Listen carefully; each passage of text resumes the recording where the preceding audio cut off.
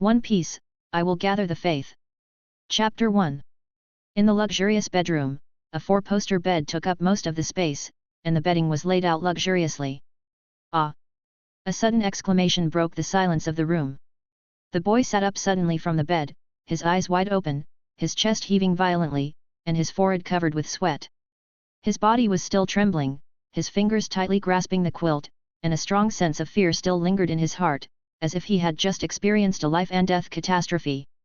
Gradually, his breathing began to stabilize, and he realized that he had woken up, but the fear in his heart had not completely dissipated. After his mind calmed down a little, the boy began to check his surroundings. Luxurious furniture, exquisite furnishings, and Gothic-style gorgeous decorations came into view, which were completely different from everything he was familiar with. In an unfamiliar environment, the boy frowned and tried to evoke his memories before waking up. Where on earth is this? How did I end up here? The boy slapped his head helplessly, because he couldn't remember this memory. The last picture in his mind was a fiercely burning fireball that hit him head-on. The scene of despair and fear still made him feel scared when he thought about it now. After that, the memory stopped abruptly, leaving only a blank. After a long pause, the boy came back to his senses. He also realized what he should do at this moment. He lifted the quilt with force and checked his body, but found no scars. Then he turned over and got out of bed, stepped on the floor barefoot, and felt the touch from the floor, which was very real. After confirming that there was no abnormality in his body, the boy finally breathed a sigh of relief. Not long after, the boy frowned again, and there was a hint of doubt in his eyes. Recalling the moment when the fireball was about to hit him, the scorching heat it carried seemed to melt the surrounding air, burning him so painfully. Forget it, let's go out and see where this is. Although his guess was still a little unbelievable, the fact was that he was fine. The boy shook his head and didn't intend to dwell on this matter too much. Since he was still alive and had no missing limbs, why bother about it? This was exactly the boy's character. The most important thing at this time was obviously to figure out his situation. Wait, the boy stared at his hand, and then carefully checked his body. His face suddenly became panic. This is not my body. At the same time, the strong emotional fluctuations seemed to touch a valve, and there seemed to be a signal wandering in his mind, playing another person's fleeting life. This signal, completely ignoring his will, was forced into his mind, as if to tear his consciousness apart. Severe pain exploded in his mind, as if his head was clamped by an invisible giant clamp. The boy held his head, stumbled to his knees, holding his head tightly with both hands, and his body trembled uncontrollably. But he always clenched his teeth tightly and didn't let himself shout out. Because he had realized that he had traveled through time. In the darkness, it was unknown how long it took for the swelling pain in his head to completely disappear. So, this is the world of One Piece. Adventure, fighting, passion, and great power are all in one body. It's really exciting. The boy also stood up slowly, and there seemed to be an unconcealable excitement on his face, muttering in a low voice. He had long had enough of that dull, anxious, hopeless life, and it would be good to start over. Moreover, it was in his favorite world of One Piece, and he seemed to be carrying something extraordinary. It turns out that the fireball was a divine object that was born when the universe was born, the origin pearl. It was damaged for some unknown reason, and when it fell into the void, it happened to hit him by chance, and he was instantly chosen and came to this world with it. As for why he was brought to this world? It was the origin pearl, which wanted to use the origin of this world to repair itself. As for choosing him and borrowing this body to revive, it was completely a coincidence. You must know that there is a fixed number of cause and effect between the worlds. Suddenly, there is an anomaly that did not exist originally, which must be cleared by the heavenly way here. In countless novels, the storyline unfolds as soon as the protagonist travels through time, followed by a life full of disasters and a plot of relatives and friends offering sacrifices to the sky. Isn't it all because of this chaos? The origin pearl was already a bit broken, and it had to conceal the movement of crossing. How could it have the spare energy to slowly select a suitable carrier? If it could, it would definitely choose to swallow him directly. At the very least, it would choose the privileged class of this world, the celestial dragons. How could it choose the son of an ordinary merchant? Okay, I've talked too much, and the secrets of heaven cannot be revealed casually. Let's get back to the point. It turned out that the whole family of this body was hijacked by pirates. After being surrounded by the navy, the pirates killed the original owner's parents to vent their anger. Originally, the original owner could not escape the disaster, but of course he did not escape this disaster in the end. Witnessing his parents falling in front of him one after another, the brutal pirate pointed the butcher knife at him. The fear of death instantly overwhelmed him, and his consciousness was directly annihilated. In short, he was scared to death. The pirates were eager to escape, and seeing that the person was dead, they threw him aside, which preserved the integrity of this body and allowed him to successfully revive. After being rescued, because the body needed time to completely merge with the soul, and the origin pearl was also transforming this body, his soul remained in a dormant state. Until just now, the origin pearl almost exhausted the remaining origin and transformed this body to the maximum extent, allowing his soul to exit the dormant state, and he slowly woke up. After the origin pearl passed the last message to him, it fell into a deep sleep, waiting for the opportunity to come. He knew that only when the faith of most people in this world was condensed, the origin pearl would wake up. At that time, he could truly create a god in the void, master the authority of rules, and finally repair himself with the power of the origin of the heavenly way. By then, he could also get infinite benefits. Considering that he had to complete such a difficult task, but he was just an ordinary person, the origin pearl provided two powerful abilities. One is related to the collection of faith. Faith is illusory, how can mortals observe it? Moreover, human hearts are unpredictable, how can the naked eye distinguish between true and false? Therefore, the origin pearl gave him the ability to distinguish true and false believers, and enabled him to sense the sincere wishes of true believers from a distance. But the premise is that he can create a belief that people can trust and hope for, otherwise all this will be meaningless. Only after he successfully shapes the belief and someone believes in it, can the origin pearl absorb the belief from the believers and condense it into the power of belief. The use of the power of belief is related to another ability. After all, the personal force value in this world is also a bit exaggerated. Without strength, ordinary people can't guarantee when they will be wiped out by the aftermath of the fight between the strong. And the origin pearl brought him here for a purpose. Naturally, the higher his force value, the larger the space he can operate, and it is easier to achieve the purpose of collecting faith.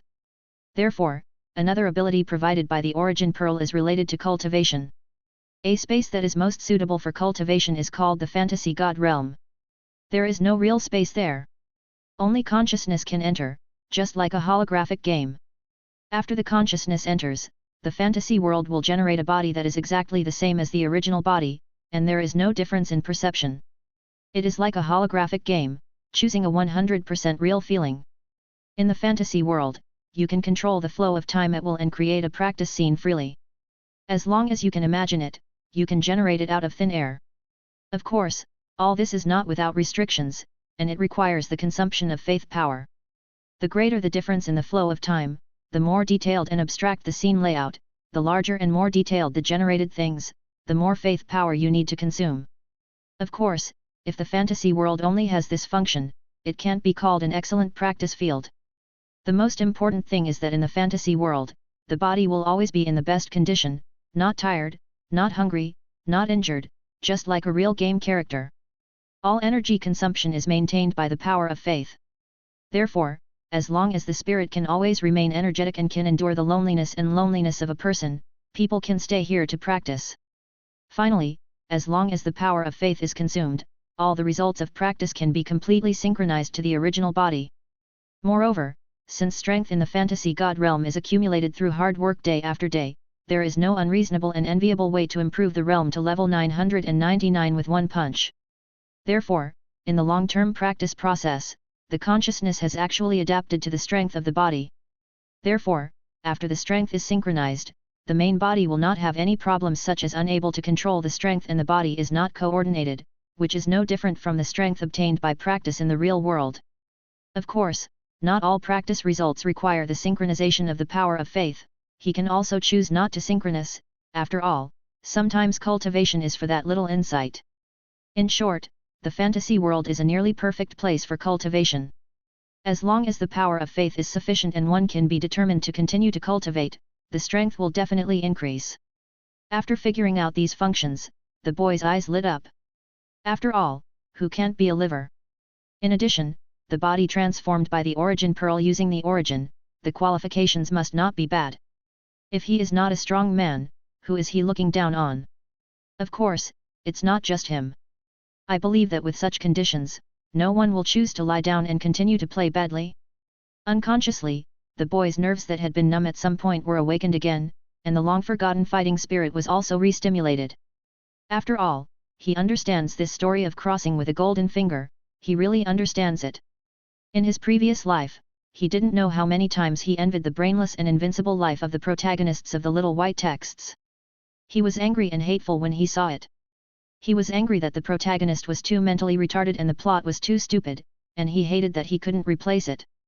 Envy, really envy, that invincible life, he also wants to experience it.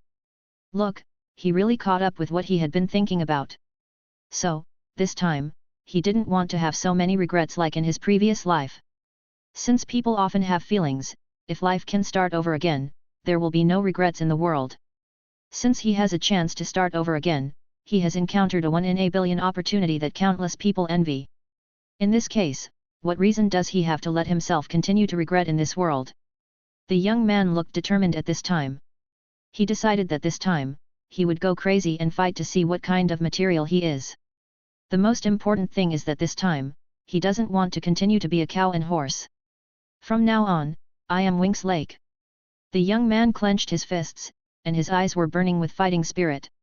Pirate King, here I come. Chapter 2. Lake, you finally woke up, that's great. After hearing the noise in the boys' room, the old man hurried over. When he opened the door, he saw Lake standing on the ground, just like an ordinary person. He was overjoyed and his old face was full of excitement. Old John, don't worry, I'm fine now. Lake felt the old man's heartfelt care and nodded with a smile. He inherited everything from the original owner, so he was naturally familiar with the old man in front of him. Old John was the old housekeeper of the family, and was rescued by his grandfather from the seaside. Since then, Old John has stayed in the Winx family, and decades have passed in a flash. They have long regarded the old man as a family member and respected him very much. Old John has also long been accustomed to the company of a family. The old man and his grandfather experienced the rise of the Winx family together, and they also enjoyed the glory together. When they were young, they enjoyed a lot of romance, but for some unknown reason, they had no offspring. Therefore, the old man who did not have his own blood treated Lake like his own grandson, and loved him very much. After all, he had raised him since he was a child. Lake, you have been in a coma for almost half a month this time. The doctor has also come to see you, but he can't find any problems. By the way, I will go and call the doctor. The old man was still a little worried and felt that Lake should be checked carefully. But Lake knew his own situation. His deep sleep was just the transformation of the origin pearl. Besides, it was just a sudden mental death. Why did he need to check it? So he shook his head. Old John, it's really not necessary. I know my current physical condition best. It's very good. The old man hesitated, and seeing Lake's firm eyes, he nodded helplessly. Half a month? Has it been so long? Lake was also a little surprised. It took too long to transform, right? Fortunately, the origin pearl was magical and maintained the consumption of the body. Otherwise, the body would have starved to death after such a long time. Old John, just tell me about the important things that happened during this period. Then, Old John briefly told him some of the important things that happened during this period, including the funeral arrangements of his parents, and later many partners who relied on his parents came to terminate their cooperation. Speaking of this, thinking of the faces of those people when they took advantage of the situation, Old John also gnashed his teeth with hatred. However, Lake didn't care about these. After all, they were just external things. The most important thing at this stage was to develop steadily. With strength, what was lost was not afraid that it would not come back. Besides, he always felt that something was a bit strange about the pirate incident this time. So, he just nodded to the old man, showing an equally angry look, and reluctantly responded to the old man's emotions. Then he asked, where are those pirates? They were all killed by the order of the Navy Colonel Bartholomew Bell. The old man said truthfully. It's good that they are all dead. Lake said lightly. He was now more convinced that it was not just pirates who were against the original family. After all, how could those low-ranking pirates so easily grasp the whereabouts of their family? In a prosperous city of a country, he expressed some doubts. In addition, such a quick execution did not seem to be in line with the Navy's policy on pirates. It was obviously in a hurry to kill people and silence them. Isn't it just a case of trying to cover up the truth? Of course, he would definitely not seek death now or find the so-called truth, but it would be hard to say in the future. After all, he took over this body, and it would not be appropriate to be indifferent to it. At least, this family should be completely at peace. Old John, this time my life was hanging by a thread, and I survived by luck. It was a miracle. In the last moment of coma, I seemed to see a god. It must be him who saved me, otherwise I would definitely be like my father and others. Lake suddenly showed a very sad look, and said in a very serious tone. Maybe it's just your hallucination? The doctor said that you just experienced a huge change and are a little uneasy. It's best to rest for a while. Old John obviously didn't believe what the gods said and frowned and advised. No, I believe it's true. If it weren't for the protection of the gods, I really can't figure out how I survived. You know? Those pirates clearly wanted to kill us all. Lake retorted excitedly. Old John also fell into deep thought. As Lake said, the pirates were obviously venting their anger at the time, so why did they let him survive? His parents and bodyguards were all killed. Is it really the blessing of the gods? This is too absurd, right? Old John was full of doubts and confusion, and he couldn't be sure of Lake's word slaw, but there is no reason to completely deny it. For a moment, it was a bit difficult. What are you going to do? How to thank that god? Old John simply stopped struggling and asked. Lake looked at Old John seriously, trying to see some clues in his eyes to confirm whether he agreed with his point of view and whether he would support his next move. This speech was made up by him on the spur of the moment. He thought it would be full of loopholes, but he didn't expect it to be so smooth. The main reason was that he thought things were too complicated. Believing in gods and fearing gods is a common thing. It is harmless and does not violate the law. The old housekeeper has no reason to object. So he simply described the plan to spread the belief in gods, promote the mercy and benevolence of gods, spread the grace of gods throughout the world, and let more people feel the existence of gods.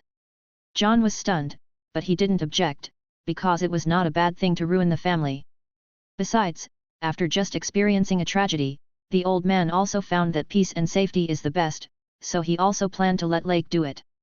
Besides, Lake is the boss of this family after all, and he is always an outsider. It is precisely because the old housekeeper can clearly position himself that he can integrate into this family for a long time. Okay, Lake, what exactly do you plan to do? You have to take the first step, right? John asked curiously, and also wanted to see if the young man was just talking too much. Let's do this, old John, you go and tell the orphans nearby that I am going to do some good deeds to thank the gods for their protection and to give back to the gods. I plan to provide them with free lunch tomorrow at noon. Lake thought for a while and added, it doesn't need to be too rich, just prepare some bread, fried meat and fried rice, and the main thing is that the quantity should be enough to make everyone full. Well, this is a good idea, I will prepare it tomorrow and then notify you.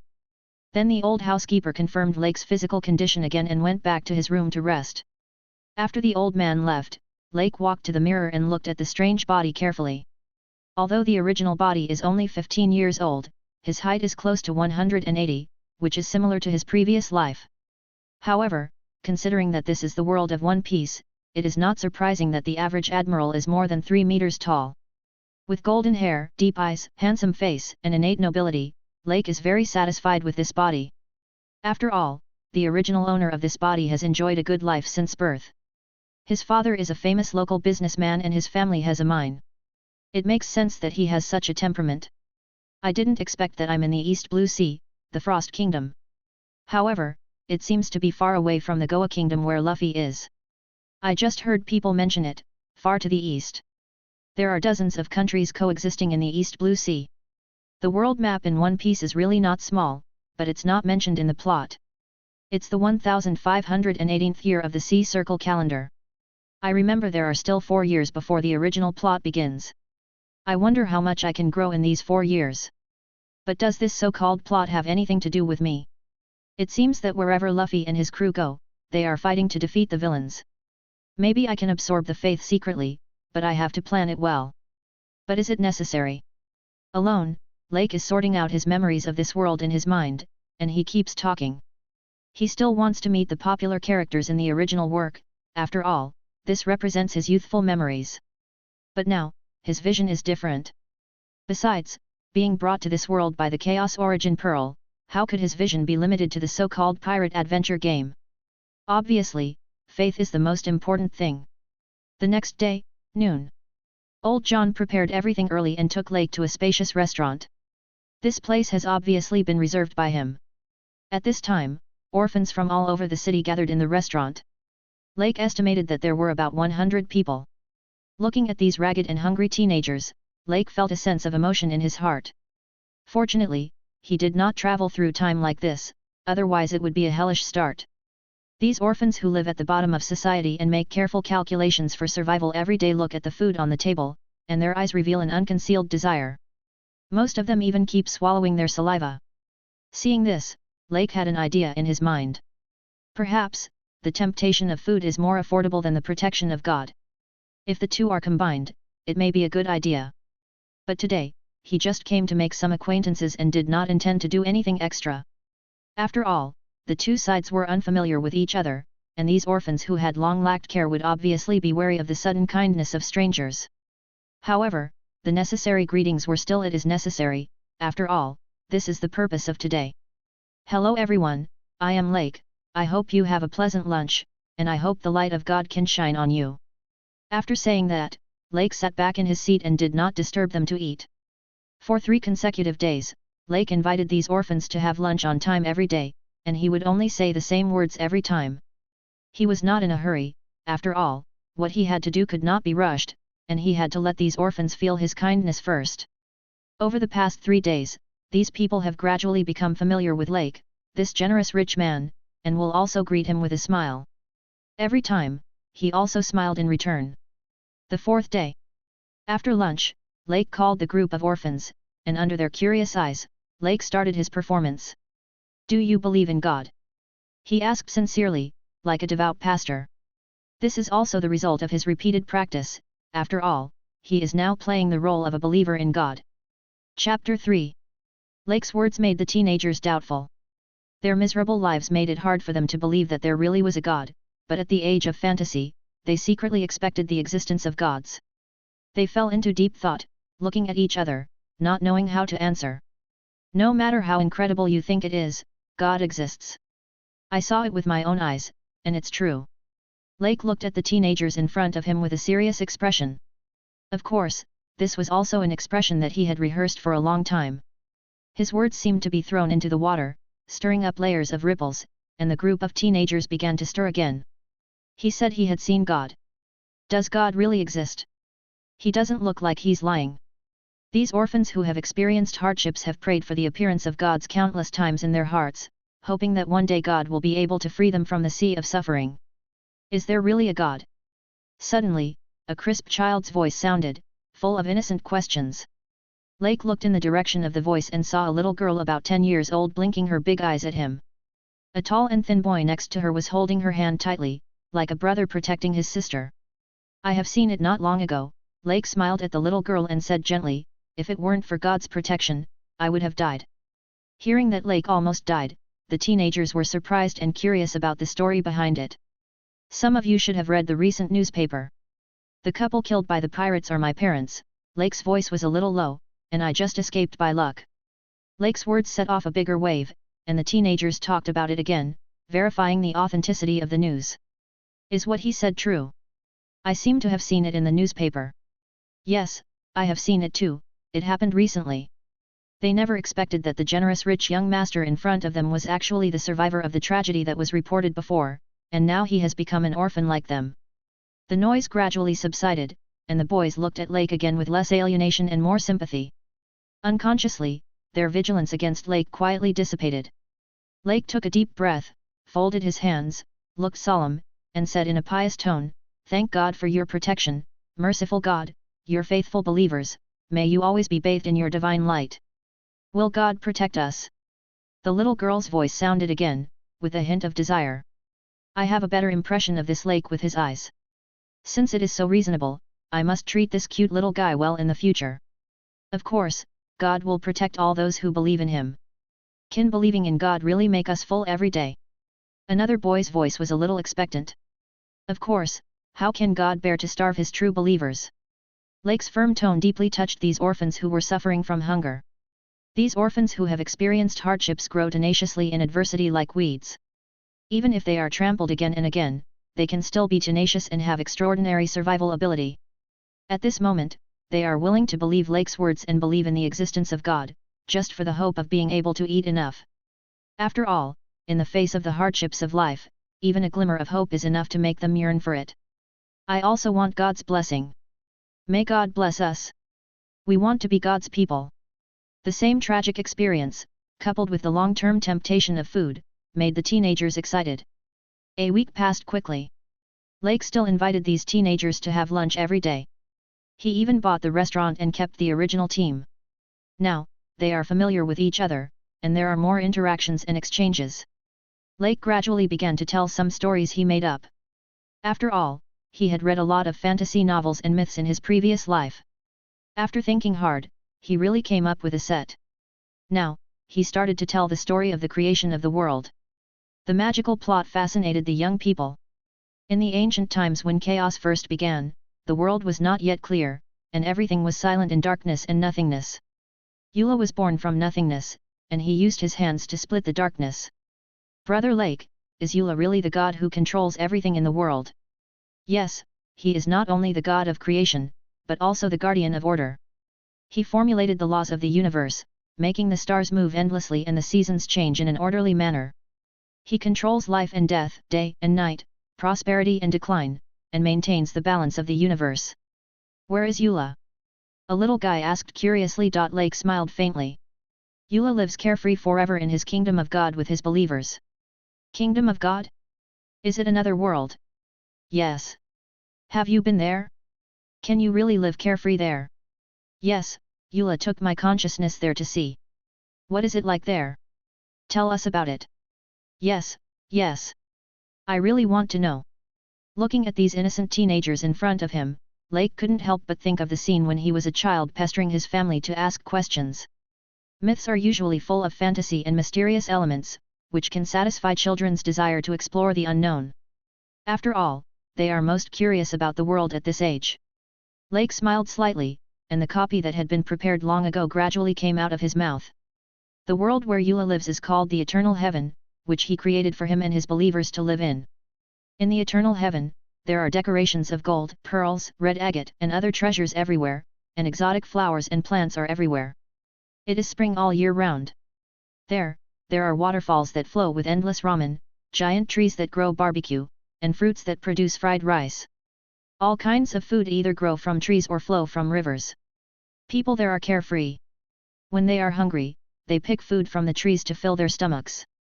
They don't need to work at all. They enjoy life, play, and laugh every day. After saying that, Lake saw the stunned crowd, obviously unbelieving. He understood very well, after all, these things were indeed a bit incredible. I know you don't believe it, but this is the power of God. In our world, there is also this place, which is left by God. It is on the Grand Line, Boeing Islands. The endless food is the epitome of the eternal heaven. Lake's last words are simply shocking. The Grand Line is the most magical and dangerous place. Only true warriors are qualified to set foot there. Is that the sea area that only Pirate King Gel D. Roger has conquered? Is it really that magical? Ha ha ha, of course, it is left by God, just so that we can see the tip of the iceberg of the eternal heaven. Lake was talking nonsense without blushing. He got used to it after saying it so much. With the confirmation of the magical area of the Grand Line, the group of teenagers seemed to no longer doubt what Lake said, and even slowly accepted it, and at the same time they were also yearning for it. He was not idle either. He struck while the iron was hot and directly integrated the behavior of believing in God into his daily life. He would repeat these rituals every day before meals and when leaving. This also reflects the solemnity of faith, and at the same time allows this group of young believers to identify themselves. He believes that if they repeat things more often, they will gradually believe them. Look, it's another new day of dinner, and I saw that this group of teenagers have begun to consciously wait for Lake's ceremony. Looking at this group of lambs that have been gradually tamed by him, Lake feels extremely relieved. The omniscient and omnipotent Creator, the Supreme God, I am your most devout believer. I am grateful for your wisdom and strength. May your holy light always guide us on the way forward. As Lake recited, everyone recited the prayer praising God in unison. Their voices were uniform, full of piety and enthusiasm. Then, they slowly opened their arms, as if they were embracing the gods, with unprecedented solemnity and holiness on their faces. Then, they crossed their hands piously in front of their chests, as if they were communicating with God. Finally, everyone shouted the name of God loudly. Yura. Yes, it was the war song of a certain nation in the previous life, a certain emperor, and 1 euro was worth 1,000 words of deception. In terms of boosting morale and gathering strength, what words are more powerful than these 2 words? Therefore, Lake directly borrowed it, not only as the name of God, but also as God's blessing, simple and crude. He hoped to unify thoughts, mobilize the emotions of the people, and strengthen their collective consciousness and sense of belonging. In short, he wanted to use this method to brainwash. With the shout of Yura, the group of teenagers seemed to instantly become devout believers of God, and they seemed to feel some extraordinary meaning from this identity. Seeing that everyone was a devout believer, Lake was very satisfied. Finally, he praised loudly in the expectation of everyone. God has mercy, God is immortal, God is with us. This is the daily prayer ceremony to God. Lake uses this method to enhance their sense of participation. Let them develop a habit and believe in God thoroughly. Lake had no guilt for fooling them. In his opinion, this was a gift. He gave those orphans who were destined to live at the bottom of society a chance to change their fate. Following him would definitely give them a better life than following their original life trajectory. Therefore, those who do not cherish this opportunity will eventually be liquidated by him. In this way, a month passed. This group of teenagers gradually began to accept their identity as believers. Of course, there are also some people who are just trying to fish in troubled waters, just wanting to enjoy a free meal, but not willing to believe sincerely. Lake talked with them many times. After all, no matter how they concealed, he could easily detect their insincerity. After many times, these insincere teenagers seemed to see a ghost. It was hard to believe that Lake could easily know their true thoughts, no matter how they concealed and disguised. Lake's explanation is always, God knows everything. Such fantasy things also made these people begin to truly fear God. In addition, fearing that they would lose this free meal and fall into a life of hunger and cold again, these people gradually began to take faith seriously, and slowly, they all accepted this new identity. In the end, no matter what the reason, everyone returned to faith, but the depth of faith was different for everyone. Among them, the most devout was a little girl named Aisha. She seemed to accept the creator God Eula created by Lake from the bottom of her heart, and the power of faith she generated was far purer than that of others. Unknowingly, a year passed. Lake successfully formed a small team of his own, and he lived with these orphans who had lost their parents almost every day. He also often invited teachers to teach them to read. Of course, the teaching materials were the deeds of gods he made up. He himself sat cross-legged in meditation, posing a pious posture, as if praying to God. Of course, this was just for those teenagers to see. In fact, his consciousness had entered the fantasy world to practice, so that his strength growth could be attributed to the gift of God, making the existence of God more credible. The current more than 100 believers, in general, can contribute more than 100 points of faith power to him every day, which is enough to maintain his current cultivation consumption. However, he does not have enough faith power to transform the fantasy god realm again in a short time. However, the good news is that his strength is still relatively weak now, and he can achieve considerable results by using his own weight to practice, so he is not in a hurry to create a practice scene. He also makes full use of the characteristics of not being injured in the fantasy god realm, plus the extraordinary qualifications after the transformation, and practices with all his strength. If he can't practice to death, he will practice to death. At most, he can practice for 17 hours a day. In a year, his strength level on the stone tablet in the practice field has become the 4 words of Navy Lieutenant. And he is only 16 years old. After only 1 year of practice, he has transformed from an ordinary teenager to a combat force in the naval officer system. This speed is amazing. You know, this is across many levels such as ordinary adults, ordinary soldiers, elite soldiers, and second lieutenants. For ordinary people, every promotion may require 1 to 2 years of hard training. Of course, everyone has different physiques, so the training effects are naturally different. This is just the advancement speed of ordinary people, and geniuses are certainly not in this category. Chapter 4. This year, Lake had nothing to do with the outside world. He almost cut off contact with the outside world and handed over all external affairs to old John. In a calm and peaceful time, he spent his weakest period safely. Although his behavior was a joke in the upper circles of the kingdom, most people mocked him for being a spendthrift, thinking that he had fallen into depravity and was incompatible with them, and had completely left their circle. But many people also speculated that he might just be too shocked by the murder of his parents and could not accept it for a while, so he placed his thoughts on the illusory God. And they believed that as long as Lake did not get a response from God for a long time, he would naturally return to normal. It just took some time. Of course, they discussed these things not because they really cared about him, but just as a topic of conversation after dinner. Since then, two strangers have a common topic, which can be regarded as a contribution to society. The piece of this year may be because he was devoted to playing the role of a priest and focusing on spreading the faith of God. He did not show any doubts about the hijacking by pirates, nor did he investigate these things of his original body. He always showed a harmless appearance and was not aggressive at all. Therefore, the partners of his predecessor's parents who took the opportunity to turn against each other and add insult to injury, or his father's business hostile relations, did not pay much attention to him. In their view, Lake was just a young boy, without any threat, and not worthy of their excessive attention. Moreover, if he really did something extreme, it would affect his image. After all, not many people are willing to deal with vicious people. So, they simply pretended that Lake did not exist. This year, Lake made full use of the concealment of the fantasy god realm, sweating profusely, and practicing hard day after day without interruption. Of course, such efforts are worth it, and he is also slowly getting stronger at a visible speed. Some people must be curious about how Lake practiced and whether the effect is so significant. Also, how can he practice? In fact, Lake didn't understand the cultivation methods of this world, especially the domineering system of the pirate world. Of course, domineering is also unfamiliar to most people in this world.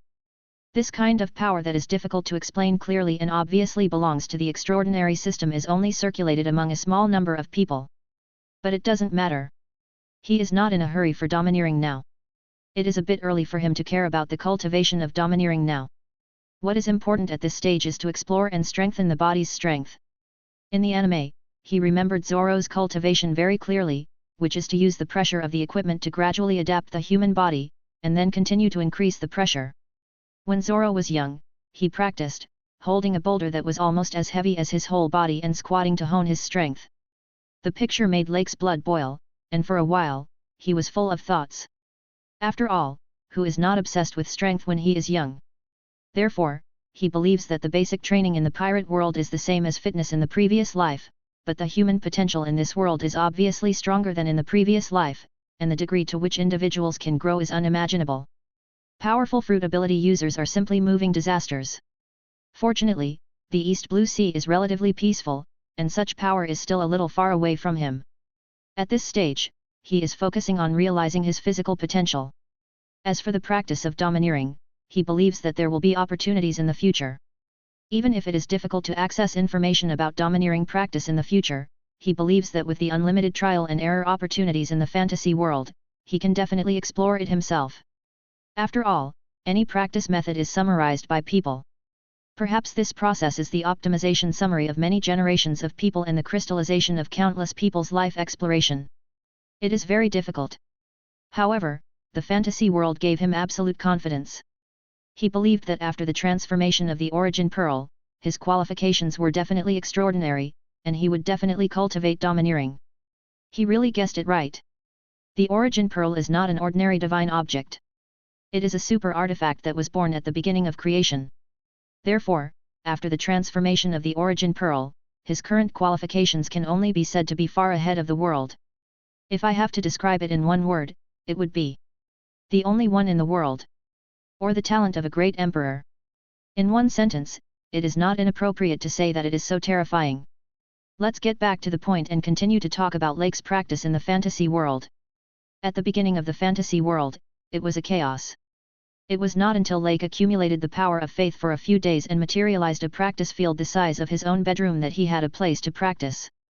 Because there was no extra power of faith to materialize other equipment, Lake could only do bodyweight training, including basic movements such as frog jumps, horse stance, pull ups, and punches.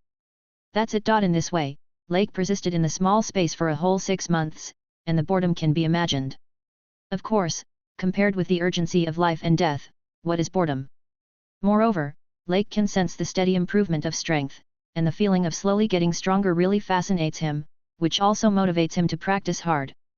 Half a year later, after deducting the power of faith consumed to maintain the body, Lake has accumulated 3,000 points of faith power, so he can't wait to materialize a sword. Why choose a sword? Is it because you think practicing boxing is too boring? Of course not. Because he knows that when people are weak, mastering weapons is the fastest way to improve their strength. After all, a child holding a knife can also kill an adult. Moreover, it is precisely by using tools that humans can conquer nature. The same is true for holding a sharp weapon in mind and killing intent. If you can use weapons skillfully, even if you are not strong enough, you can have a good fighting power. Of course, as the strength increases, the bonus of the weapon will be negligible. Haven't you heard of it? A blade of grass can cut the sun, moon, and stars. Okay, I've been off topic, but the truth is this, not rough. But he doesn't know how to practice swordsmanship? It doesn't matter, Lake doesn't believe in swordsmanship. He believes that programmed moves will only delay the timing of attack, and fighting only requires the purest action, which is to swing the sword quickly and chop down the enemy. So, it doesn't matter to him if he doesn't know how to practice swordsmanship, as long as he swings the sword.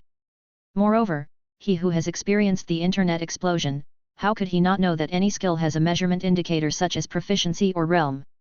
The higher the proficiency, the greater the power and the more handy it is to use. How could he not know that reading a book 100 times will make its meaning clear, and practicing a sword 1,000 times will make it as easy as using an arm? He firmly believed that as long as he practiced repeatedly and pondered carefully, the action of swinging the knife would eventually evolve into a skill, a muscle memory, a human instinct, and be able to achieve qualitative change. So he only practiced one move, which he called a one-knife chop, or simply a flat chop. Thanks to the focus on boxing training in the first half of the year, his arm strength was effectively trained, which also laid a good foundation for the practice of swinging the knife in the second half of the year. Every time he swung the knife, in addition to paying attention to the scientific nature of the chopping action, he would also think about how to maximize the body's strength, how to coordinate the movement of various parts of the body, and how to concentrate the whole body's strength in one blow. He was a heavy novel fan. How could he not know that ordinary people, without training, would only use the strength of their hands, and the waist and leg strength would not be used at all? Therefore, when he swung the knife, he also attached great importance to the summary of this aspect.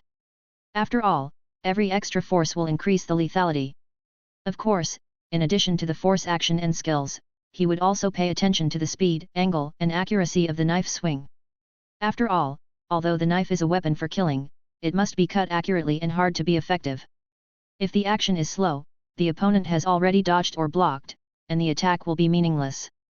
If you miss the target, you will hit the chest instead of the neck, and the result will be very different. Therefore, the accuracy and speed of the cut can also determine the outcome of the battle. Besides, Lake is destined to pursue the splendor of the knife, because he represents God, is God's messenger, and is the embodiment of God's power in this world. God should shock people's hearts, should be gorgeous and dazzling, and should be full of style. If he is like a gangster, wouldn't it damage God's majesty?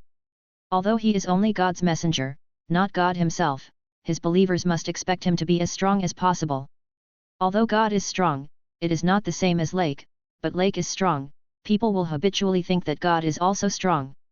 Therefore, a single cut, let the enemy end in splendor, is his pursuit. Although young people like the thrill of fist to flesh, and it does have a wild visual impact. But he is a messenger of God, destined not to fight hand to hand. Solemn, elegant, and noble are his synonyms. After all, what identity is more noble than the messenger of the God of creation? Therefore, the knife is destined to be his future attack method, at least on the surface.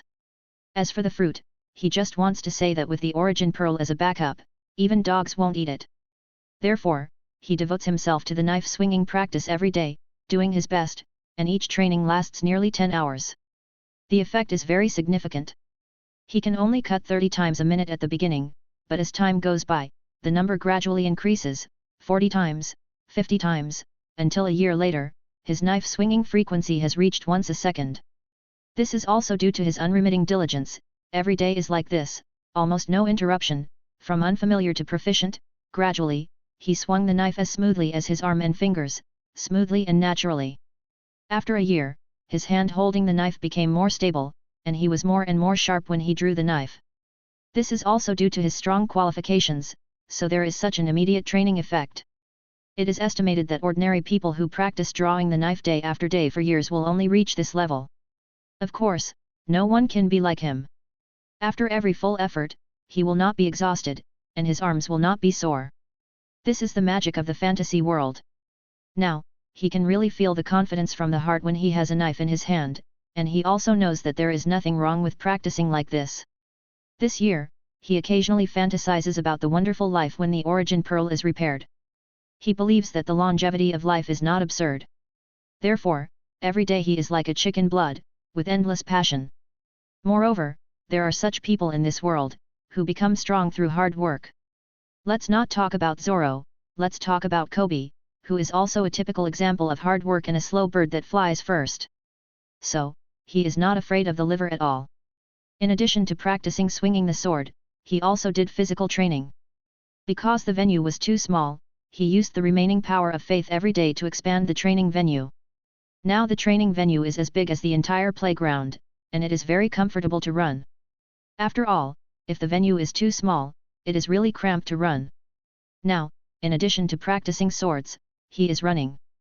His goal is to run at the extreme speed, terrifying endurance, and flexible body. After all, the strong people in this world often fight for days and nights, which cannot be done without strong physical support.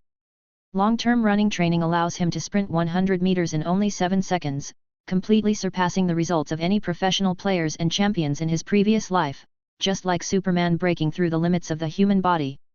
Of course, different worlds, different rules, there is definitely no comparability.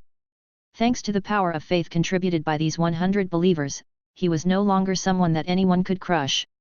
He believed that with his strength as a lieutenant in the Navy, he should be able to survive in the weakest place of the East Blue Sea by being a transparent person and acting harmless. So far, he has a little sense of security. Chapter 5. Lake, are you going to keep them like this? Old John asked the boy in front of him. The old man has seen Lake's changes over the past year, and the changes are so great that he is both surprised and happy. Especially Lake's body, which has undergone tremendous changes. His height is now over 2 meters, especially the body that has been shaped through extremely self-disciplined exercise, which is even more exuding a vigorous vitality. His face is even more angular, and his handsome face is even more handsome at this time, which is simply a model of abstinence. Lake is also at the age of growing up, but such changes still surprised the old man. After all, the old man still has some expectations for the body that should grow up from being pampered. Especially, old John is with him every day, and he sits cross-legged and prays most of the time every day, and has never exercised. The old man was a little worried, thinking that this would be bad for his health. But now he has developed a steel temperament similar to that of a soldier, which really makes the old man a little incredible and unbelievable. However, this is a good thing after all, so the old man didn't think much about it. Old John, is there not much money in the family? Lake asked immediately when he heard the old man's question. Money is the key to whether his invincible road can go smoothly. Without money, how can he play? After all, in this world, who believes in God without some benefits? If he doesn't support these orphans, where can he get the power of faith? That's not the case. It's just some simple food and drink. It doesn't cost much money. The remaining money is more than enough to support them for 10 years. Old John saw that Lake had some misunderstandings and said hurriedly. That's good. Lake breathed a sigh of relief and nodded.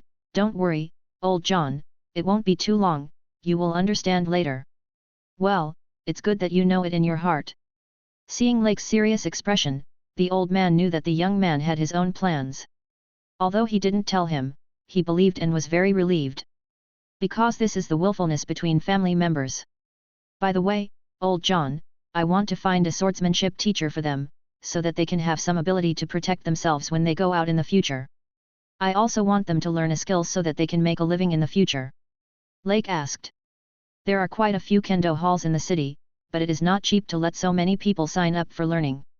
Old John frowned. That's not the case. Go and ask if there is anyone willing to work part-time for 1 day a week to train them. It is best if they are good at swordsmanship. Well, that's fine.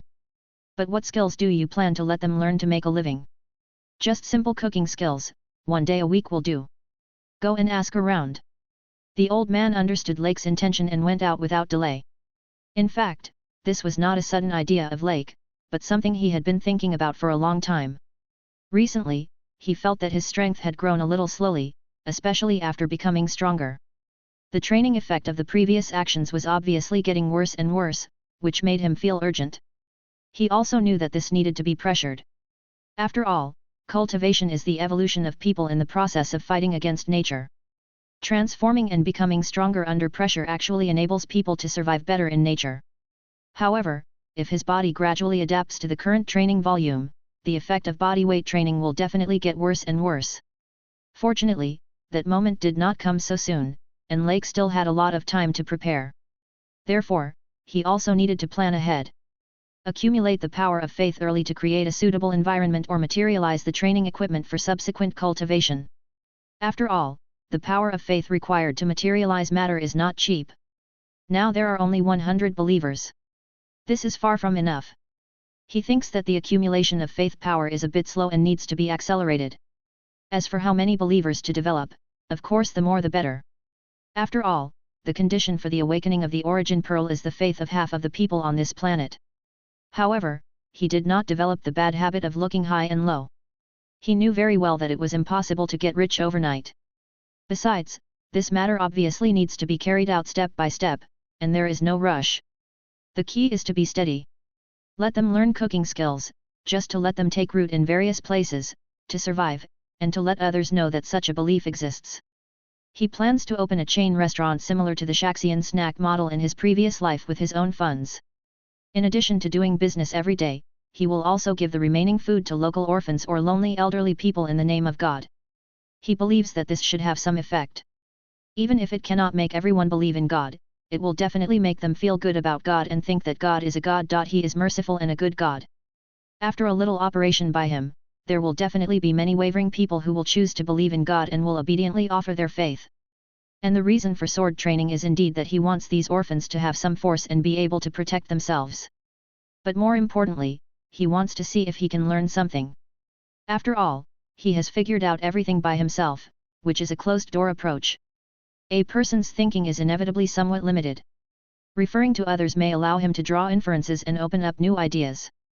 So, for him, this is a win-win situation. The old man is very efficient. In less than 2 days, he found a sword coach and a chef coach respectively. Of course, he spent a lot of money. The chef coach is a senior member of the Gourmet Association, and the coach is a coach of a pretty good local kendo hall. Each person only teaches 1 day a week, and both of them chose the weekend, 1 day each, which is very flexible. Whoever has time can come. When Lake told the orphans about this decision, he clearly felt the fluctuation of the power of faith. Yes, that's right, they were moved. This group of people lacked love since childhood and experienced all the evils in the world, and Lake's behavior was a ray of warmth in this cold winter. It is not an exaggeration to say that Lake is their adopted parent. He not only raised them, but also made plans for their future. Where can you find such a good person? Therefore, the faith level of this group of believers has almost been raised by 1 level. All of them have become true believers, and some have even become sincere believers. Aisha, who has the deepest faith, has become a fanatic at this time.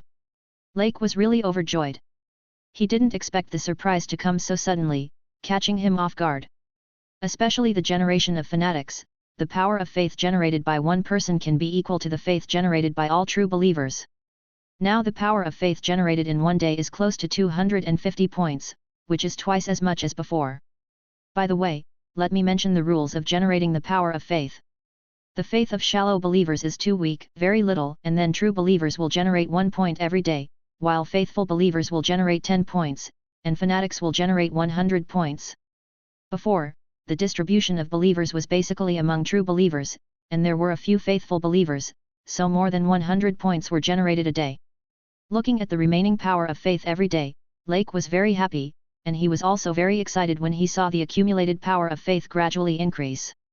After all, this is related to whether he can become stronger quickly. Since he has come to the world of One Piece, he also wants to have fun. Chapter 6. In order to allow this group of believers to train better, Lake asked Old John to buy a country villa in the suburbs. In front of the villa is a wide lawn, which is just right for this group of teenagers to conduct collective training, and not far behind is a forest, which is also the place that Lake values most. If there is really danger and he cannot resist it, he can also escape into the forest to hide. Since telling the news about the sword training to this group of teenagers, the first weekend has finally arrived under the anticipation of the teenagers. The sword training they have been looking forward to for a long time is finally about to begin. Coach Markley came early. He is a middle-aged man and a powerful coach of a well-known kendo hall in the city center. He has a rough appearance, a burly figure, clear muscle lines, and years of sword training, which makes his arms particularly strong. At first glance, people know that this person is not easy to mess with. Of course, in this world, the strength of an individual is not very related to the size of the body. Just like Luffy, Shanks, Hawkeye, and others, they are of normal size. So, Lake didn't know how strong he was, but he had a good first impression of him. He looked good and gave people a feeling of being full of power. The reason why Markley was willing to come here was because the conditions offered by Lake were too attractive. It was a part-time job that only required 1 day of work a week, but the remuneration was half of his official salary, 3 million Baileys. He agreed without hesitation after hearing it. Of course, if he hesitated, it would be disrespectful to Bailey. You know, 3 million Baileys a year is not a small amount. Lake was also very optimistic about him. Among the several candidates of Old John, he chose him, even though he was the most expensive. But for Lake, the money was only temporary, and strength was permanent. After a brief greeting, Lake smiled politely and said, "Coach Markley, the boys in front of you are the students you need to teach. I'll leave it to you next." "Okay, no problem." Markley also responded with a smile. While Lake and Markley were communicating, the boys who had already gathered on the training ground began to whisper. "Is that the coach who teaches us? He looks very strong." "Yes, I heard he is very strong, a master of the kendo hall. I didn't expect Brother Lake to invite him. It must cost a lot of money." "Nonsense, it must be. Brother Lake is so good to us." Obviously, some of the boys knew Markley's name. After word of mouth, everyone knew it soon. It turned out that the one who taught them was a famous swordsman in Haroon City.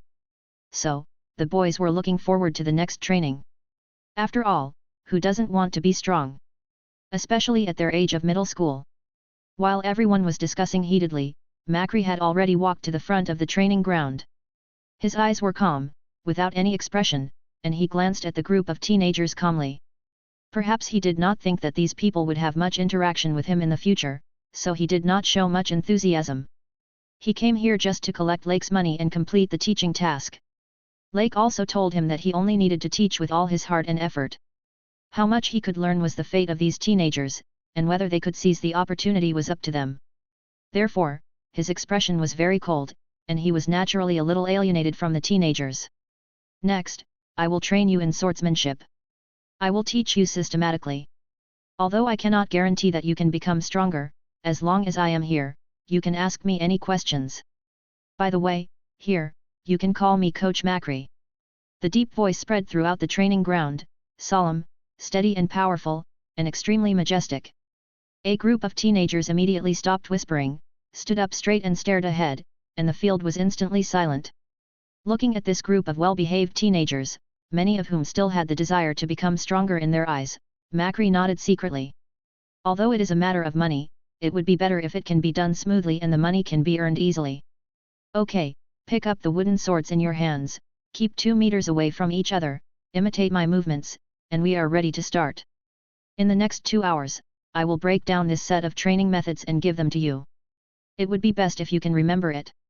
After that, Markley said no more and started practicing on his own.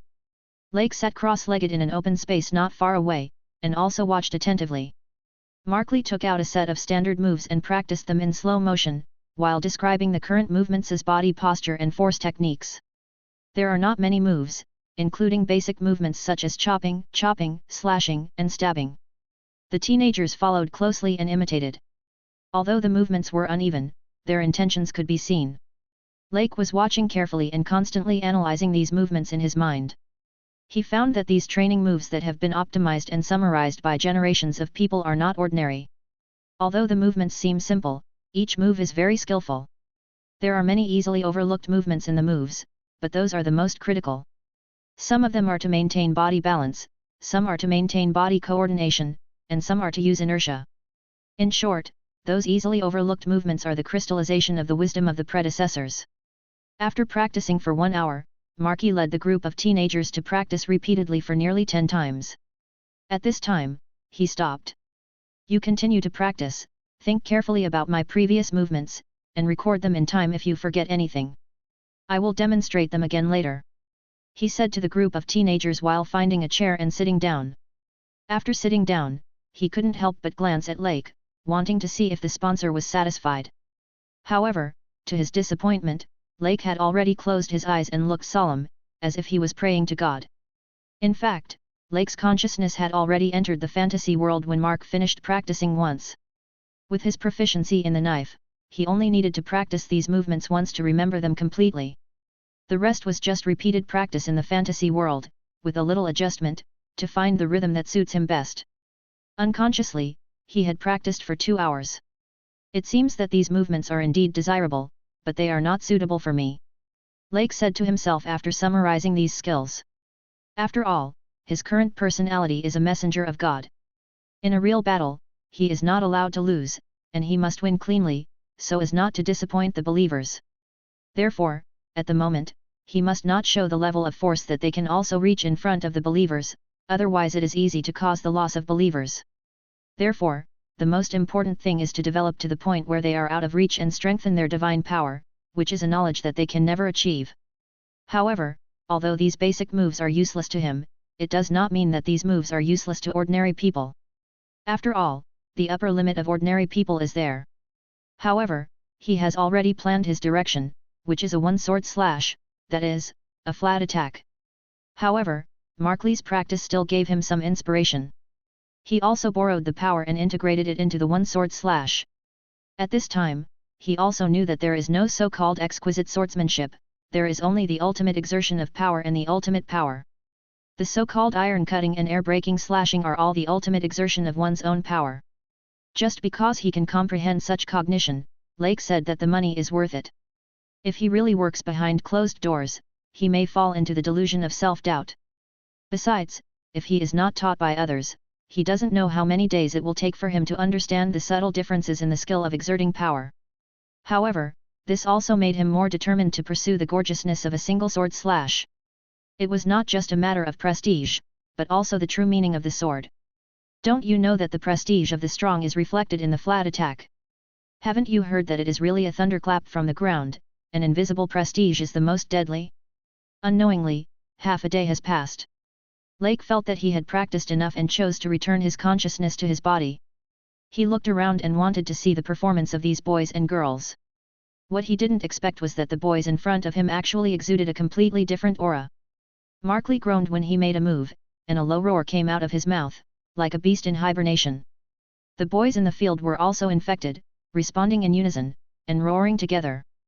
The roar was deafening in the training ground. People who didn't know would probably mistakenly think that real military training was going on here when they saw this scene.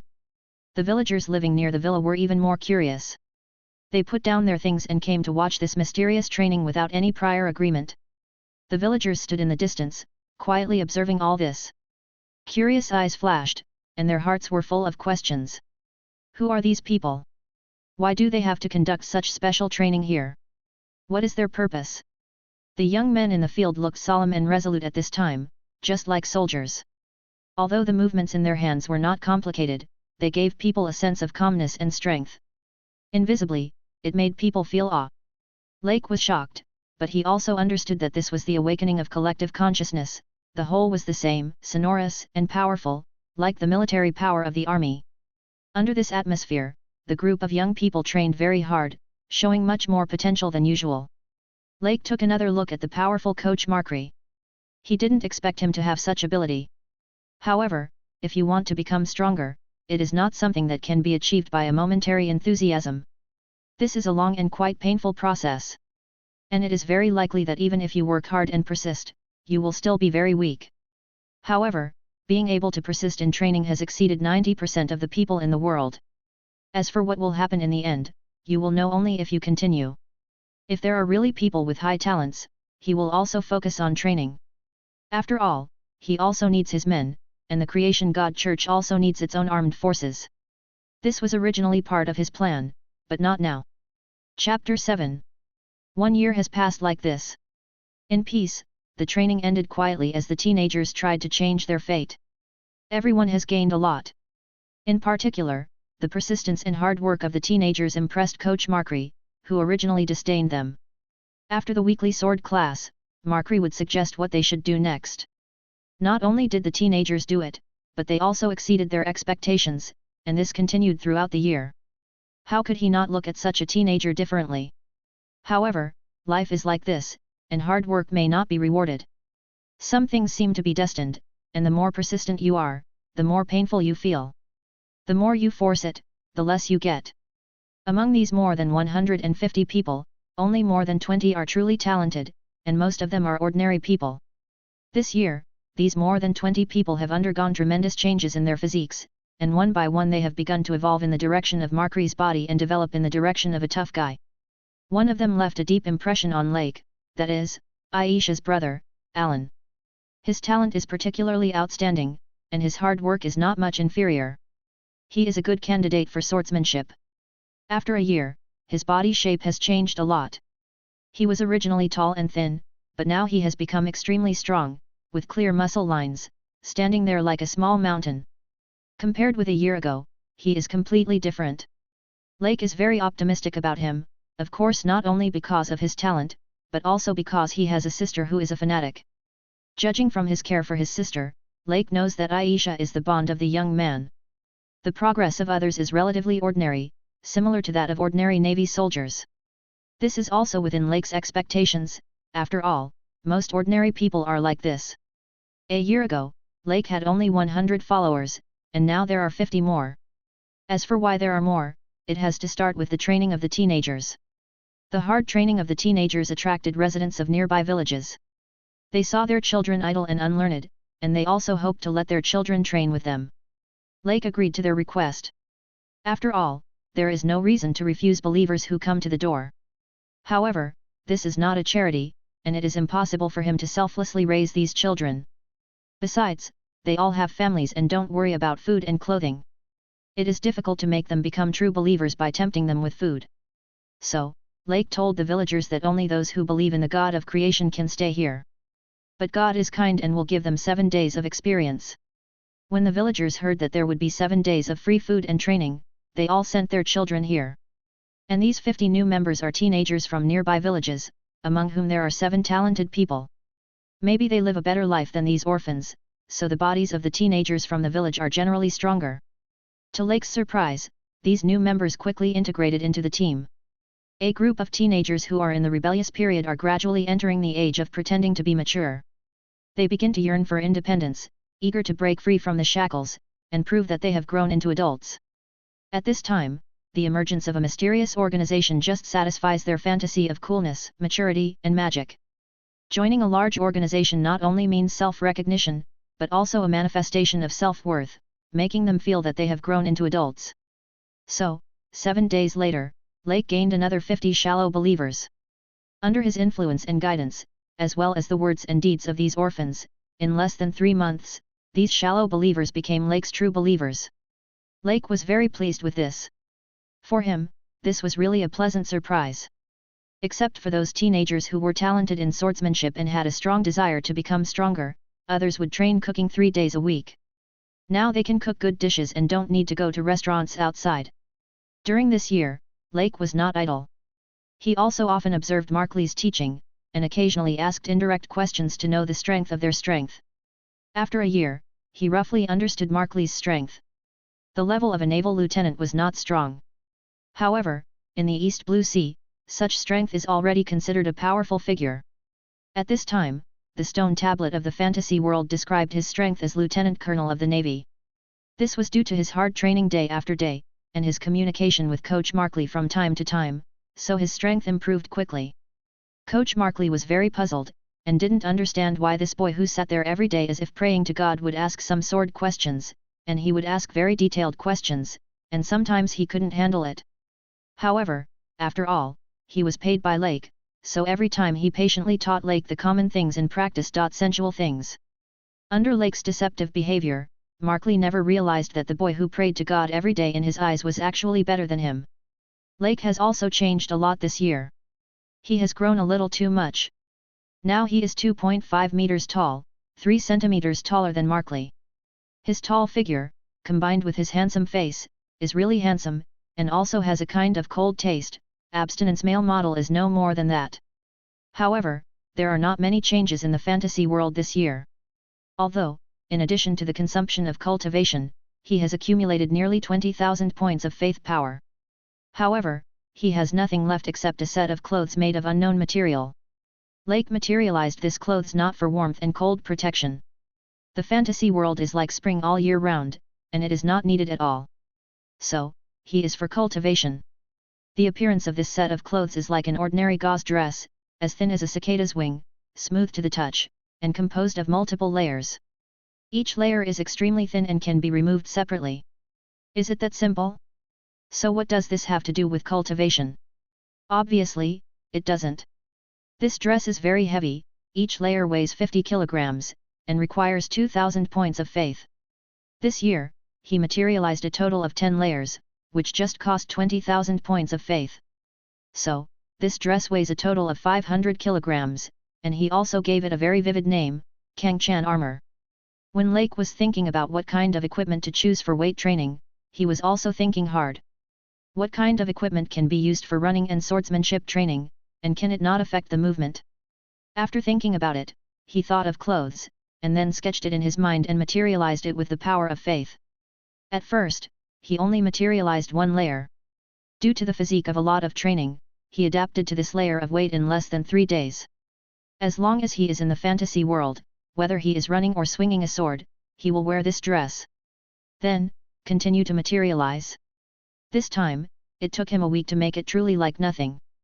After that, he gradually increased the weight, and finally in a year, he adapted to the weight of 500 kilograms of clothes. The clothes were as thin as cicada wings, and after adapting to the weight, they really had no effect on his movements. Lake has become accustomed to this kind of wear. As his strength improves, he will add layers of clothes in the future, so that his body can be trained under heavier pressure and stimulate stronger potential. Of course, the 500 kilogram Kangchan armor is also very suitable for him now.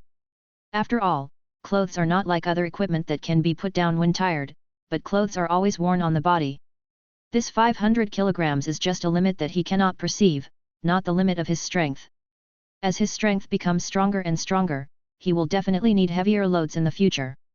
When he thought about the need for a lot of faith power in the future, he couldn't wait to start preparing plans. After all, faith power is the key to his strength. Chapter 8. Through communication with Macri, Lake knew that there were not many strong men in the nearby waters. Most of the so-called strong men were only at the level of lieutenant colonels in the navy, and they were also big figures in various countries. He guessed that the strongest man in the surrounding waters might be Captain Bartholomew Bell. He was the highest officer sent by the Navy headquarters to the nearby base, responsible for arresting pirates and maintaining the law and order in this sea area. He had great prestige in the vicinity. Although he could not interfere in the political affairs of various countries, he also maintained a very good relationship with the dignitaries of various countries. He was a real big man in the hearts of ordinary people. At this point, Lake had already made up his mind, and sighed in his heart that he had become so strong without realizing it. However, considering that he was not domineering yet, it was easy to dodge an open spear but difficult to guard against an arrow from the dark. He warned himself that he must stay stable and never waste time, and not to start a business halfway and collapse halfway, otherwise he would regret it for the rest of his life. However, the East Blue Sea is generally peaceful. He thought that with his current strength, he didn't need to be too nervous. His strength could support his plan and he didn't have to worry about being crushed. Even if he might not be the opponent of the so-called Navy captain at present, so what? They had no grudges or conflicts on the surface, so how could these two people who had no intersection fight for life and death for no reason? Besides, he was a naval officer, not a pirate. How could he attack the people of the member countries of the world government casually? Otherwise, wouldn't he be a local emperor? The upper echelons of the navy would not allow such a thing to happen. Even though there were many corruption phenomena in the navy, this was the East Blue Sea. Except for some ratshits that were secretly causing trouble, most of the navy were still law-abiding and dared not act rashly. After all, if the people in the East Blue Sea didn't know the strength of Garp, how could the people in the navy not know it? Therefore, Lake decided to take action. At noon that day, after lunch, Lake called everyone. Unconsciously, we have been bathing in the glory of God for 2 years. The merciful God chose to protect us just because of faith. I want to spread the faith of Eula and let more people feel the mercy of God. After Lake finished speaking, he folded his arms and shouted, Eula! Eula! Everyone was infected and shouted in unison, their voices resounding through the sky. I want to make the faith of Eula more solemn, so that those who believe in Eula can sincerely feel the spiritual belonging and sustenance. Lake's eyes were firm and his voice was loud. Great! The teenagers cheered and their faces were filled with excitement. Brother Lake, I support you no matter what you do. Yes, it's so cool. It seems like you are doing something extraordinary. They were in different moods. Some thought it was cool, some thought it was necessary, and some thought that God should be solemn and sacred. Lake looked at these teenagers, and a trace of relief flashed in his eyes. Although he had expected such a scene, he was still very happy to see that it was going so smoothly. I am going to establish a sect called the Creation God Religion, and believe in the only true God, the Creator God Eula. Lake said in a loud voice. As soon as the voice fell, the atmosphere was instantly ignited. Creator God! Eula! Eula! Lake did not stop their enthusiasm, but looked at them quietly. This was the effect he wanted. A few minutes later, Lake raised his hand and signaled everyone to be quiet. Suddenly, there was silence, and everyone was waiting for his follow-up with their eyes fixed. Everyone now sincerely thanked him. After all, they could feel his 2 years of selfless dedication and consideration for them in everything. People are not plants, how can they not have feelings? Even if Lake only regarded them as tools at the beginning, as 2 years passed, he also realized that this was a group of flesh and blood people with feelings and gratitude. So, he really wants them to live a better life, but the premise is that they are bathed in the glory of God. Now, we are all believers of the Creation God Church. In order to make your abilities more fully utilized, I have decided to arrange different positions in the church according to your belief in God and your own strengths. As soon as he finished speaking, there was another commotion. The teenagers became more and more excited. This is a position, an identity that only adults have. How can they, the half-grown children, not yearn for it? Lake then said. Following the guidance of God, I will become a priest in the church, responsible for spreading God's faith. Thanks to God, I will dedicate the rest of my life to expanding God's faith and spreading God's glory. In addition, Lake continued, the safety of the God Church also needs people to protect it, so we need to form a Guardian Knights Order, based on faith and relying on force. He glanced at everyone and said firmly. With the results of this year's training, I believe you have already understood your talents. Of course, God will not despise his people, but the Knights Order is responsible for protection and needs strong force. Of course, God's faith cannot be spread by me alone, so someone among you must also become a missionary to spread the light of God. Guardian Knights and missionaries are both indispensable and both are sacred missions. However, missionaries need to truly comprehend God's revelation, so you are not yet capable of becoming true missionaries. I hope you can comprehend God's revelation and God's greatness and pass it on to more people. Then, Lake decided on the candidates for the Guardian Knights, which were the 27 talented people who formed a Knight Squadron, which consisted of 3 teams. The squadron leader was Alan, and Lake was very optimistic about him. Although his own faith was only that of a true believer, Lake believed that with the bond of Elsa, he would definitely serve God firmly. Besides, a helpless teenager would definitely be grateful for his long-term kindness. As soon as Lake finished speaking, Alan also became a true believer, and his eyes were no longer indifferent, but full of excitement and gratitude. The little girl Elsa was also very excited to see her brother being entrusted with an important task, and her eyes flashed with gratitude. The pride of his brother was reflected in his eyes, and tears welled up in his eyes. Lake saw all this and nodded secretly. He believed that with the bond of his sister, a fanatic, Alan would be a qualified guardian knight and devote his life to it. If he didn't want to stay, he had to leave his life behind. Apostates are far more hateful than those who don't believe in God, because they trample on faith and betray God. Lake would never allow such an existence. Then, Lake appointed the captains of the 3 teams. This was a decision he made after comprehensively considering strength and faith. After all, this is the God's church, which is different from the demonic church where the strong prey on the weak and strength is respected. Therefore, he chose those who are equally strong and have a stronger faith. Gabriel, Marcus, and Simon were appointed as team leaders, and each of them led a team of 9 people. Later, Lake formed a school of doctrine with 20 people who had deep faith, dignified appearance, and smart personality, and ordered them to concentrate on studying doctrine in the future so that they could spread the faith of God and become missionaries of God. For other ordinary believers without special talents, Lake also comforted them. He made up a lie. After a person dies, his soul will be on the scale of faith and be judged.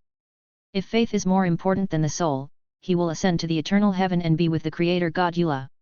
On the contrary, if faith is insufficient, he will fall into endless suffering and reincarnation, and each life will be more miserable than the previous one.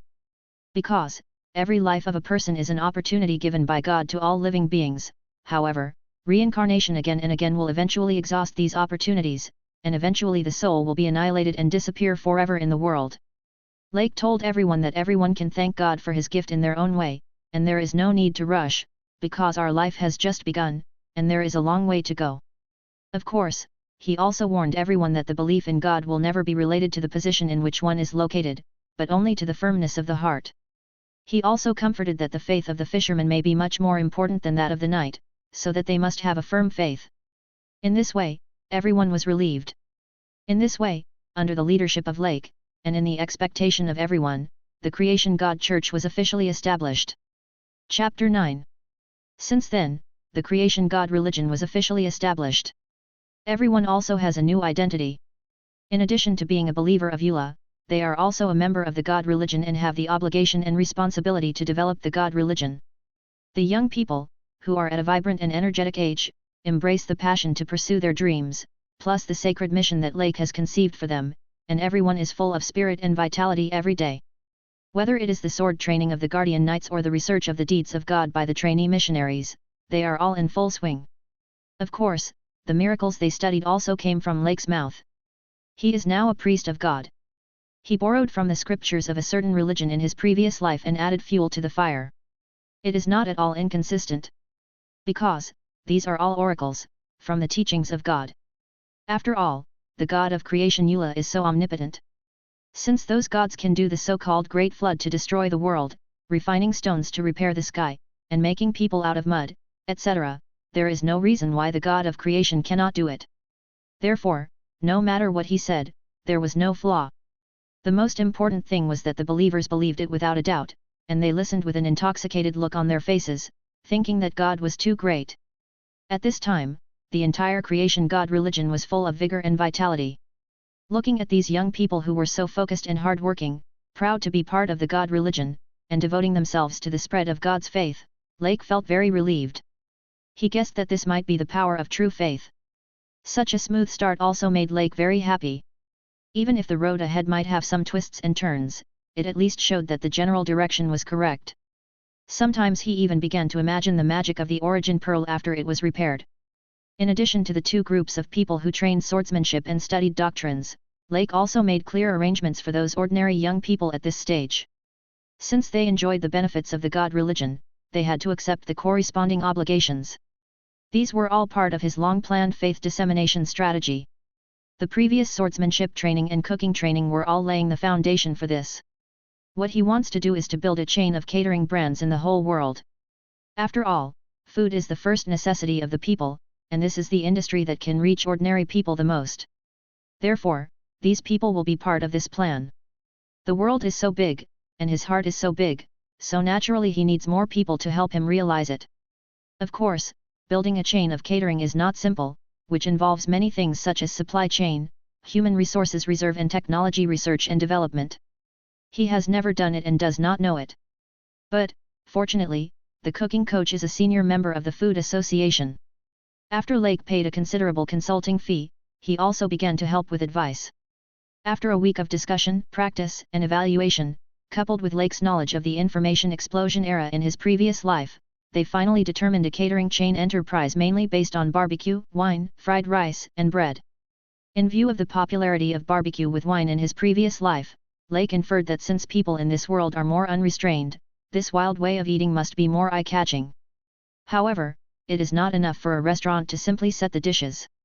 Especially for chain restaurants, the taste must be good enough to be infinitely replicated, and to achieve scale, productization, and standardization. Among them, quality control is crucial. After all, food is the lifeline of catering. Then, he assigned tasks to all the teenagers who were over 16 years old, a total of 60 people. Let 10 of them develop fried rice, and the rest study the selection and matching of barbecue ingredients and side dishes. Lake also emphasized that the dishes do not need to be exquisite, but must be delicious and affordable for ordinary people. Finally, they spent 2 months to finally develop a feasibility plan and determine the standardized catering route with seafood fried rice and egg and meat fried rice as the staple food and delicious barbecue as the feature. The main dishes include large beef skewers, squid, crab, big prawns, clam fish and whitebait, as well as auxiliary vegetables such as potatoes and peppers. Considering that many people in this world do not have the habit of eating vegetables, there are only a few types of vegetables. After having a plan, Lake did not rush to act, but asked the teenagers to consolidate the practice and develop a standardized process. He also selected the most suitable 15 people and asked them to focus on process control and lean management. He appointed Carlos, who looked more mature, as the head chef to manage these 15 people and impart these knowledge to subsequent believers. He told them in a serious tone that this was a big deal involving the development of the religion and that they must pay attention to it. Being entrusted with an important task was a great honor for these young people. After all, when have they ever been valued so much? They nodded wildly, their eyes filled with the feeling of dying for their friends. This greatly satisfied them. Their vanity made them feel as if they had found the value of life. A month later, the chef team led by Carlos finally mastered all the processes and established training and assessment standards. Lake was very satisfied with this. During this period, old John was also not idle. After learning about Lake's chain restaurant plan, he seemed to have a second spring and was also full of energy. Although he had lived a peaceful and stable life in the past 2 years, people always have to consider the future, don't they? Therefore, old John was actually very worried about Lake in his heart, worried that if he continued like this, he would not be able to live in the future. After all, money would always run out. Although Lake also said that he had a plan in mind, he had not taken action for 2 years. How tortured it was for old John. Until this moment, his worries were completely dissipated, and he was also very satisfied with Lake's plan. Lake also entrusted him with an important task, so old John had been discussing business with the Chamber of Commerce during this period.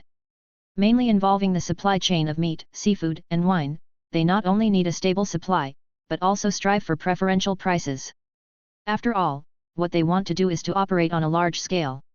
If the volume is large, even a penny less in price will be a considerable amount. Only with more money can Lake carry out his plan better.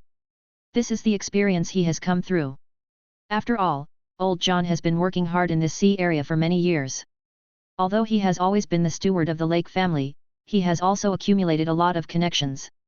In addition, who would dislike the business cooperation and making money together? So, he successfully reached a procurement agreement with several large local chambers of commerce. In addition, the two parties also agreed that after the purchase volume is large, the price will be discounted, and every time the volume reaches the threshold, the price will be renegotiated. So far, all the preparations required for Lake's plan have been completed, and the only thing left is to select a location and open a store. However, what he didn't expect was that he also got double happiness. When he looked at the battle power steel again, the strength engraved on it turned out to be a naval colonel, which really made him overjoyed. However, this seemed to be what he expected. After all, in addition to taking time every day to understand the progress of the teenagers, he spent the rest of his time practicing in the fantasy god realm. He never forgot that the so-called gods were all fictionalized by him, and the creation god religion was founded with his help.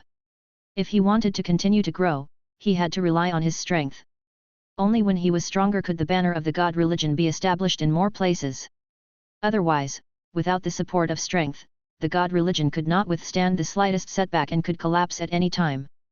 As for the fact that he was able to be promoted from lieutenant colonel to colonel so quickly this time, in addition to his hard training, there was also the rapid accumulation of faith power. The formal establishment of the creation god religion and the appointment of the teenagers made this group of teenagers feel the mission they shouldered and realized that this was a major event with far-reaching impact. Therefore, the development of the god religion and their self-realization were combined, and they naturally had endless energy.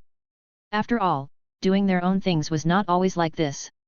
Most of those true believers suddenly transformed into faithful believers, and the contribution of faith power was greatly improved. Suddenly, there were 70 more faithful believers, and the faith power they could provide every day increased from 70 points to 700 points now.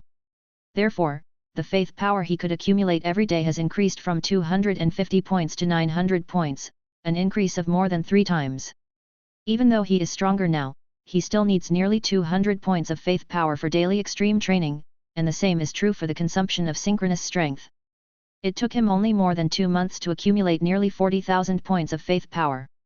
After having the power of faith, the original sword had long been thrown aside by him, and replaced by a 1,000 Jin sword, which is exactly the same size as the previous sword, but it consumed a full 40,000 points of faith power. This also made him realize that the faith power consumed by the materialization seems to be related to the weight of the material, and the greater the weight, the more faith power is consumed.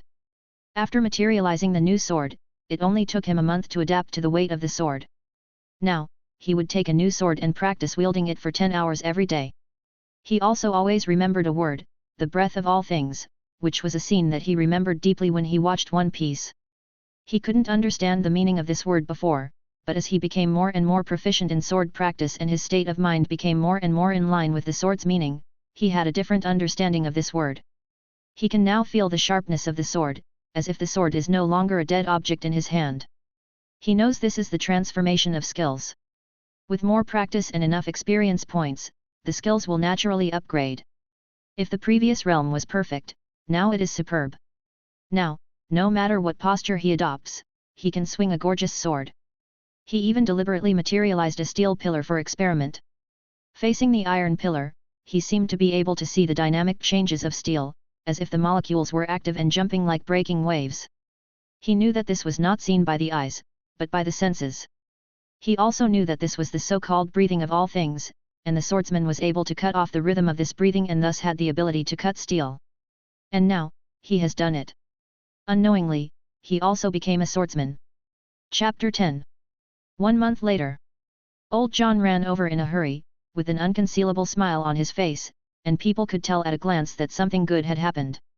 At this time, Lake was sitting cross-legged, as if he was praying, but in fact his consciousness had long been immersed in the fantasy world, and he was practicing hard. Since his swordsmanship broke through and understood the breathing of all things, his body can instinctively sense the movements around him and can trigger his consciousness. Therefore, although he was in the fantasy world at the moment, he also noticed something strange, and his consciousness returned immediately. Lake opened his eyes and looked at old John with a happy face, and wanted to know what good thing had happened. "Lake, we are really successful this time," old John said excitedly, and then spread a document in his hand on the table. "I didn't expect our Balabala barbecue bar to be so popular, plus the coupons and discounts you proposed, this month is really a big profit." Old John didn't know how long it had been since he laughed so happily as today. Lake remembered that it was the first time he saw him like this since he woke up after traveling through time. He also smiled sincerely. After all, the old man in front of him could be said to be a real relative. He accepted the memory of this body and this emotion. "Old John, I know, this little profit makes you so happy? Then I'm afraid your heart will really not be able to bear it in the future. Lake, don't underestimate me, I'm also a person who has experienced ups and downs, but this is your business, I'm really happy for you." Yes, you are a person who has experienced ups and downs," Lake smiled and perfunctorily said as he said. Then, old John took out a notebook and began to simply introduce Lake to the detailed income and expenditure at the moment. Lake was also shocked after hearing this. He didn't expect the catering industry to be so profitable. Each store had a net profit of nearly 1 million Baileys a month. He thought to himself, if this continues, wouldn't it only take 3 months for a store to recover its costs? Such a business is too profitable. He curiously asked the reason again, and then he realized that the temptation of delicious barbecue with fine wine is too great, especially for those who travel to port cities and make a living by sailing and doing business. In a relaxed and leisurely environment, they can relax and talk freely. While waiting for the barbecue, the anticipation of the food also makes them feel happier, and it is the best time to brag and fart. Of course, barbecue is not Lake's invention, and other restaurants have always existed. It's just that they didn't invest a lot of manpower like Lake to carefully study, mix, and select ingredients. Therefore, the taste is much worse, and Balaba Barbecue Bar is simply a dimensionality reduction attack on them. Looking at such good performance, Lake also began to consider expanding his business. Next, he thought about opening Balabala Barbecue Bar in various towns in the Frost Kingdom, so that this brand can really penetrate people's hearts and become a major feature of the kingdom. In this way, the faith in God based on this brand can be spread more easily. Now, with his strength, he doesn't need to be too cautious, at least in the East Blue Sea. And this is a normal business, which will naturally be protected by the kingdom. Therefore, he plans to speed up the layout of Balabala Barbecue Bar. At present, they have only opened 2 stores in the 3 port towns of Haroon City, Baifeng Port, Yanti Town, and Yunyu Town, and they are not very big. Next, he will consider increasing the store area appropriately according to the consumption level of each place.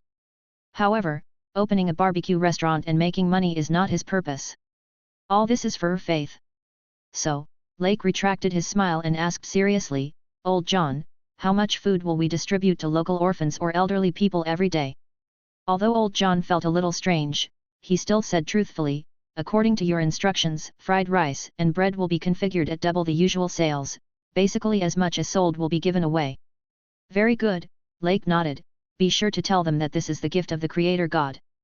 "Well, there will be a segment of gratitude to Eula every time." Old John nodded in response. "Okay." Lake nodded with satisfaction. Afterwards, Old John gave a general report on the important things of this month, and then left in a hurry. It seemed that he was really busy. Lake looked at the old man who was almost 70 years old, wondering when to arrange a few assistants for him, so that he would not be so tired at such an old age. Another 3 months passed in a short time. As the Balabala Barbecue Bar became popular in the port town of Harlan City, Lake also set up 3 central streets in Harlan City at the same time. It's not that he doesn't want to open more, but he really doesn't have enough manpower. He doesn't trust others to handle catering matters. If there is a problem, wouldn't it ruin the whole brand? Therefore, he only uses believers of God, that is, his own people, to run the business. He is not a black-hearted capitalist. Each store has different proportions of profits distributed to his subordinates.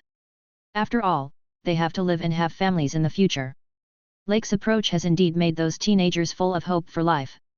With the popularity of Balabala Barbecue Bar in Haroon City, Lake has gradually come to the surface. "Father, I didn't expect the Winks family to come back to life.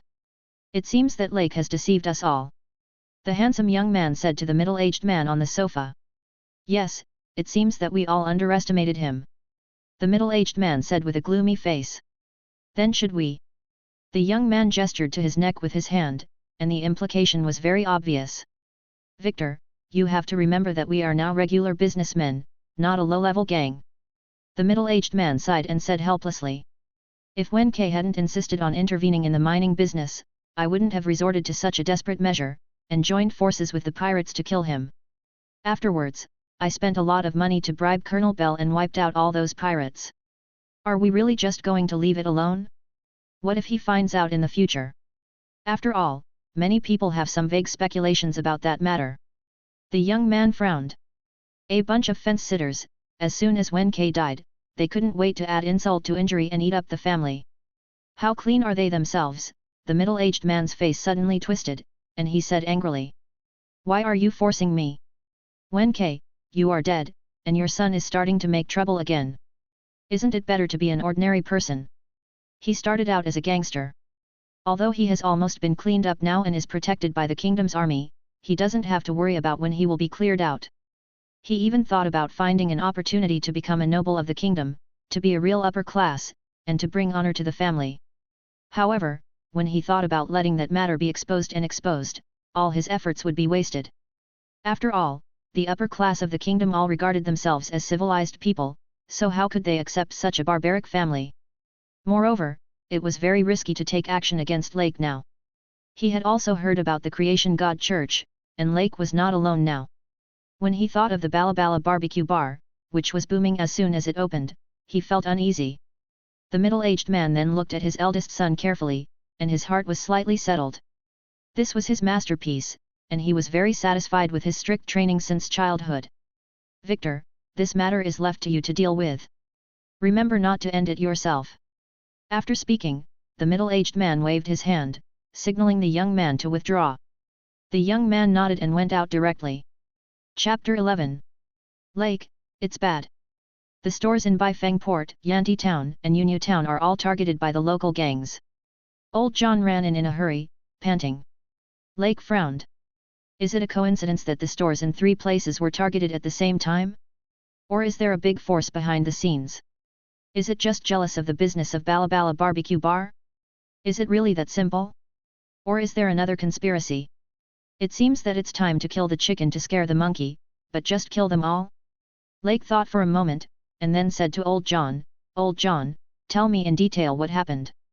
Then Old John told the story. In the past month, gang members often ate in the stores in the 3 areas, but conflicts occurred every time. At first, it was just a small fight, and the store clerks tried to calm things down and waived the bill. But unexpectedly, the other party became more aggressive and worse. After that, gang members made unreasonable trouble every day, and even affected the normal business. In order to avoid the escalation of the situation, and considering that the other party was a gang member and it was not easy to offend, and not wanting to cause trouble to Lake, they never reported it. However, what happened later was even more excessive. The gang members not only ate and drank for free, but also asked for a lot of money, extorting every store, demanding a protection fee of 1 million Baileys every month, and threatened that if they did not pay, they would not want to do business. Lake's face darkened after hearing this. He understood the clerk's approach of making a big deal out of a small matter. After all, charging less money would not affect profits. These gangs are getting more aggressive, which is simply seeking death. How could he tolerate this? If he tolerated this, then what was the point of his hard work every day? Isn't it to stop suffering from these cowardices? A few small gangs are so brazen in collecting protection fees. Isn't this robbery? No one cares. It seems that there is someone behind them. However, no matter who it is, he is not going to let it go easily this time. What's more, he has long been planning to show his muscles to the outside world to deter the villains. Old John, you just wait at home. Let me handle this matter. When Lake said this, his tone was extremely firm. But the old man was worried and hesitated. Believe me, just like before. Lake's eyes were sharp and his expression was calm. He gave people a very calm feeling, as if everything was under control, which immediately made the old man feel an indescribable peace of mind. Okay, then you pay attention to safety. After hesitating again and again, the old man finally sighed. Well, don't worry, I'll be fine. Lake patted the old man on the shoulder and comforted him. Northwind Port, the northernmost trading port of the Frost Kingdom. Due to the developed trade, the population here is dense, with a permanent population of more than 100,000. However, behind the prosperity, there are also a lot of filth, and the gangs are the dark side of this prosperity. At night, the lights are bright, and it is time for people to relax. The Balabala Barbecue Bar is bustling with people, and many guests spontaneously line up outside the store. Upon closer observation, most of them are young people. It seems that this barbecue is very popular among young people. Lake looked at the scene in front of him and couldn't help but sigh. No matter in which world, food is an irresistible temptation for foodies. Food is the first necessity of the people, which is indeed an eternal truth. Just when the guests in the store were enjoying the delicious food, drinking beer, and talking about love, suddenly, a dozen young people appeared on the street. They came swaggeringly from not far away, each of them was the kind of non-mainstream who was carefree, and their faces were almost written with "I am a scumbag," which made people feel disgusted. The people who were queuing saw this scene and quietly dispersed. Obviously, they knew them and didn't want to have anything to do with these thugs to avoid getting into trouble. After all, gang members are still very intimidating to ordinary people. I saw more than a dozen people walked into the store together, and the originally lively scene suddenly became quiet. However, if you listen carefully, you can still hear many people whispering. How can I be so unlucky? I can meet the Hague gang when I have a good barbecue. Do you know them? How can I not know them? They have been begging on this street for years. Is that so? It seems that this store has been targeted. I don't know if I can eat such delicious barbecue in the future. SHH, keep your voice down, if you don't hear it, you're done. Bill, the person in charge of this Balabala barbecue bar, also noticed it and walked over directly. You guys are here again. Our boss is waiting. How about I take you over? After saying that, she just looked at him calmly and waited for their reply. As for the boss, it was Lake, of course. This was his order. In front of non-believers, unless he instructed them to do so, everyone had to call him boss. Hey! The leading young man was stunned for a moment. He had planned to eat a free meal and then threaten, but he didn't expect the boss behind the scenes to come in person. For a while, he was a little unresponsive. For a gangster like him, the big boss of the business was obviously someone he couldn't offend casually. After all, he knew very well that he was just a small role. Although the boss had said that there was someone backing him up in this matter and told him not to be afraid. However, he was not a fool, so how could he believe it? Those who could bring younger brothers were also considered a figure on this street, and they still had brains. If they really didn't have brains, they would have been hacked to death long ago. He knew very well that this was just a verbal promise and couldn't be taken seriously. If these big bosses were really pissed off, they would spend some money and kill him the way they wanted him to. So, he didn't dare to be too presumptuous. These days, he just made some small fights and made some verbal threats, and he didn't dare to do anything extreme. Then you lead the way. The young man thought for a while and said, although the matter caught him off guard, he was not without people behind him, and he also planned to meet them first. Then, under the leadership of Bill, they came to a coffee shop not far away. At this time, Lake was sitting and tasting the signature cold drink of this specialty coffee shop. For some reason, he was always not very interested in it. However, Alan and his friends felt that it tasted very good. That's right, this time Lake came with Alan and his two teams. Since they wanted to show their strength, they naturally needed to bring more. After the special training in the past 6 months, their strength has also improved greatly. Since Lake divided them into the Guardian Knights, their only task is to practice. One by one, they also realized their own responsibilities and trained very seriously. At this time, Lake estimated that Alan's strength was at the level of a naval lieutenant. After all, he was also somewhat talented. The other two captains are also second lieutenants in the Navy, and the others are just ordinary Navy soldiers. After all, they have only been trained for a short time and are only about 17 years old. Therefore, they are just for show and to show off their power. Chapter 12. Priest Lake. Bill walked up to Lake and bowed respectfully. He was really grateful to Lake. 2 years ago, he was still an orphan with no one to rely on, suffering from hunger and cold, and suffering from the hardships of life. The appearance of Lake completely changed his fate. Lake not only made him no longer hungry, but also provided him with a good growth environment and invited famous teachers to train them, which is something that ordinary families are not able to do. Although his qualifications were mediocre and far behind other teenagers, Lake did not give up on him.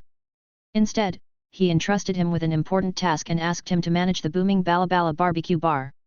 This job not only gave him a sense of accomplishment and self-worth, but also brought him a lot of income. It can be said that his life was completely changed because of this.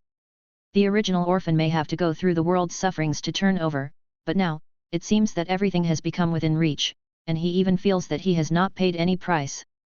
Now, his life is full of hope. He can live like a child from a normal family and even have a better future. He can confidently pursue the girl he likes and look forward to getting married and having children. And all this was given to him by Lake. Bill firmly believed that this was God's gift, because only God would be so kind. Therefore, his faith was extremely pious, and he was also one of the earliest believers. It was because of this that Lake valued him so much. Thank you for your hard work. Lake nodded and smiled. No, it's not hard, it's my honor. Well, go ahead and get busy, I believe God will protect us. Okay, be careful. After seeing Lake nod, Bill left alone, leaving behind a group of yellow-haired people looking at each other.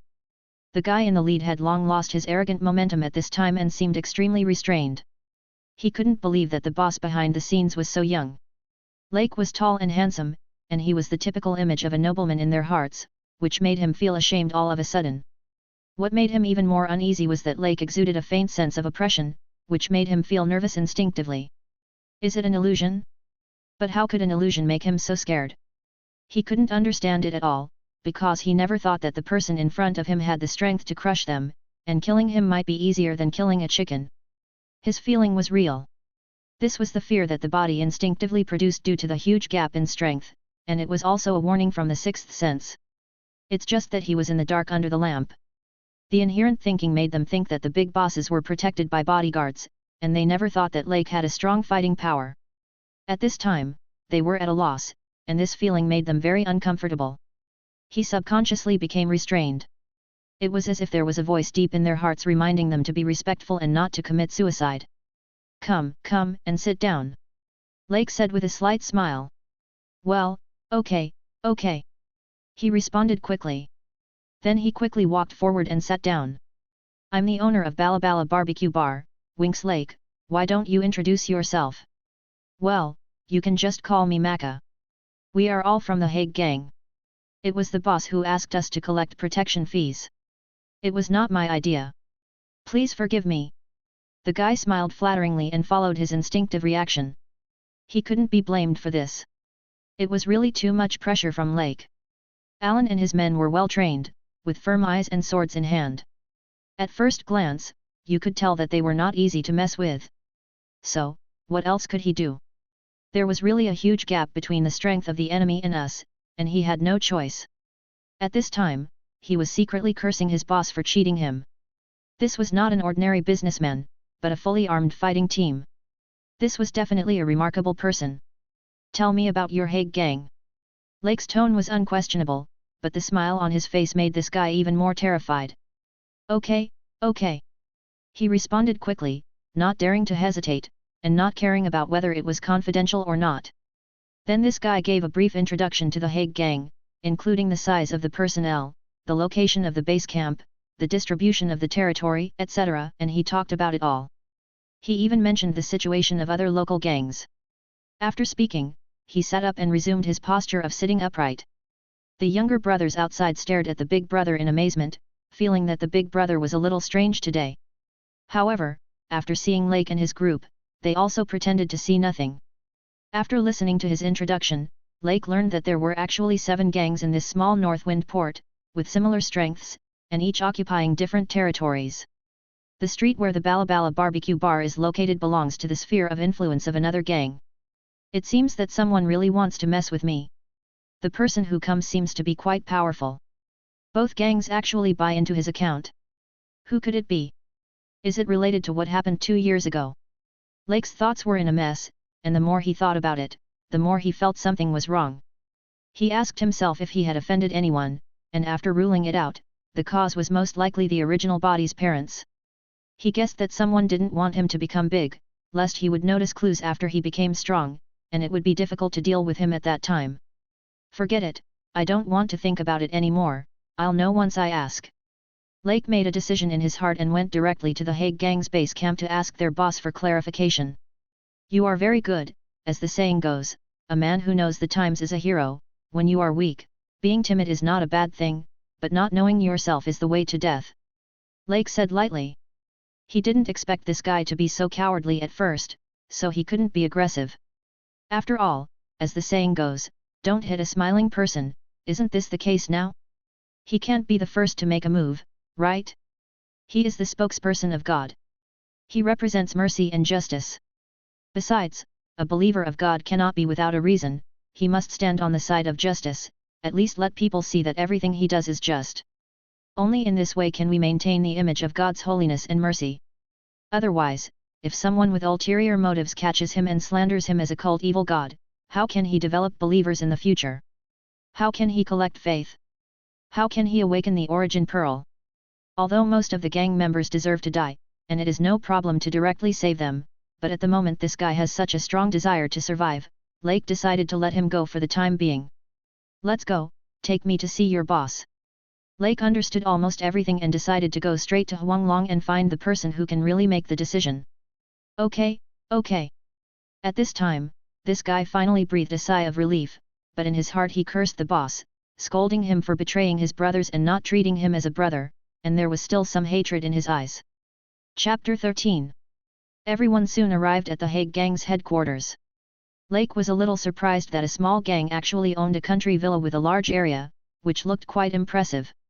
The villa is located in a place close to the mountains and the sea. There are no other houses around it, and it is very quiet.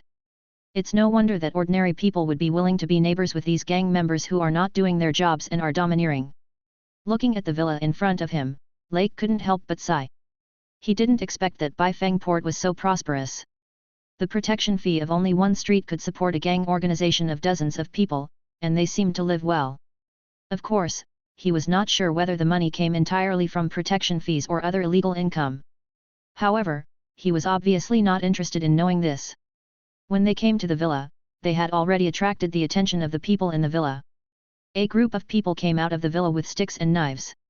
The leader was a fat middle-aged man with a clear scar on his face, which made him look particularly fierce. With his face full of flesh, his eyes looked particularly small, giving people a feeling of being fierce and evil. In particular, his hands were covered with various patterns, and he was holding a very thick mace, which made people know at a glance that he was the leader of a gang. "Boss, this is the owner of Balabala Barbecue Bar, he wants to see you." The yellow-haired Maka hurried forward and said carefully. It seems that this scarred face is very deterrent in Maka's heart, making him very scared. In addition, this behavior of bringing people here directly can easily be defined as treason, and Maka is also worried that the scarred face will kill him. Therefore, even if he has emotions in his heart, he can only pretend to be harmless at this time. The fat man with scarred face ignored him, but squinted his eyes and stared coldly at Lake and his group. After working hard in society for many years, he can tell at a glance whether the other party is easy to provoke or not. Looking at Lake and others holding weapons, although they look very young, they are extraordinary. He suddenly became cautious, and his brows furrowed unconsciously. "You are the one who wants me to pay 1 million Baileys a month for protection." Lake saw the strength of Scarface at a glance. He originally thought that he should be a big shot, but now it seems that he is only a little stronger than Alan. So, he didn't hesitate and went straight to the point. Scarface was annoyed to see that Lake was so rude and obviously didn't take him seriously, but looking at this posture, he couldn't figure out Lake's details, and felt guilty for a while. However, he remembered what the person behind him said, saying that the man in front of him was just a young master of a rich family without power and parents, and told him not to worry, and immediately thought of being tough again. But, on second thought, isn't it right? Is this man in front of him really a young man without power?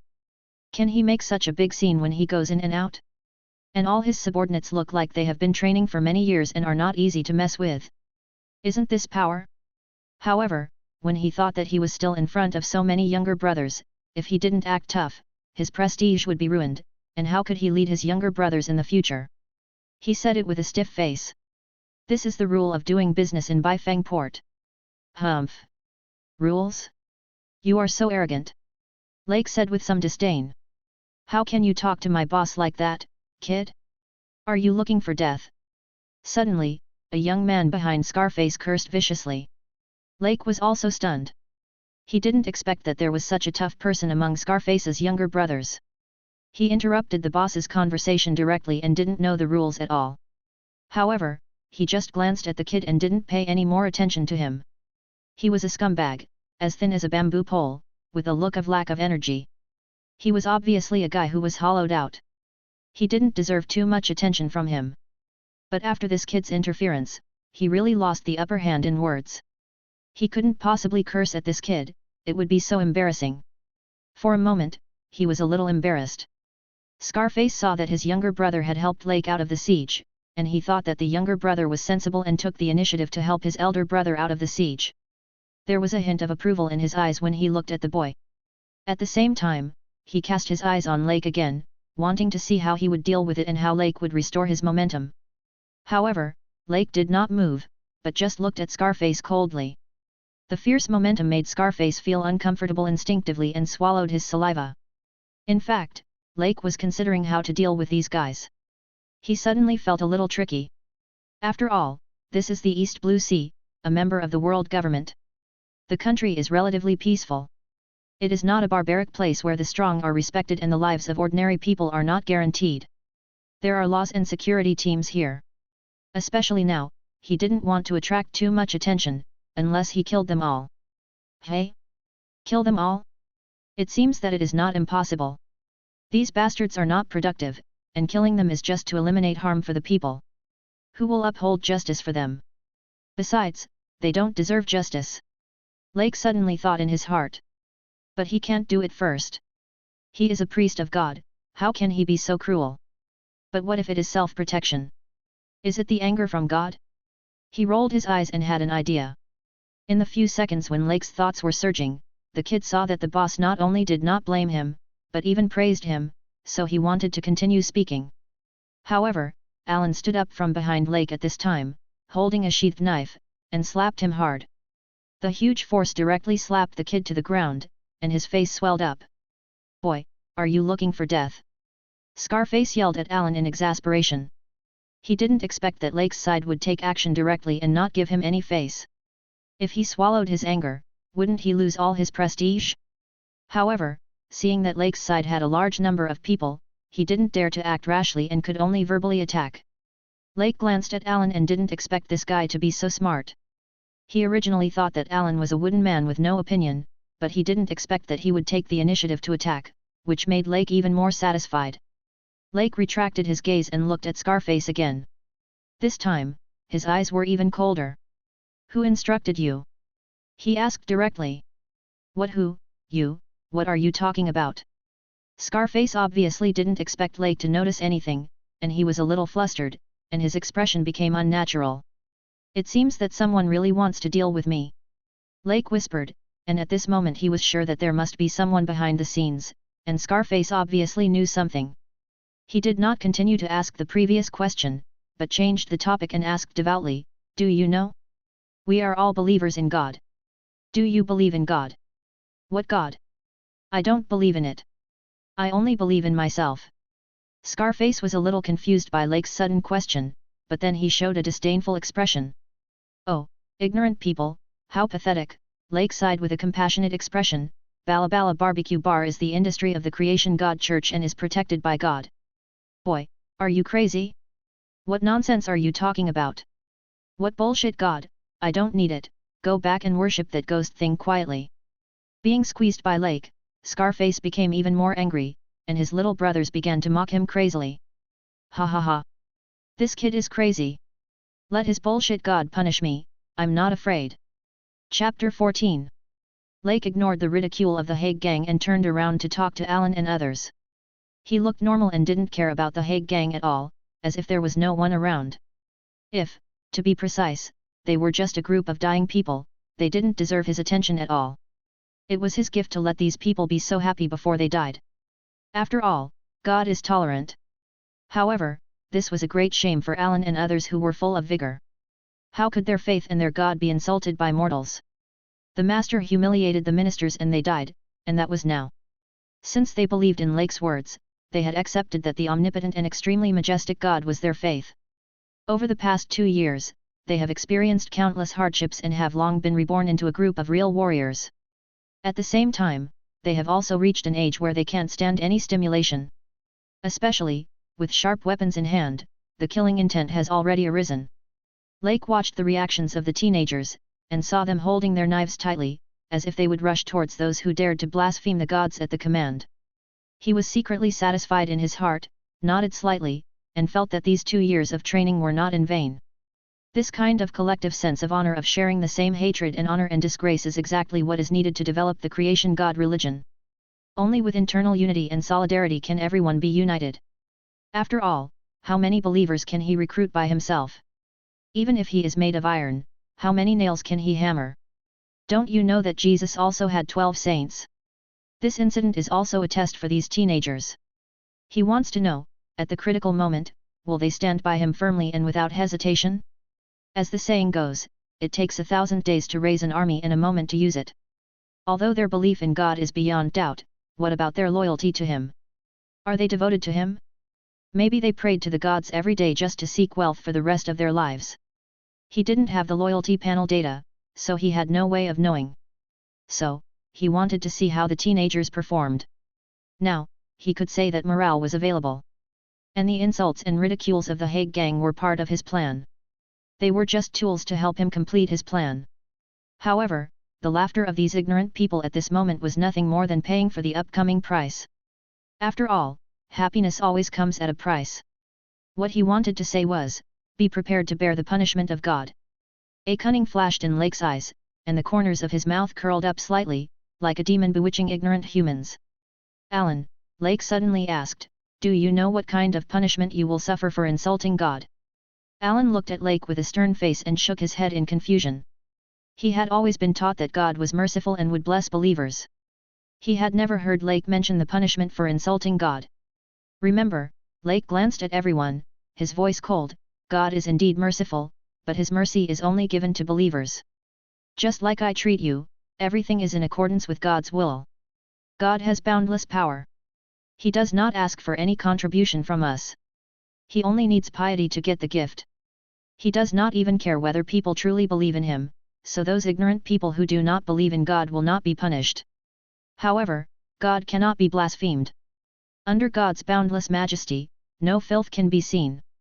Those who dare to insult God will have their souls polluted and twisted, and their spirits will degenerate into slaves of the devil. Only flames can purify their sins. Lake's words were loud and clear, and Alan and others were deeply shocked. They listened to the oracle with serious expressions. However, Scar and his men, as the parties involved, were not happy. In front of them, they said they would be cremated. This was too much. Is this kid crazy? Boy, what nonsense are you talking about? With you, you still want to burn us? A group of people from the Hague gang started to make noises, and the laughter was endless, as if they were watching a farce. However, they were not stupid. They knew that Lake might be serious, so they took out their weapons and prepared for battle. And Scar himself looked at Lake with a hint of viciousness in his eyes.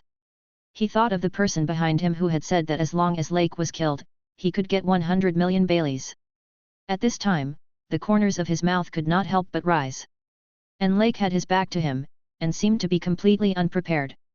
He explained the oracle to Alan and others on his own, as if he was not worried at all. Scarface suddenly attacked.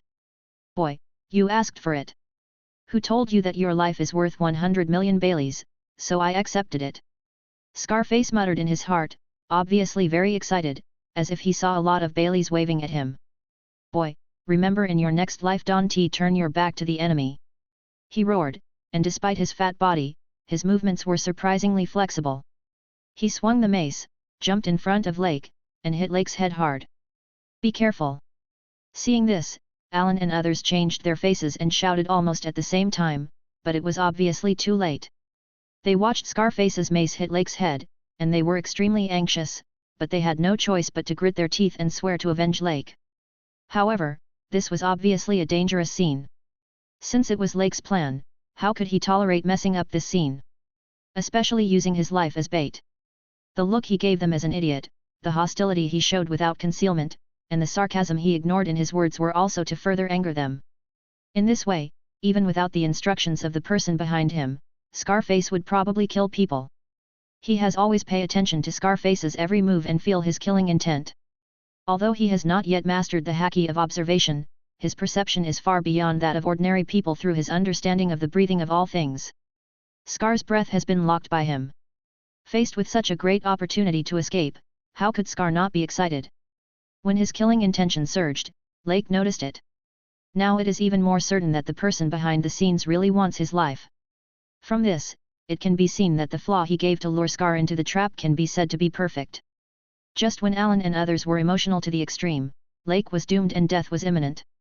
A flash of white light was seen, followed by a wailing of fear. Ah! Scarface let out a shrill scream, and his arm holding the mace was cut in half along with the mace, starting from the middle finger and directly splitting to the elbow joint.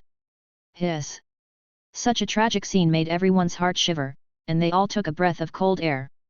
Then came a look of disbelief. They couldn't understand how such a thick mace could be cut as easily as tofu. It was a piece of hard iron. Their eyes fell on Lake involuntarily. They saw that he was holding a short knife in his hand, which was only 50 centimeters long. He had been playing with this knife before, and everyone thought it was a decoration for the nobles. But it was this knife that, at a speed that no one could see clearly, directly cut Scar's arm from one end of the mace, and even split the bone in half. At this moment, people looked at the unsheathed dagger again, and seemed to feel that it was emitting a chilling edge at this moment. Everyone was puzzled. How did this happen? It was beyond their cognition. Alan and his friends had been practicing swordsmanship systematically with Coach Markry, and vaguely guessed that this might be the realm of swordsmanship that Coach Markry was pursuing, the ability to easily cut through steel. But what was going on? A priest who only knew how to meditate and pray every day actually had the strength to crush Coach Markry? Everything seemed so unreasonable that they could not explain it even if they racked their brains. Could this be a gift from God? Is it the wrath of God that Lake mentioned? Is it really God who used him to punish them? The more they thought about it, the more frightened they became. However, it seemed that only this explanation could make sense. They had been together for more than 2 years and could see each other every day, but now they were so strange. They couldn't understand it. They couldn't help but wonder, could it be that God was really watching them? The more they thought about it, the more they felt it was true. At this moment, they could no longer suppress their inner awe and began to pray unconsciously, with their hands clasped together and a pious look on their faces. At this moment, Lake clearly sensed that these guardian knights in front of him had become fanatics. Could it be that because of his strength? Or did he believe that this was the power of God? It seemed to be beyond his expectations. He did not expect that good things would come in pairs. What he did not know was that people who admired force needed force to be subdued. Especially at a passionate age, they admired strength the most, so this effect was achieved. And Scar was also a ruthless man. His right hand was split by Lake, but he still gritted his teeth and did not let himself shout. At this time, he was enduring the pain, but the pain seemed to have stimulated the danger in his body. He took a deep breath, then pointed at Lake with his left hand and said to all the younger brothers fiercely, "Kill him." He knew that he was finished. Without his right hand and his strength greatly reduced, he would be a useless man. Not to mention whether these younger brothers would listen to him in the future, other gangs would not miss this opportunity to get rid of him. So, he wanted to take advantage of the remaining power and let the little brothers kill Lake or use Lake's hand to clean up these men. No matter what, give him time to escape. Obviously, Scar is not as reckless as he seems, he knows how to use his brain. But in the face of absolute strength, any conspiracy is futile. Now, it is exactly like this. As soon as the voice fell, Scar's hand pointing at Lake was cut off by a white light. His arms were disabled, and the severe pain made him unable to bear it anymore. He knelt on the ground and let out a shrill wail. And, the knives that were about to cut him were all cut off with Lake's light swing. Continue with one knife, and the hands of several people holding knives were directly cut off. This scene completely shocked everyone. Everyone was stunned again and extremely shocked. Surround them, and cut them if they dare to run. Lake ordered Alan and others. Alan and the others reacted and surrounded the Hague gang members, waiting for Lake's next instructions. Hawke gang members witnessed Lake's strength, how dare they resist? They had never seen such a thing, where a knife broke with a casual wave, and it was gone with another wave. In addition, Alan and others were watching covetously, so they put down their weapons obediently and waited for their fate. Lead the way. Lake pointed at the yellow-haired Maka, obviously wanting him to lead the way into the villa. Yes, yes, yes. Under the leadership of Maka, everyone passed through the courtyard and entered the villa. Alan and others escorted Scar and his men and followed behind. At this time, Scar's forehead was full of cold sweat, and he was obviously in great pain. His body was bleeding, and his arms had been entangled in torn clothes, barely stopping the bleeding. Tell me, who instructed you to do it? Lake asked coldly. Yes, it was Master Victor of the Mab family. Scar replied in a trembling voice. Why? Lake continued to ask. I don't know either, we are just trading. Oh, what are you trading? Weapons, Bailey. The Mab family was originally a gangster. Although they have been cleaned up now, they still control the national weapons business. Scar obviously realized his situation and told everything he knew. Lake nodded slightly. So that's why, but why did the young master of the Mab family want to kill him? There should be no hatred between them, right? At this moment, Lake became more and more certain that the tragedy of his parents in his previous life was most likely the work of the so-called Mab family. Chapter 15. In the distance, the villa was burning in a raging fire. In the sea of fire, more than a dozen people were wailing in despair, which was very miserable. And Lake just watched all this quietly, without any ripples on his face. Perhaps, after coming to this world, he had already prepared himself mentally. This road to harvesting faith is destined to be not smooth sailing. For the sake of faith, using extreme means may sometimes be inevitable. After all, what is more terrifying than death? And what is more exciting than escaping death and surviving by chance? Under strong emotional reactions, thanking God may be a subconscious action. Therefore, for the sake of faith, it is necessary to use extraordinary means in extraordinary times. Maka and his brothers stared at everything in front of them in amazement, watching Scar and his most trusted confidant tied to a stake, being ruthlessly devoured by the raging fire, and shuddering. Suddenly, fear surged into his heart like a tide, and then spread to his whole body. They looked at Lake tremblingly, with a difficult swallowing sound rolling in their throats. Obviously, Lake's ruthless approach completely shocked them. In comparison, the verbal threats they made when collecting protection fees were just like a child's game. Therefore, when Lake asked them if they believed in God, they nodded without hesitation. After all, hesitation for a second is disrespect for life. So, they saved their lives. Of course, Lake did not intend to let them go easily. Although they verbally claimed to believe in God, could Lake not know whether it was true or false? At this time, they had no real faith in their hearts, only the desire to survive. He wanted to bring these dozen people back, and he wanted to verify how to target these people who like to get something for nothing. Perhaps they should all be physically eliminated. Of course, if these people still did not truly believe in God after a year, they would be ruthlessly eliminated. Therefore, these people were just his test subjects. Perhaps their cowardice, coupled with the lack of mockery before, gave them a chance to survive. As for the other gang in Baifeng Port, he had no intention of taking action for the time being. After all, if too many people died at once, it would easily cause a social uproar and attract unnecessary attention. Although those gang members were all scum, and it was very likely that no one would care if they died, he did not want to take risks and wanted to be safer. Besides, God is merciful, and it is enough to punish him occasionally. Too many disasters will inevitably destroy God's image of mercy. However, if killing a chicken to scare the monkeys does not work, he will still take action again and kill those disobedient monkeys. In the next few days, Lake did not leave, but chose to stay in Baifeng Port. He needed to observe the subsequent fermentation of the incident. After all, so many people died at once, although they were all gang members, he also wanted to know whether this would cause a major impact. After all, he was not familiar with the rules of operation of this world, and he wanted to take this opportunity to figure out the attitude of national power towards such things in relatively peaceful countries such as the East Blue Sea. Although Maka had told him that the gangs fight for territory and armed fighting were customary, as long as it did not affect civilians, the security team would generally not care and would not report it to the higher authorities. However, he still wanted to witness it with his own eyes.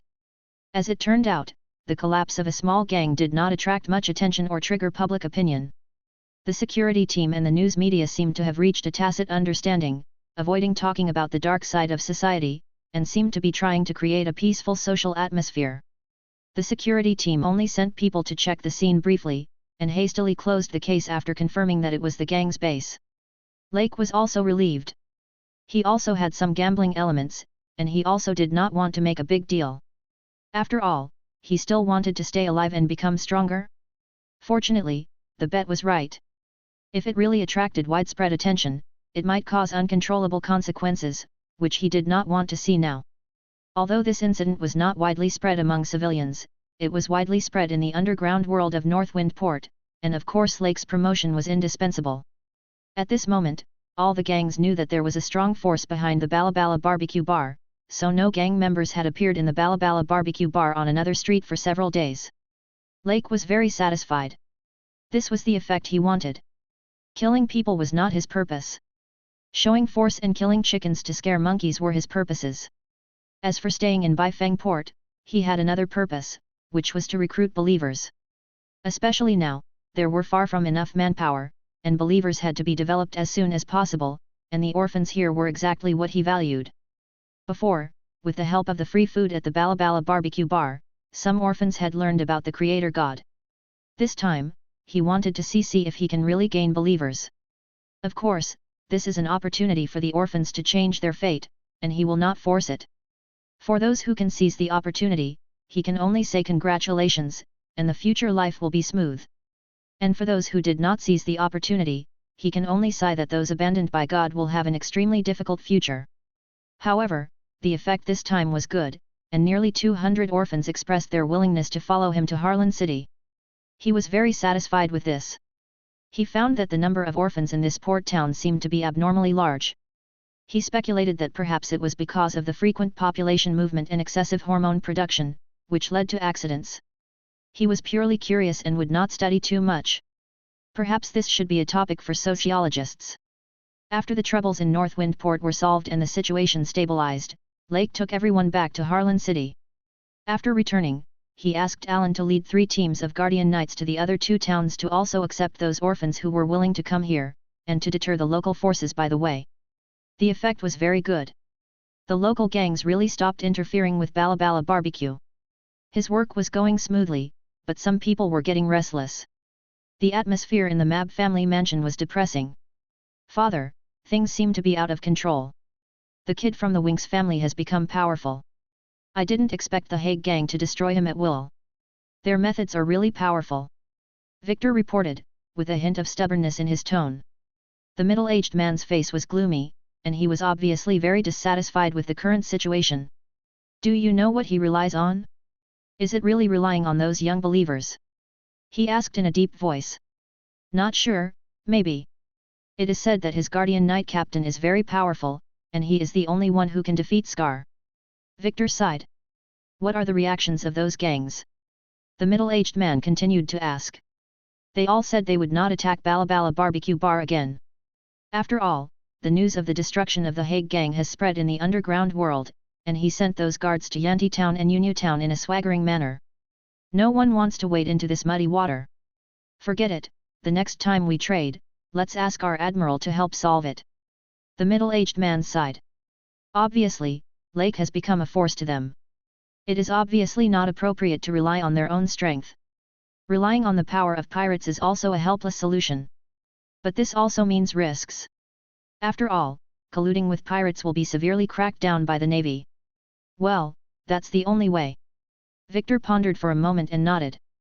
Chapter 16. After dealing with the troubles of Bala Bala Barbecue Bar, Lake returned to Harlan City. His life seemed to have returned to its previous rhythm, as if everything was so calm and natural, without causing any waves. In the eyes of outsiders, he was like an ascetic monk, meditating and praying all day, and believing in God devoutly. However, the real him was actually practicing in the fantasy world. It's just that no one knows this secret. Of course, he will never let anyone know. After all, it is also reasonable to say that it was a gift from God. Now, no one thinks there is anything wrong with his behavior, and some people even start to imitate him. Because they firmly believe that the reason why Lake has such strong strength without practicing is that he has obtained the power of God's gift because of his pious faith like steel. In particular, his deeds of showing great power in the Hague gang were spread among these orphans, and the testimony of the Guardian Knights and Maka, a group of yellow-haired people who participated in it, added to the credibility of the story. This rumor not only deepened the believers' respect for Lake, but also deepened their faith in God. Therefore, the believers ushered in a wave of transformation of faith. The entire Guardian Knights team has now become fanatics, because the powerful power displayed by Lake is beyond their reach in a short time no matter how hard they train. It is even possible that they will never reach it in their lifetime. After all, as Markree said, qualifications may have long determined the upper limit of an individual, and the height that everyone can reach is actually predetermined.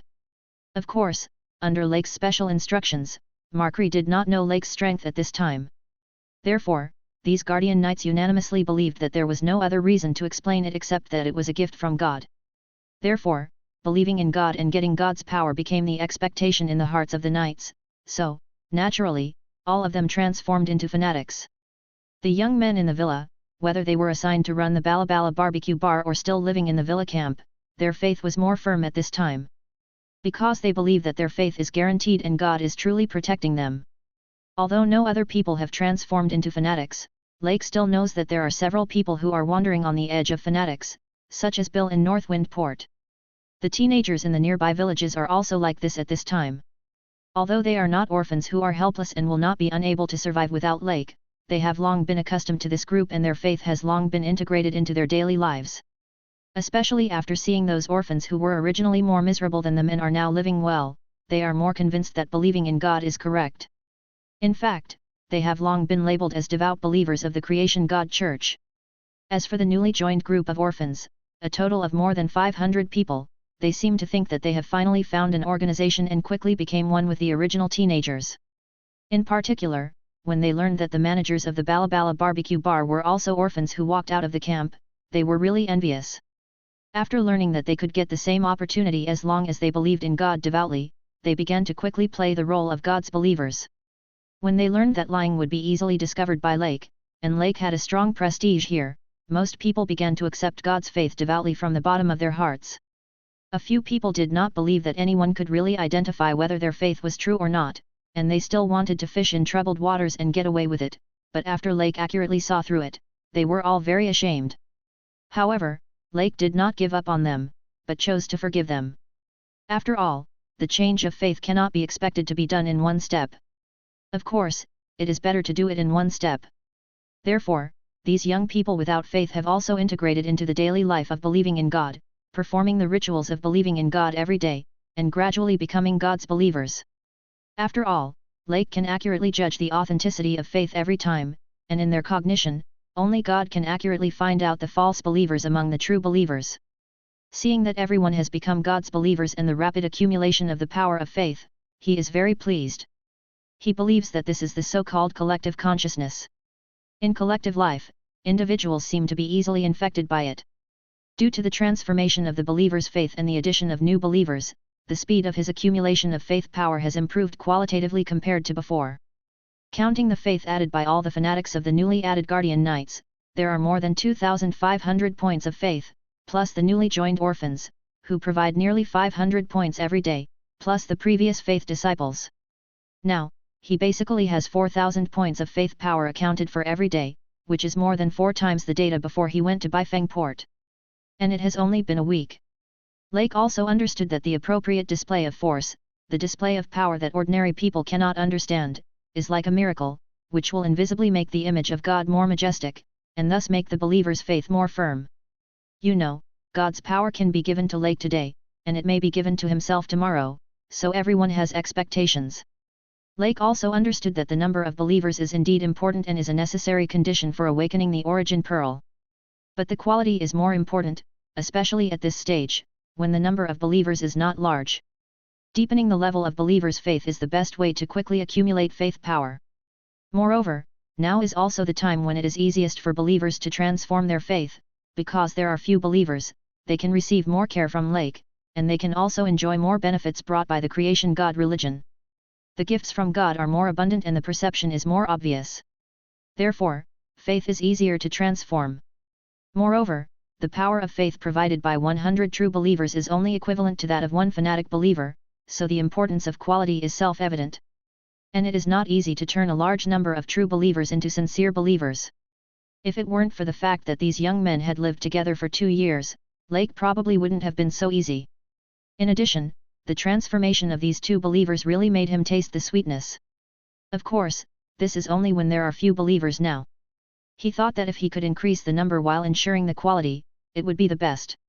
However, with his current strength, he felt that he still needed to proceed step by step, give priority to playing the cards in his hand, and move forward steadily.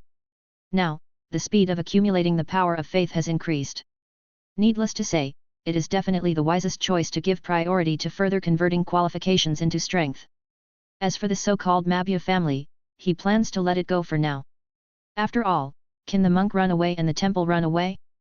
Besides, isn't it easier to solve it after the strength is stronger? So, another 3 months of peace came. Chapter 17.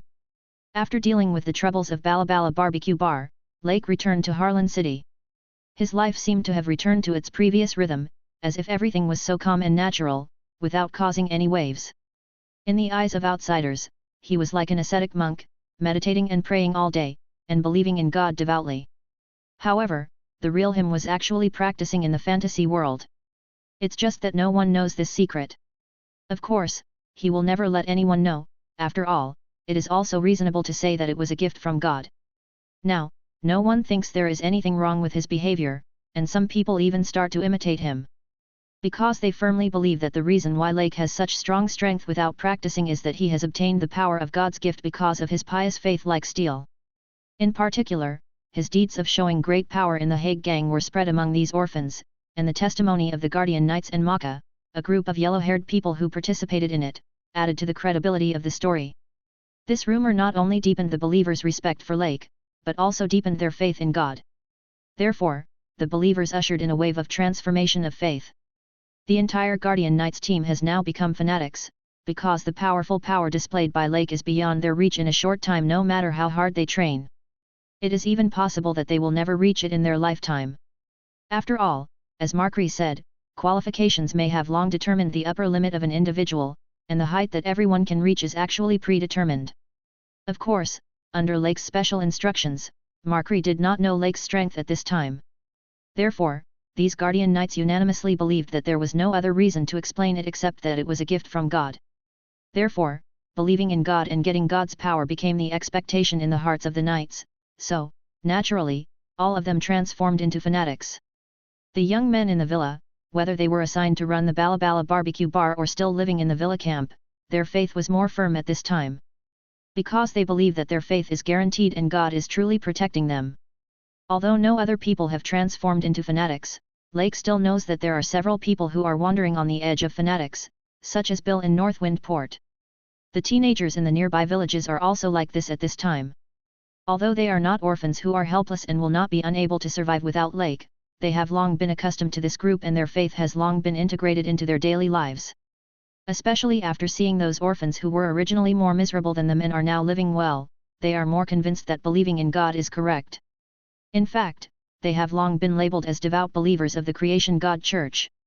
As for the newly joined group of orphans, a total of more than 500 people, they seem to think that they have finally found an organization and quickly became one with the original teenagers. In particular, when they learned that the managers of the Balabala barbecue bar were also orphans who walked out of the camp, they were really envious. After learning that they could get the same opportunity as long as they believed in God devoutly, they began to quickly play the role of God's believers. When they learned that lying would be easily discovered by Lake, and Lake had a strong prestige here, most people began to accept God's faith devoutly from the bottom of their hearts. A few people did not believe that anyone could really identify whether their faith was true or not, and they still wanted to fish in troubled waters and get away with it, but after Lake accurately saw through it, they were all very ashamed. However, Lake did not give up on them, but chose to forgive them. After all, the change of faith cannot be expected to be done in one step. Of course, it is better to do it in one step. Therefore, these young people without faith have also integrated into the daily life of believing in God, performing the rituals of believing in God every day, and gradually becoming God's believers. After all, Lake can accurately judge the authenticity of faith every time, and in their cognition, only God can accurately find out the false believers among the true believers. Seeing that everyone has become God's believers and the rapid accumulation of the power of faith, he is very pleased. He believes that this is the so-called collective consciousness. In collective life, individuals seem to be easily infected by it. Due to the transformation of the believer's faith and the addition of new believers, the speed of his accumulation of faith power has improved qualitatively compared to before. Counting the faith added by all the fanatics of the newly added Guardian Knights, there are more than 2,500 points of faith, plus the newly joined orphans, who provide nearly 500 points every day, plus the previous faith disciples. Now, he basically has 4,000 points of faith power accounted for every day, which is more than 4 times the data before he went to Baifeng Port. And it has only been a week. Lake also understood that the appropriate display of force, the display of power that ordinary people cannot understand, is like a miracle, which will invisibly make the image of God more majestic, and thus make the believer's faith more firm. You know, God's power can be given to Lake today, and it may be given to himself tomorrow, so everyone has expectations. Lake also understood that the number of believers is indeed important and is a necessary condition for awakening the origin pearl. But the quality is more important, especially at this stage, when the number of believers is not large. Deepening the level of believers' faith is the best way to quickly accumulate faith power. Moreover, now is also the time when it is easiest for believers to transform their faith, because there are few believers, they can receive more care from Lake, and they can also enjoy more benefits brought by the Creation God religion. The gifts from God are more abundant and the perception is more obvious. Therefore, faith is easier to transform. Moreover, the power of faith provided by 100 true believers is only equivalent to that of one fanatic believer, so the importance of quality is self-evident. And it is not easy to turn a large number of true believers into sincere believers. If it weren't for the fact that these young men had lived together for 2 years, Lake probably wouldn't have been so easy. In addition, the transformation of these 2 believers really made him taste the sweetness. Of course, this is only when there are few believers now. He thought that if he could increase the number while ensuring the quality, it would be the best. However, with his current strength, he felt that he still needed to proceed step by step, give priority to playing the cards in his hand, and move forward steadily. Now, the speed of accumulating the power of faith has increased. Needless to say, it is definitely the wisest choice to give priority to further converting qualifications into strength. As for the so-called Mabya family, he plans to let it go for now. After all, can the monk run away and the temple run away? Besides, isn't it easier to solve it after the strength is stronger? So, another 3 months of peace came. Chapter 18. In the fantasy world, Lake finally breathed a sigh of relief when he saw the 4 characters Marine Rear Admiral on the stone tablet. After all, this is the East Blue Sea. Except for the only exception, Garp, who would come back from time to time, the strength of the Rear Admiral is already enough to walk sideways. You know, the strongest person in this sea area is only the Navy Colonel, Bartholomew Bell. Maybe he was a little afraid before, but now, he doesn't care about it anymore. He even wanted to find an opportunity to ask about the quick elimination of the pirates. Lake was very happy to improve his strength, but he always felt a little regretful. So far, he has no idea about the practice and awakening of observation haki and armed haki. I just don't know if Kojiro will have haki, but Ishin Dojo seems a bit far from here, and why didn't Zoro learn haki from him? Ishin Dojo is the only place Lake can think of at present, and it is only possible to learn the practice method of haki. But there are also many questions in his mind. Kojiro is a mysterious master in the original work. He has never clearly shown his strength, but from the friendship between Monkey Dragon and him, his strength must be extraordinary. Lake estimated that he should have the strength of a vice admiral of the Navy. Lake did not believe those who boasted that he had the strength of an admiral. It was too unreliable. But why didn't he popularize haki to Zoro? Even if Zoro's body did not meet the conditions for cultivation at the beginning, he could have taught him first and let him understand it in advance. This would also make it easier for Zoro to have a clear route for cultivation in the future, so that he would not be blind and go astray. Could it be that the spread of haki is restricted in the 4 seas? Is it banned by the world government or the Navy? Only a few people have this privilege. Lake suddenly thought. There are indeed very few people in the 4 seas who know haki. Lake estimated that this should be the result of deliberate control. Otherwise, there is no reason for such a powerful power system to be almost unknown. Thinking that this might be the case, Lake was helpless. Kojiro didn't even teach Zoro, so why should he teach me how to practice? Forget it, let's take it one step at a time. Lake sighed. Fortunately, his strong qualifications make simple physical training have a strong effect. Even if he has not awakened his domineering aura yet, his strength is improving rapidly. However, he can feel that after reaching the general level, it will not be so easy to transform. It will not rely on simple strength, but also domineering aura. After all, in this world, domineering aura is the power above all else. Of course, he will not give up exploring domineering aura. At the same time, he will never stop practicing his body. Who told him to have a training ground like the fantasy realm? As long as he has enough faith, he can keep his body under pressure all the time. And he believes that the reason why people can become stronger is that in the process of constantly fighting against pressure, the body gradually adapts to pressure. And being able to bear the weight that could not be borne before, isn't this becoming stronger? He even thought that the reason why people have bottlenecks in strength is that they cannot continue to practice and consolidate their existing strength, and that there is no pressure that can further stimulate the body. Of course, this is all about people who want to become stronger, and those who lie down are not within the scope of his discussion. After all, in the real world, the equipment used for practice has limitations, and the weight is proportional to the volume, which makes the heavier the equipment, the larger the volume, which makes it very inconvenient to use, and even cannot be used for practice. In other words, the pressure that equipment in the real world can give will always have an upper limit. Unlike in the fantasy world, a Kang-chan armor, even if 10,000 layers are worn on the body, may be the thickness of ordinary clothes. But this is a weight of 500,000 kilograms, how can the real world do it? Think about it, if the body can really adapt to such a strong weight, how strong will it become? This is not only an improvement in strength, but also a full-scale strengthening of the internal organs, skin, muscles, tendons, and bones, so that it can withstand this kind of power. Otherwise, the body will be destroyed by external forces. If the bones are not strong enough, they will be broken. If the skin is not strong enough, it will be squeezed and damaged. If the muscles and meridians are not strong, they will not be able to exert their strength. Then how can we practice and adapt to pressure? Being completely crushed is too much. Therefore, Lake will never stop practicing physical fitness. He believes in the magic of the human body, which can gradually evolve under pressure and become stronger.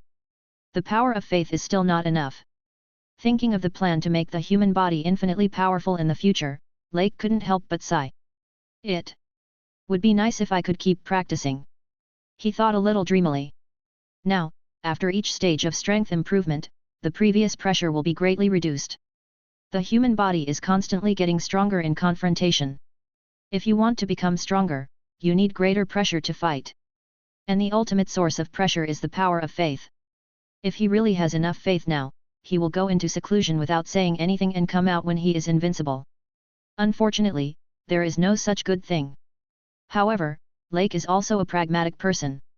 Now his conditions are very good. How can you have both? People should learn to be content. Forget it, let's get the power of faith first. It's time to solve the Mabua family's affairs.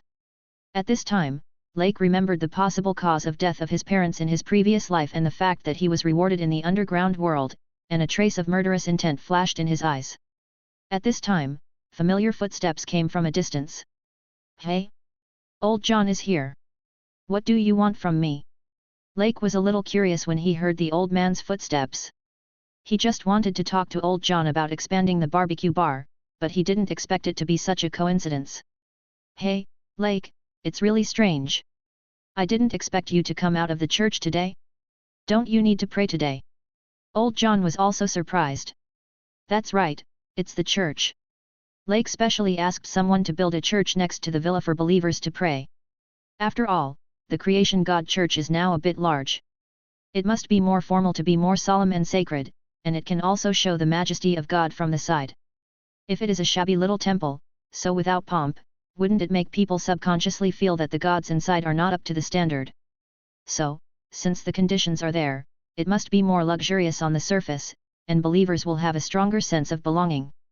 In the past 3 months, Lake has been praying in the church almost all the time except for eating time with everyone. Old John, what's the matter? Lake didn't answer directly, but asked with a smile. It's not a big deal.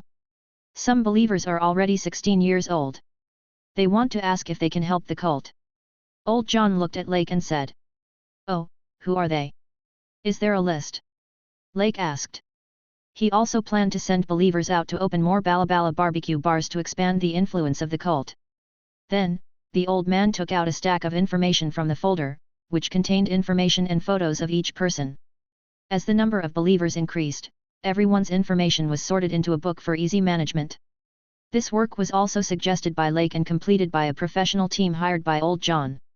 Lake flipped through the information page by page, and at the same time communicated with the Chaos Origin Pearl to check the degree of faith of each person.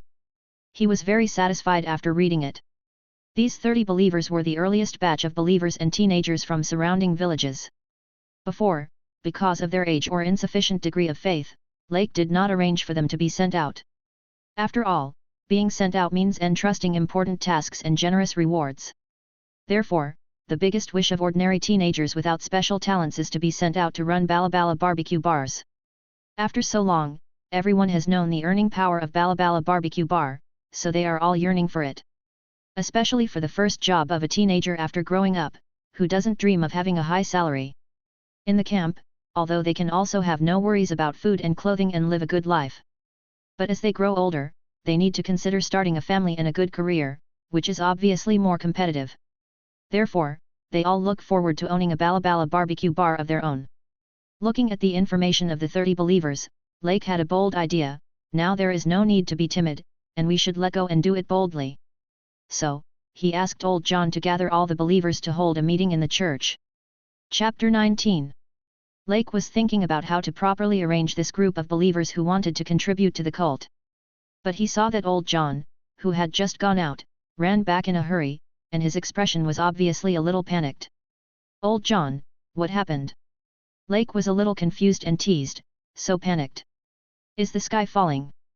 Perhaps because the situation was urgent, old John ignored Lake's teasing, but walked quickly to him, panting, and said directly, "Lake, it's bad, the pirates are coming."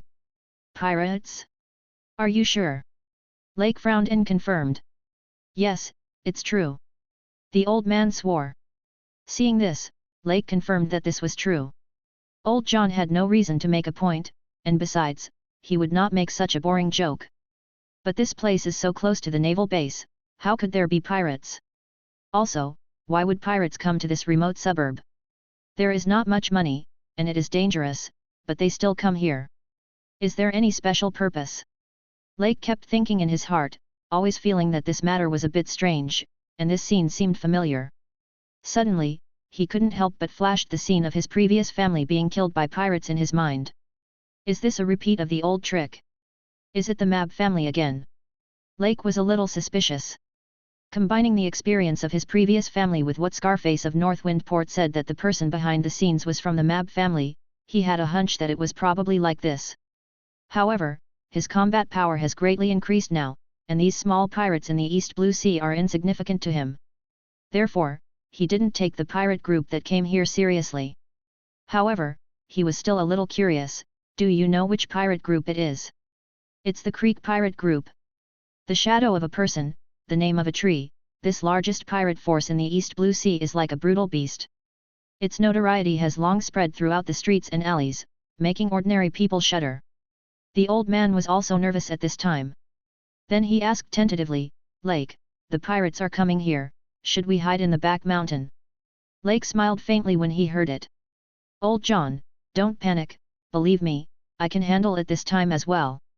Lake looked at the old man and said firmly. "Well, then okay." The old man hesitated. Staring at Lake's calm face, he couldn't help but think of Lake's same statement when Balabala Barbecue Bar encountered trouble before.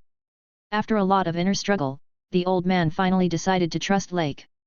The old man took a deep breath and forced himself to calm down. Then he closed his eyes again and prayed devoutly, and then the old man's expression calmed down a little. Yes, old John was also a devout believer at this time. In the 3 months after Lake returned from Northwind Port, he quickly changed from a non-believer to a fanatic believer in God. Perhaps, there was a family-like feeling for Lake at work. Seeing the huge changes in the boy, now he has even become an extraordinary man, he can't help but feel excited. He felt that the only one who could make Lake change so much was probably God. So, he was grateful to God from the bottom of his heart. At this time, there were also many young men in the camp who saw the pirate group coming from afar. They were panicked and ran to the back mountain subconsciously. This was also Lake's earlier order, to hide in the back mountain when encountering an irresistible threat. So, their approach was correct. After all, even if they stayed, it would not play any role. It's just that there are more burdens. When the Guardian Knights learned that the newcomers were pirates, they did not panic at all and quickly lined up in front of the church, waiting for Lake to appear. This is also part of their training, the training of courage. This is what Lake emphasized in particular. Fighters must have the courage to face the battle, otherwise they are not worthy of being fighters, nor are they worthy of being called the Guardian Knights of God. After a long period of training, this has become an inviolable discipline. Those who cannot persist will be cleared out of the Guardian Knights. Therefore, facing the aggressive pirates, no one retreated, and even eager to try. After all, the passionate young men worked hard to train, not just to show their heroic demeanor at the critical moment.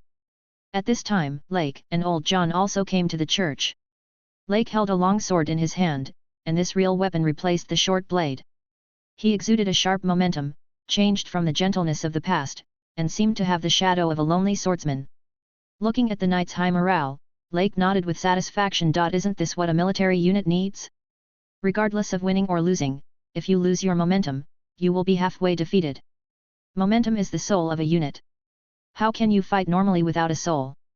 Everyone performed very well. Loyalty, honor, courage, responsibility and piety are the knights that God's Guardian Knights should follow. I believe that your performance will also be recognized by God. Lake praised. If it doesn't cost money, he is willing to say a lot. However, the situation is urgent, so everything should be kept simple. Then, Lake simply made a prayer gesture on his chest with one hand, chanting, "May God be with us." When everyone saw this, it seemed that they had a backbone all of a sudden, and their momentum was even higher, as if they were about to participate in a sacred battle. So, they followed Lake's example and prayed devoutly. Lake's encouragement made the knights excited, ready to fight, and their eyes were burning with fighting spirit. Even ordinary believers were infected and no longer panicked. They believed that this group of guardian knights belonging to God would protect them, the group of believers of God. So, they also joined the prayer team. Lake was very satisfied with this, but for safety reasons, he decided to let the believers retreat into the church. The knights stay, and everyone else go to the church to pray.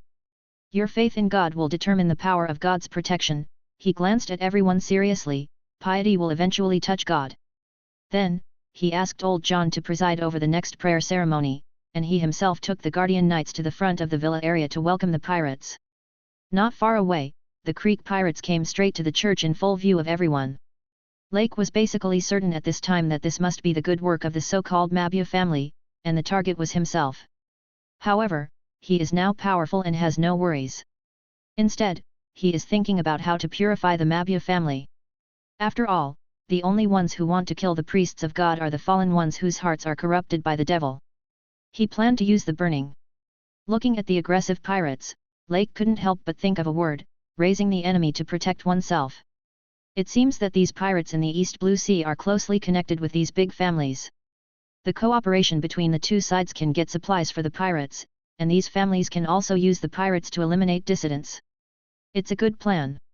Perhaps, those pirates who are still wreaking havoc in the East Blue Sea are the result of the support of these big families behind the scenes. Lake sighed in his heart. Soon, the Creek pirates came to Lake. The atmosphere suddenly became solemn, and the two sides were on the verge of a fight, as if it was about to break out. Chapter 20. Lake carefully looked at the two people at the front of the pirate group. They were exactly the same as the image in the anime, and their momentum was obviously different. Lake recognized them at a glance. They were the East Blue Sea Admiral Creek and his captain, the demon Ajin. He didn't expect that the Mabua family had such ability to invite these two people to come in person. He knew very well that the reason why Clark was called the Pirate Admiral was because he had a large fleet of 5,000 people. It was not an exaggeration to say that he was the strongest in the East Blue Sea. Although his younger brothers were all scum, when the force did not reach a certain strength, the guns of ordinary people also had a huge deterrent effect on them. Of course, it was only deterrent. Although his fame was based on the large number of his subordinates, he was undoubtedly a majestic figure in the East Blue Sea. Therefore, Lake was still a little surprised to see him. However, this was the first time he saw a character in the original One Piece, and he was inevitably a little excited. At this moment, he truly felt that he had come to the world of One Piece in his memory. "Kid, are you Winx Lake? You are so brave, it seems that you know very well that we are coming for you." Creek looked at Lake, with a flash of surprise in his eyes. He did not expect that this young man would be so calm, and the young men behind him were also full of fighting spirit, as if they did not take him, the Pirate Admiral, seriously at all. "Are you the running dogs of the Mab family?" Lake asked coldly, and deliberately used this contemptuous tone to provoke the other party. Sure enough, as soon as Lake finished speaking, the pirates on the opposite side exploded. "Stinky boy, what nonsense are you talking about? Are you looking for death? What kind of old guy gust is that? Don't you know the name of our Creek pirates? Your life is just a deal between us." The pirates were indignant and furious. How could the gangsters tolerate Lake's insults? So they cursed and tried to save face with words. Seeing this, Creek frowned and raised his hand to signal his men to be quiet. "Kid, you are quite capable. I heard that Victor was defeated by you. But do you really think that you can do whatever you want in the East Blue Sea just because you solved a small gang?" Creek snorted coldly with disdain in his eyes. "Or do you think that I, Creek, have been ignored by you? How dare you belittle me like this?" With Creek's roar, his men also started to make a noise, laughing at Lake for not knowing his place. "Ha ha ha, you are such a young brat, you have no idea how powerful our Creek pirates are. You ignorant boy, I'll show you how powerful we are later. You all stand up and act like men. Do you have to pretend to be as manly as me? Boss, why don't you recruit them?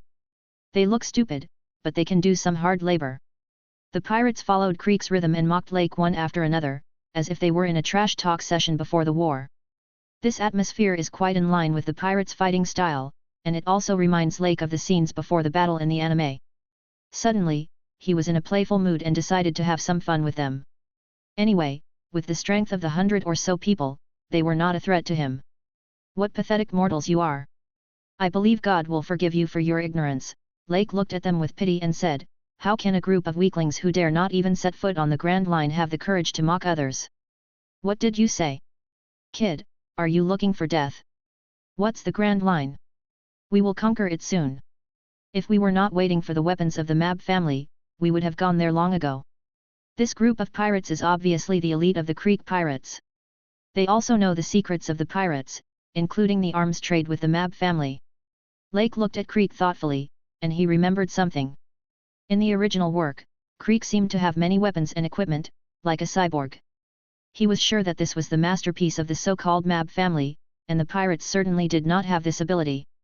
Thinking of those weapons with good power, Lake nodded and thought to himself that the Mab family was indeed not simple. Boss, don't delay.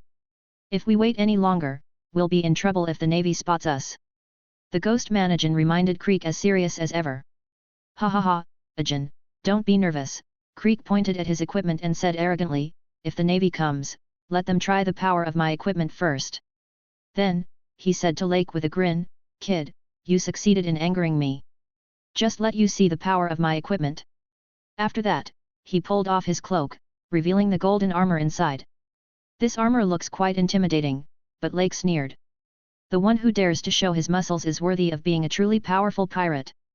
He is wrapped tightly, and you can tell at a glance that he is a low-class guy. Boss, let me do it. These ignorant little devils, why do you need to do it yourself? A fat man walked out of the crowd and shouted at Lake and his gang. Iron Wall Baloo. Let these guys know how powerful we are. These ignorant guys, teach them a lesson. Under the encouragement of Pirate Creek, this guy was a little proud and walked slowly towards Lake deliberately. Lake also noticed the newcomer. He didn't have much impression of him. After all, he didn't remember all the characters. There were so many minor characters, how could he remember them clearly? He found that this guy was equipped with a large number of shields, which looked fancy. Boy, watch out! Baru didn't seem to take Lake seriously. Relying on the strong defense of his shield, he just held the shield and rushed directly towards Lake. Seeing this, Alan wanted to help, but was stopped by Lake. He could see that although this guy looked strange, he was indeed strong. Alan might not be able to beat him. So, it was safest for him to come. The knife that had been unsheathed was held by Lake with one hand. He swung it lightly and said. God said. Cut off. A flash of knife light flashed by, and the shield on Bal's body was cut in half in an instant, like paper. He was also knocked away by the huge force and fell heavily to the ground. Blood gushed out from Bal's wound, accompanied by severe pain, but he did not lose consciousness, just looked at Lake in horror. Lake stood there expressionlessly, without a trace of blood on the knife. This scene made it difficult for the guardian knights behind Lake to calm down. Once again witnessing such a gorgeous and sharp knife, this power from God's grace, how could this group of believers who now believe in God without a doubt, be excited? And the Creek pirates were silent, as if they could not believe that this young man had such a powerful fighting power. Creek also looked at Lake with a cold face, but arrogant people often cannot see their true face, and mistakenly thought that Lake relied on the knife in his hand, and there was a trace of greed in his eyes. At this time, he wanted to get this knife even more. Chapter 21. Lake saw Creek's greedy eyes and naturally knew what he was up to. Although his knife cost a lot of money and was a good and sharp knife, it could barely be considered a famous knife, but it shouldn't be like this. He shook his head secretly. He didn't expect that Donghai's martial arts level was low, and his vision was too low and his pattern was too small. Obviously, Lake really guessed wrong. Donghai's overall strength was indeed low, but it was not to this extent. The key was that his age was too confusing. In Donghai, a swordsman is already a strong man, but I have never heard of a 17 or 18-year-old boy who can become a swordsman. So, Creek was really wronged. His martial arts were too excessive. Creek just made an empirical mistake. Of course, this can't be blamed entirely on him. Little ghost, very good, then let me test your level. Creek said to Lake with a gloomy face. Ah! Lake sighed and said lightly, a great pirate admiral, don't you know the gap between us? Then, he looked at Creek with pity and said, it's really sad. Little devil, good, you completely pissed me off. Creek was furious at being teased and mocked by Lake. As a well-known figure in the East Blue Sea, the leader of a 5,000-man pirate group, how could he bear this? What's more, it was in front of his many subordinates. What's the most important thing for a gangster? Strength? Of course, what else besides strength? Isn't it just reputation? Don't you know that Buggy quickly recruited a bunch of younger brothers by virtue of his identity as a crew member of the Pirate King? Of course, the luck of others' domineering color also played a role in it. At this time, Creek was embarrassed by Lake and couldn't get off the stage. He had to take action. He must redeem his reputation through force, otherwise his prestige in the hearts of his younger brothers will be greatly reduced. Boy, don't die all of a sudden, look at my 2,000 gin war gun. After saying that, without waiting for Lake to reply, Creek suddenly sprinted, followed by a swift thrust of the long gun. War gun. This blow was so powerful and fast that it seemed to instantly clear the air on the way forward and set off a strong airflow fluctuation. The power is okay, no wonder he can be so domineering in the East Blue Sea. Lake could clearly feel the power and commented in his heart. As the attack got closer and closer, the sound of the weapon breaking through the air became more and more obvious, making everyone unconsciously afraid. But this certainly does not include Lake. However, at this time, he also looked up to this guy, thinking that this guy might have been born in the wrong place. He still has the qualifications and a strange strength, which can be regarded as an extraordinary talent. However, it is a pity that his strength is only at this level now, and he relies on only brute force. Lake looked calm, as if the attack in front of him was vulnerable to him, and the Guardian Knights behind him also secretly wiped a cold sweat. What level is this attack? Can they really not see it? So, they are still unsure and worried about Lake. Lake's expression also broke Creek's defense. He cursed in his heart, you are so good at pretending, right? Go to hell. Once the vanity of the past is covered up, people will instinctively want to take it back, even by any means. Now, Creek is like this. However, Lake obviously doesn't care about this. What he wants now is to make this guy realize the gap between the two sides. As for killing him, he doesn't want to do it now. Without those pirates who don't rob God's believers, wouldn't all living beings need shelter? Wouldn't they be unable to gather their faith? And how many people can he give his material gifts? Therefore, fear is the key to harvesting faith, and the glimmer of hope in despair is the glory of God. Therefore, he did not intend to kill this guy. But, the premise is to be obedient. God said, cut. Lake flashed slightly, and before Creek could react, he raised his knife. Not complicated, not special, just a simple knife, directly cut the big gun in half. Suddenly, everyone was stunned. The dull sound of the weapon falling to the ground, no one would think that this was a fake thing.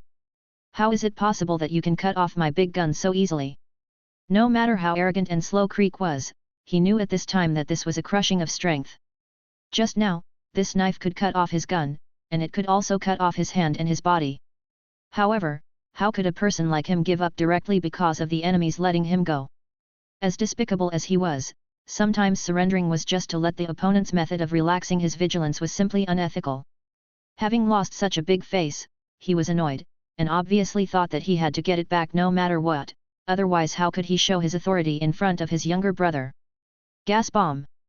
A missile suddenly flew out from him, at a very fast speed, and no one could see it clearly. However, for Lake, who was used to the irregular shooting of 3 sniper rifles, this was simply child's play, but his heart was a little cold. It seems that I can't help but let you suffer a little. Lake thought to himself. Then, the man completed the movement almost instantly, and suddenly came to Creek. Ah! Creek was obviously shocked by such a mysterious appearance. Looking at Lake's gloomy face, he had an ominous premonition and thought, is this guy going to be serious with me? Under the fear of death, he subconsciously activated the armor's defense, and immediately wrapped his whole body in a cloak covered with needles, obviously to prevent the enemy from attacking him. However, he hadn't figured out that Lake's attack was a knife, not a fist, so why would he be afraid of this kind of defense? God said, "Break!" The long knife, with the power to break everything, quickly slashed towards Creek. The speed was so fast, and the excessive compression of the air made the knife seem to be wrapped in a white knife aura, which was frightening to watch. I saw a flash of white light. Creek's armor was directly broken into 2 pieces at the shoulder, and there was a deep wound on his chest, and blood was gushing out. This was because Lake held back. However, Lake didn't stop yet. He knew that this guy had many weapons on his armor, as well as this poison weapon and machine gun, and he was afraid of capsizing in the ditch, so for safety, he planned to be cautious. Afterwards, his figure kept flashing around Creek, and Creek's eyes were a little sluggish, because he couldn't react to Lake's speed. After a few cuts, Creek's armor was chopped into pieces, and then the armor fell off his body and fell to the ground with a collision sound. The people in Creek's pirate group were stunned, and some fear emerged in their hearts. Is the boss being beaten? Am I seeing wrong? How could that kid? The boss's armor is made of a special alloy, and its hardness is far more than half of steel. What should we do? Looking at Creek's miserable state, the pirates were a little uneasily noisy. The invincible boss in their eyes was beaten, and Lake's strength was obviously beyond their imagination. They were very powerless. Creek, on the other hand, stood there alone with blood all over his body, at a loss. No matter how stupid he was, he knew at this moment that Lake had deliberately spared his life, otherwise how could it be just superficial injuries? Such precise control of strength clearly showed that the person in front of him had strength that he could not contend with. So, he simply did not move. He knew that since he had been deliberately spared his life, there must be subsequent negotiations. Chapter 22. Lake defeated Creek easily, and the other pirates were silent at this time, and no one dared to move. His amazing speed of dodging sniper bullets made them feel terrified, and even suspected that he could kill them all in a short time. Just when they were panicking, Lake made a decision. He let Creek and his 3 major cotters, Akin, Baru and Hasru, go. As for the other pirates, he kept them, under the pretext of accepting the light of God and washing away the haze in their souls. In fact, he was worried that letting too many people go would reveal his strength too early. Then why not kill them all? What a joke! He is a messenger of God, how can he be so cruel? Of course, he wants to give these lost lambs a chance to atone for their sins, and at the same time show the love and mercy of God to the believers. Killing 2 birds with 1 stone, weighing the pros and cons, what to do, isn't the answer obvious? So, how could he be crazy to kill so many people and plant the seeds of cruelty in the hearts of believers? As for the fact that these people were pirates before, he just wanted to say that God's merciful holy light also shines on them. Moreover, in his eyes, there is only the difference between believers and non-believers, and he doesn't care whether they are pirates or not. As for the fact that pirates are wreaking havoc on the world, the celestial dragons are enslaving civilians, and the strong are implicitly killing people. What does it have to do with him? As long as he is provoked, his goal is always to gather the faith of all beings, make himself stronger, and thus awaken the origin pearl. Only faith can make him spirited, and he will kill anyone who dares to stop him. As for good and evil, sorrow and joy, since they exist, they are inevitable. Only those who accept the light of God can get God's attention. Others are just weeds in the world, and they will always grow one after another. Therefore, he let Creek go. After all, Creek only brought a small team of elites this time, and the huge fleet was basically intact, which still had a strong deterrent effect on the East Blue Sea. And a little hope and fear is the source of firm faith. So he warned Creek not to try to hurt God's believers. Under the threat of death, Creek certainly nodded and agreed without hesitation, and swore that he was about to swear. Of course, even if he swore, Lake would not believe it. Finally, Lake warned him that God would sense the despair of believers and would definitely punish him, so that he would not take chances. After that, he let Creek and the other 4 go, leaving behind a group of stunned pirates. Alan, take 2 teams and take them to the back mountain to hide first. Lake pointed to the group of pirates who were at a loss and said, "Okay." Alan immediately reacted from the shock and nodded in response. Seeing that Lake had no other instructions, he said to the 2 people behind him, "Gabriel, Marcus, your 2 teams go and collect their weapons." After a while, the members of the 2 teams loaded up all the weapons. Then, under the leadership of Alan, they led those people to the training base in the back mountain. With the increase in the number of people, the small villa camp can no longer meet the high-intensity training. Therefore, Lake asked them to open up a simple training venue in the back mountain. The camp returned to its previous tranquility. If it were not for the existence of bloodstains, it seemed that no one would know that a battle with pirates had actually taken place here. However, at this time, a team of Navy soldiers came from a distance, with a motorcycle full of smoke in the front. With such high recognition, how could Lake not recognize it? This should be Smoker. But shouldn't he be stationed in Rogue Town? Shouldn't he try his best to capture the pirates heading to Grand Gundam at the forefront? Why did he come here? Lake was full of doubts. Although he had read the comics, how could the information on a few pages include all the daily life, big and small? However, he guessed that it might be related to Creek. Maybe he learned that Creek was trading weapons and equipment and was going to the Grand Line, so he rushed over? While he was wondering, the motorcycle had already arrived in front of Lake. Looking carefully, Lake found that he was exactly the same as in the anime, with a very cold appearance, and with a few cigars in his mouth. He looked really cool with a cool motorcycle. Lake knew that this man with an unreliable appearance was actually a gentleman who hated evil and had his own moral standards in his heart. Just as both sides were looking at each other, the Navy team behind them had already rushed over. Lake also found that the original focusing on the kind-hearted swordsman Dashki, there is also a guy who is obviously of extraordinary status. He doesn't know him, but judging from his appearance, he should be a figure in the Navy. This guy walked up to Lake and said, "Winks Lake, we meet again. I didn't expect you to change so much." Lake had no impression at all, but he made some guesses and asked tentatively. "Colonel Bartholomew Bell." "Well, it's me." Colonel Bell nodded, then pointed at Smoker and Dusky, and introduced them respectively, saying that they were specially here to capture the Creek pirates. Lake understood.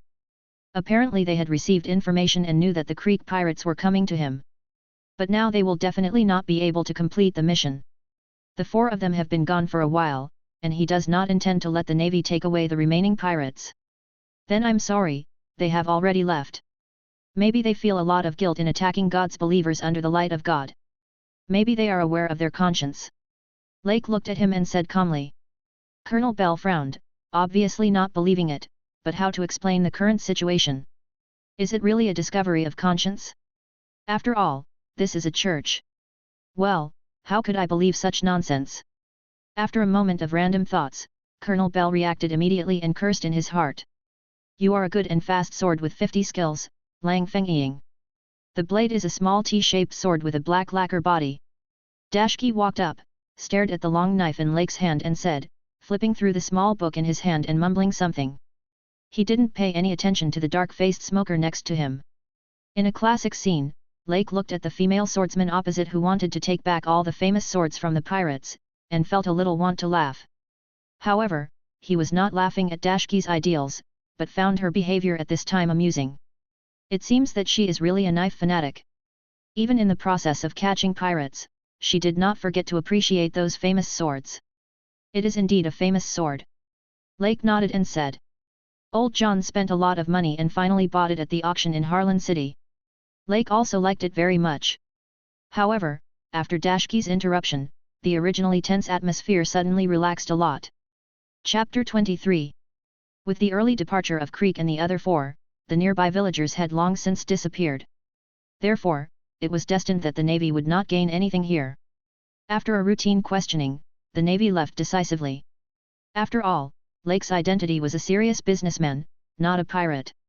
Even if he was suspected of colluding with pirates, the Navy could not torture him without any evidence. If the Navy really had the right to kill the wrong person rather than let him go, wouldn't the world be in chaos? Wouldn't the Navy be above all countries? This was obviously not allowed by the Allied countries. When leaving, Smoker stared at the blood on the ground, his eyes flickered, and his eyes stayed on Lake's knife again, as if he was thinking about something. But Lake's attitude made him speechless. On the way, Smoker suddenly asked, "Do you think this Lake has the strength to defeat Creek?" "Colonel Smoker, did you find something?" Dashiki asked curiously, "But it shouldn't be possible. How old is he? If he can defeat Creek, doesn't it mean that he is a swordsman?" Dashiki looked unconvinced. She herself is a swordsman and thinks that her talent is pretty good, but she is far from a swordsman. Besides, strength needs to be built step by step and steadily. So, she didn't believe what Smoker said. After all, Lake was too young, younger than her. Colonel Bell also didn't believe it and immediately added, "Colonel Smoker, this is impossible. 2 years ago, this kid was hijacked by pirates. It was thanks to my men who arrived in time that he saved his life. Although he has changed a lot, it shouldn't be that exaggerated." Thinking of the original incident, he remembered very clearly that the pirates were executed so quickly because he received black money. Although he also knew that there was a hidden story, for Bailey's sake, he did not ask the truth, but chose to eliminate the pirates directly. So far, the story of the Navy rescuing hostages and eliminating pirates has come to a perfect end. He thought that the handling was appropriate. At least Lake was rescued by them. Besides, they were the Navy and only needed to take care of the pirates. They were not allowed to intervene in the internal disputes of the franchise. Therefore, he was deeply impressed by Lake. But now, hearing that this young man who was still weak 2 years ago might have the strength to defeat him, how could he not be shocked? He was even a little worried about whether the original incident would cause waves again. However, after calming down a little, he thought it was impossible. His strength was obtained through 10 years of hard training. He believed that in just 2 years, even if he practiced hard every day, he would only be at the level of an elite soldier at best. At this time, Smoker also felt that his judgment was too bizarre, and then patted his head and didn't think much about it. The manor of the Mab family is very large. In the study, the head of the family, Gust, and his son Victor were waiting anxiously. The middle-aged man was even pacing back and forth in the spacious study. Suddenly, the middle-aged man looked at the young man and complained, "It's been almost a day. Why hasn't our admiral sent anyone yet? Doesn't he want those weapons anymore? Father, we haven't received any news from the Creek pirates yet. Will there be any accidents? Otherwise, we should send someone to investigate," the young man suggested. "No, don't do that. Creek has made such a big move this time, which must have attracted the attention of the Navy. We must not be involved. Otherwise, if the Navy finds any clues, we will be in big trouble." The middle-aged man shook his head and directly rejected his son's proposal. He thought the risk was too great. In addition, he didn't think the Navy could do anything with the Creek pirates, otherwise, they couldn't let them grow stronger. "Well, but, Father, I don't think you need to worry too much. We have all seen the strength of the Creek pirates. Maybe they are just being chased by the Navy and it is inconvenient for them to come and complete the transaction. Besides, can Lake really compete with Creek and his elites with his scouts? Since this is a deal that has been agreed, I believe there will be news soon." The young man was very calm. According to his experience, he analyzed it very well, but he didn't think that some people were cheating, and obviously they couldn't be inferred according to common sense. But they didn't know. So, after listening, the middle-aged man thought about it carefully and felt that he was too worried. Then he looked at his outstanding work, and his son who made him worry less smiled slightly, his eyes full of praise. He thought of his other 2 sons, who only knew how to eat and drink. Playing and not doing business. After a comparison, I just feel that Victor in front of me is so pleasing to the eye. Ah! Suddenly, a woman's scream came from outside. "Victor, go call your sister." The middle-aged man's face changed instantly, and he said to the young man, "You are yelling and shouting, and the usual etiquette is in vain. How can you marry into those noble families in the future?" Victor was about to get up, but he saw that the door of the room was kicked open with great force. The young man walking in front was unusually burly, and seemed to be full of muscles, giving people a very powerful feeling. The 2 people in the study suddenly felt bad, knowing that they were beaten, and then looked outside the door. When the middle-aged man looked at the little giant-like visitor and the people behind him, he looked a little unhappy and said angrily, "You are really brave. Now that you are here, don't think about leaving. Victor, I'll leave it to you to deal with it." Victor nodded, looked at the visitor coldly, and said fiercely, "Are you the subordinates of the kid from the Winks family? The so-called Guardian Knights are quite capable. They actually withstood the attack of the Creek pirates and found this place so quickly." Aaron and the others did not speak, but took the initiative to make way. Then came the sound of footsteps, accompanied by a cold voice. "You ignorant people, you actually want to hurt God's believers again and again, you are unforgivable. Who else could make Alan and the others treat him like this if not Lake? Just look at him, tall, handsome, and pious. After learning the location of the Mab family manor from Creek, he asked about the specific situation and related matters of the transaction. When it got dark, Lake led Alan and 2 teams and rushed over quickly. "You are the son of Wen Ke. It seems that you know everything," Gust said to Lake with a gloomy face. "It seems that your souls have really been eroded by the devil and degenerated into evil." Lake did not respond to his words directly, but looked at them indifferently, throwing dirty water and occupying the righteousness. "Humph, talking nonsense and playing tricks. Victor, it seems that the dignity of our Mab family has been seriously neglected. Get rid of them all and let those who disobey know the consequences," Gust said angrily. "Okay, father." Chapter 24. Victor stood up with a contemptuous smile on his face, and said lightly, "It seems that you are very confident in your own strength." The words were full of disdain for Lake and others, as if everything was under his control. Such arrogance, Alan's eyes flashed with a hint of coldness. After all, they were now more numerous and powerful, but they were so despised, how could they swallow this breath? What's more, today he just witnessed the scene of Lake defeating Creek with great power, and he also wanted to verify his own strength. He noticed that Victor did not use weapons, so he gave his knife to others and walked towards him barehanded, with a strong sense of oppression emanating from his muscles. However, Victor just snorted coldly and suddenly punched Alan. This punch was so powerful that Alan could only block it with both hands in a hurry. But what he didn't expect was that the fist of the person in front of him was so hard and powerful that his arm was numb. But with so many people watching, how could he not fight desperately? Therefore, the stronger the enemy, the more he wanted to fight. Suddenly, he attacked Victor without hesitation, punching and kicking at a very fast speed, and even Victor, who was obviously stronger than him, had to deal with it carefully. However, no matter how brave Alan was, he had to face the gap in strength. So, after a breath of heart, he fell into a disadvantage in an instant. Victor suddenly shook his head and easily dodged Alan's fist, and then another heavy punch, which caught Alan off guard and made him retreat directly. Then, Victor's violent attack. Alan could only desperately protect his head and other vital parts of his body at this time, and he had no ability to fight back. The people who witnessed this scene were surprised at Victor's strength and worried about Alan's safety. But they didn't worry that today's plan would fail, because they believed in Lake's God-given power. Lake didn't intervene at this time. He knew that only unforgettable pain could make Alan remember deeply and make him realize his own shortcomings. Only then can we know more clearly how strong he is. In the previous battles, Lake had been alone. These young people had never faced the strength of Creek and others, so they naturally could not really understand Lake's strength. Now is the perfect time for them to recognize themselves. Anyway, with him as the last resort, all problems will be solved, which is also in line with his identity. Besides, how can we let the boss do it himself every time? This will only make them accustomed to it and fail to achieve the purpose of training them. Therefore, even if he knew that Victor had the strength of a naval lieutenant colonel, he did not intervene immediately. However, it is almost time now. Alan, who was beaten by Victor, has bruises on his body. If he lets it go, he may be seriously injured. So, the time is almost right. Some strength, not bad, Lake said lightly. Alan, step down.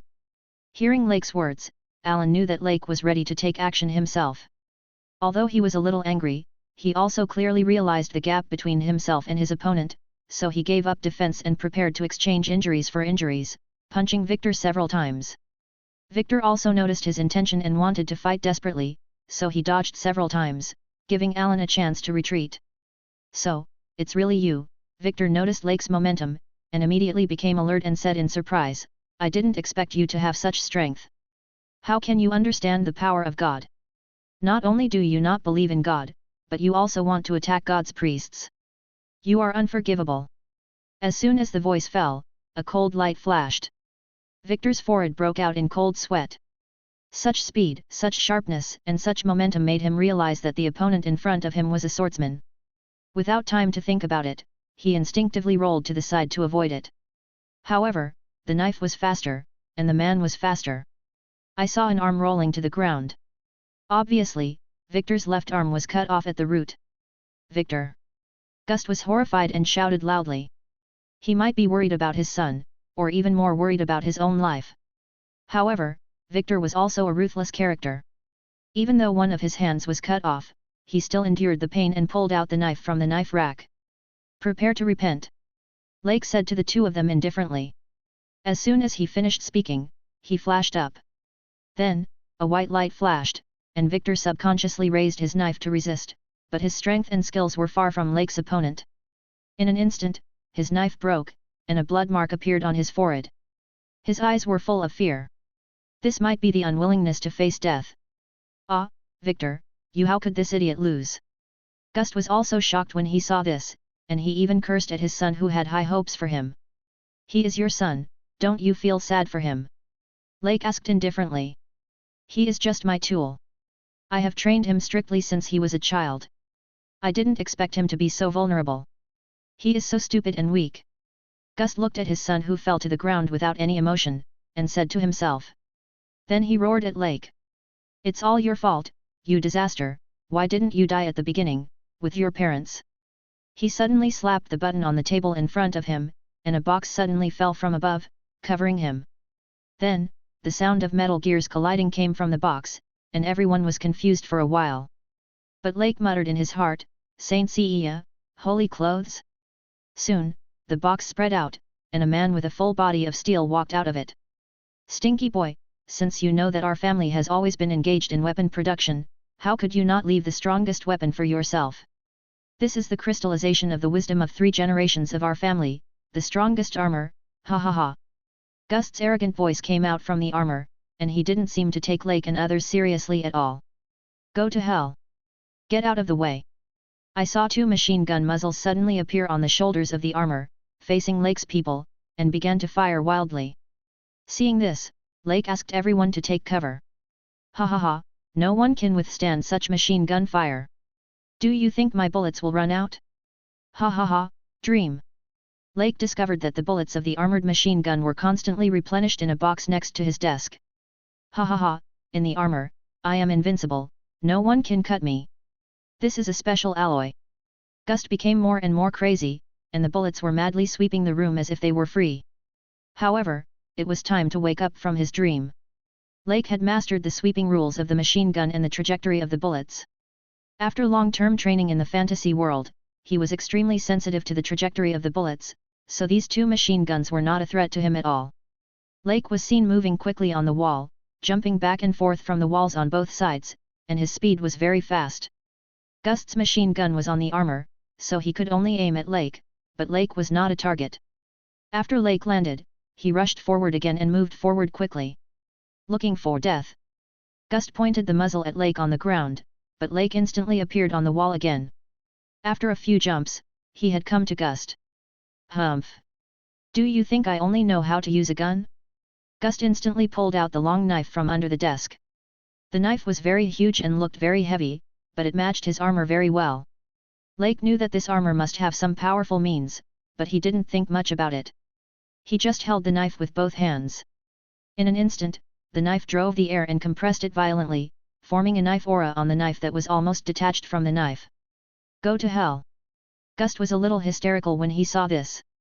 He held the huge knife with both hands and also wanted to cut Lake in half. Bang! The violent crash resounded throughout the villa, making people's eardrums hurt. With one blow, the winner was decided. Lake chopped Gust's giant sword into 2 pieces with one knife, and then the blade chopped Gust's armor waist without stopping. The hard armor was as fragile as tofu, and Lake chopped the man and the armor in half with one knife. It was completely cut in half. Gust's body fell to the ground, blood gushing out, but he did not make any screams, just stared at Lake, his eyes full of resentment. "I should have killed you directly at the beginning." He gritted his teeth and said, full of regret and anger. After that, he died. Chapter 25. Watching the raging flames devouring everything of the Mab family, Lake's whole body seemed to be lighter at this moment, as if a heavy shackle had been removed. He knew that it was not the remaining consciousness or obsession of the original body that interfered with his control over his body, but because he finally avenged the original body's family, which made him feel that he had given an explanation to the original body. From now on, he is the real Winx Lake. And he has a clear conscience and peace of mind. Soon, a week passed. The social impact of the destruction of the Mab family is gradually subsiding. At the beginning, the incident occupied the headlines of newspapers and was hotly discussed by people, but just like the inertia of social public opinion, it will always be slowly wiped out by time. After all, things that have nothing to do with oneself are always the easiest to forget. And civilians have worked hard enough to survive, so how can they continue to pay attention to things that have nothing to do with themselves? The security team also conducted an in-depth investigation into the incident. However, as the investigation deepened, the crimes of the Mab family, such as colluding with pirates, eliminating competitors, and producing banned weapons, gradually surfaced. Investigators even found that the burning of the members of the Hague Gang in Northwind Port was actually related to the Mab family. They found that the Hague Gang was directed by the Mab family to target Lake. In addition, they also found that more than one gang had taken action, but Lake's methods shocked them, so the matter was settled. It just so happened that the Creek pirates had recently traded a large number of weapons and equipment with the Mab family, and they learned that Creek had brought an elite team to find trouble with Lake. Therefore, they were sure that this was also related to the Mab family, otherwise how could the Creek pirates find trouble with Lake for no reason? Although they did not know the specific outcome of the matter, they speculated from the fact that Lake was intact that Lake must have mastered the power to shock the pirates. After all, Creek is not an ordinary pirate, but a famous pirate in the East Blue Sea. It is impossible for him to do something that starts well but ends badly. After analyzing this, they all thought that Lake, who could compete with Creek pirates, was obviously not simple. They stopped the investigation and reported the existing conclusions. Therefore, the king, who learned of the situation, directly defined the Mabia family as a sinful gangster family. Considering that Lake's creation God Church helped orphans and spread the concept of benevolence, it can be regarded as maintaining social stability. In the end, the king ordered that the destruction of the Mabia family was defined as a gangster interest vendetta, and the case was closed and no further investigation would be carried out. As a result, the Creation God Church really entered the vision of the kingdom's dignitaries. In addition, they also knew that Balabala Barbecue Bar was the industry of the God Church. They sent envoys to show their goodwill and seek cooperation. The underground world was also surprisingly calm during this period. All gangs strictly ordered their subordinates not to provoke the industries of the Creation God Church, otherwise they would be dealt with according to the gang rules. Lake himself, in the villa camp, quietly watched the changes in the situation. After learning the outcome of the matter, he was relieved.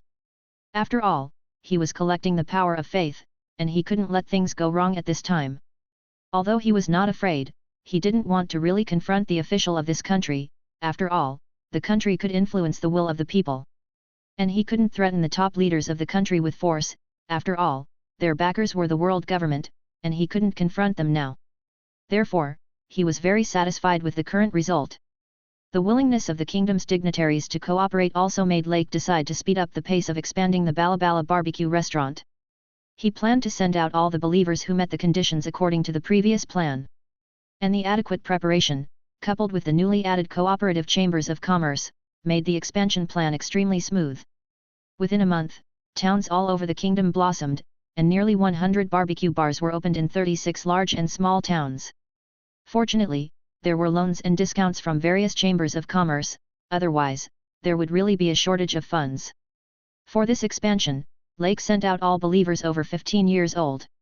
Each store was managed by a faithful believer, and a corresponding number of true believers were assigned according to the size of the store. The smallest barbecue bar, located in a remote village, was managed by only 5 people, while the barbecue bar in a large town had more than 20 people.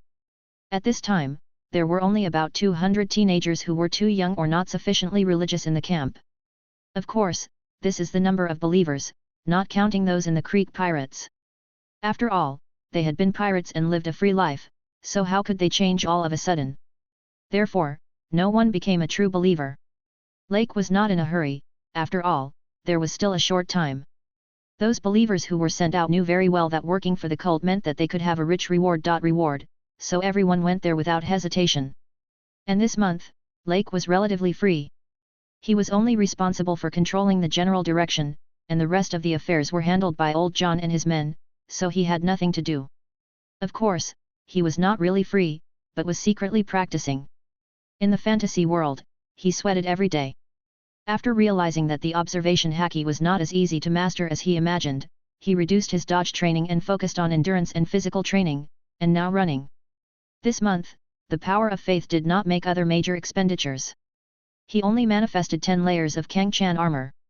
At this time, the 30-layer Kangchan armor weighed 1,500 kilograms, but he seemed to have gradually adapted to this weight. For weapons, he still used the 1,000 kilogram sword. Although he can use heavier weapons now, he is not in a hurry, because he always remembers that the sword of a strong man is not necessarily heavy. He believes that the power of a sword may be related to its weight, but the most important thing is the understanding of the use of the sword. Therefore, this month he focused on understanding swordsmanship, and after many guesses and experiments, he also made some progress. Of course, his strength did not make a qualitative leap, but he firmly believed that he was on the right path. Lake, great news! Old John ran into the church excitedly, his face full of joy. What's wrong, so happy? Lake asked with a smile. Do you know how much profit we made this month? Old John asked impatiently. How much? Lake asked. Old John did not answer directly, but proudly stretched out his hand and shook it in front of Lake. 20 million Baileys. Lake looked at the two fingers and asked tentatively. That's right. A full 20 million Baileys, and it's pure profit. Old John said excitedly, our business model, unique formula, and the fact that there are no local gangs making trouble make us very popular in the local area. Also, according to your instructions, each restaurant has prepared double the fried rice and given it to local widows and orphans for free, so our social image is also very good. Seeing Lake's career flourishing, even surpassing the most glorious period of the Winks family, Old John couldn't suppress his inner joy. Not bad. Lake smiled faintly, thinking, no wonder the number of true believers has suddenly increased during this period, it should be these people. Now, his power of faith can reach 5,000 points a day, an increase of about 1,000 points a month, which mainly comes from new true believers. For him, this is simply a pleasant surprise. Therefore, he decided to speed up his actions and accelerate the condensation of the power of faith. After all, the more power of faith, the better. Another 3 months passed quietly. Under Lake's instructions, churches were built in various towns in the Frost Kingdom, with a total of 36 churches.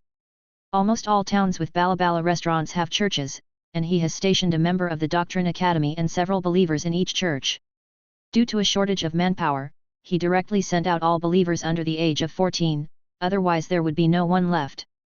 He had to take special measures in special times, after all, there were Taoist children in the Taoist temple in his previous life. Since the establishment of the church, in order to make the responsibilities clearer, he decided that all faith-related matters would be the responsibility of the church. Therefore, the work of helping orphans and the elderly is now uniformly allocated by the church. At the same time, in order to consolidate faith, he requires every believer to take 1 day a week to go to the church to pray. Lake even plans to hand over the training of armed forces to the branch churches, and let them recommend talented teenagers to the headquarters. He wants to imitate the sect structure in the novels he has read before, establish a structure of the main altar and branches, with the main altar controlling the direction of the sect and each branch responsible for developing believers. After all, as the sect grew, he couldn't manage everything alone, and he had no intention of dealing with these tedious affairs. He only needed to stay aloof and master the oracle. Especially under the overwhelming force, those who were disobedient were directly executed. Therefore, he was not worried at all. Even if the branch grew stronger and got out of his control, what did it matter? What he really cared about was the power of the sect. No, the people who believed in God.